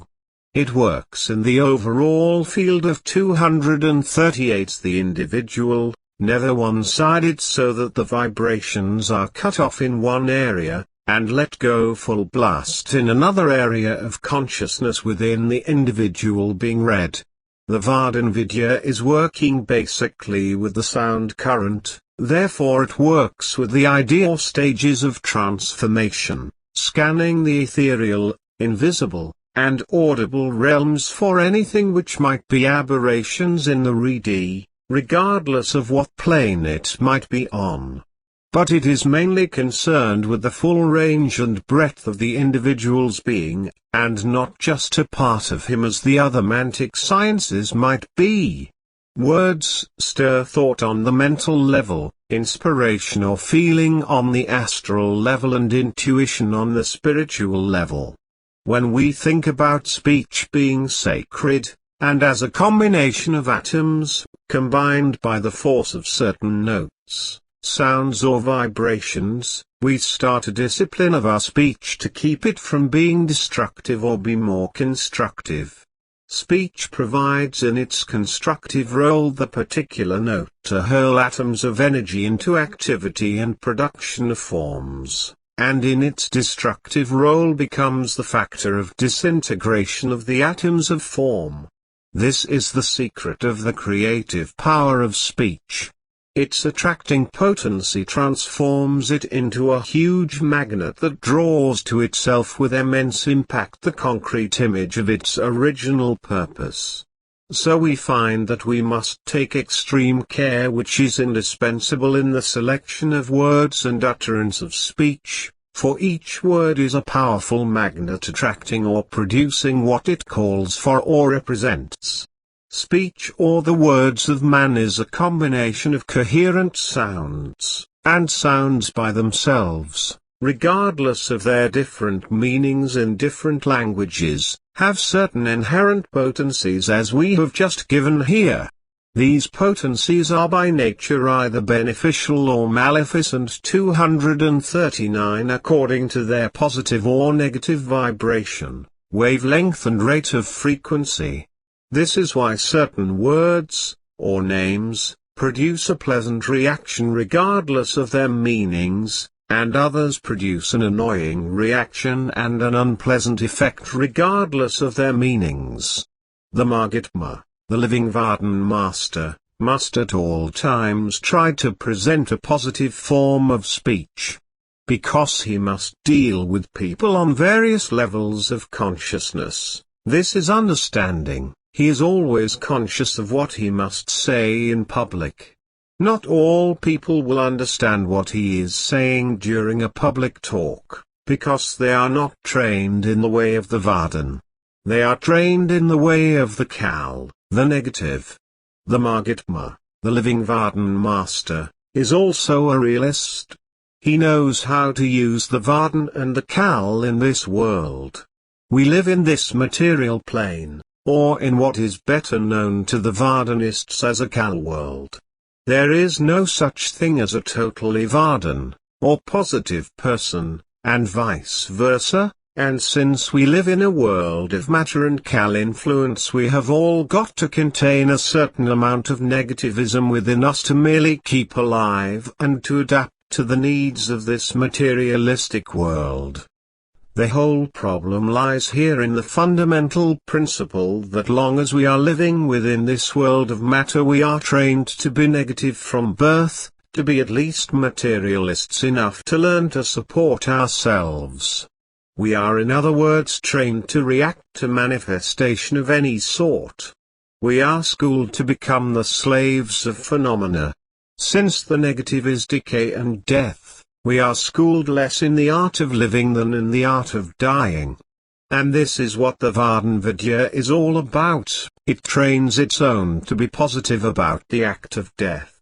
The Mahatma is trying to tell you through the VARDAN 240 Vidya that to become independent of the things of this world, is to simply don't need it, and let the world see that you don't need it. This packs 1,000% more wallet than anything which you might do in this world. Of course you will be running into a problem here because few people ever want anyone else to become freedmen.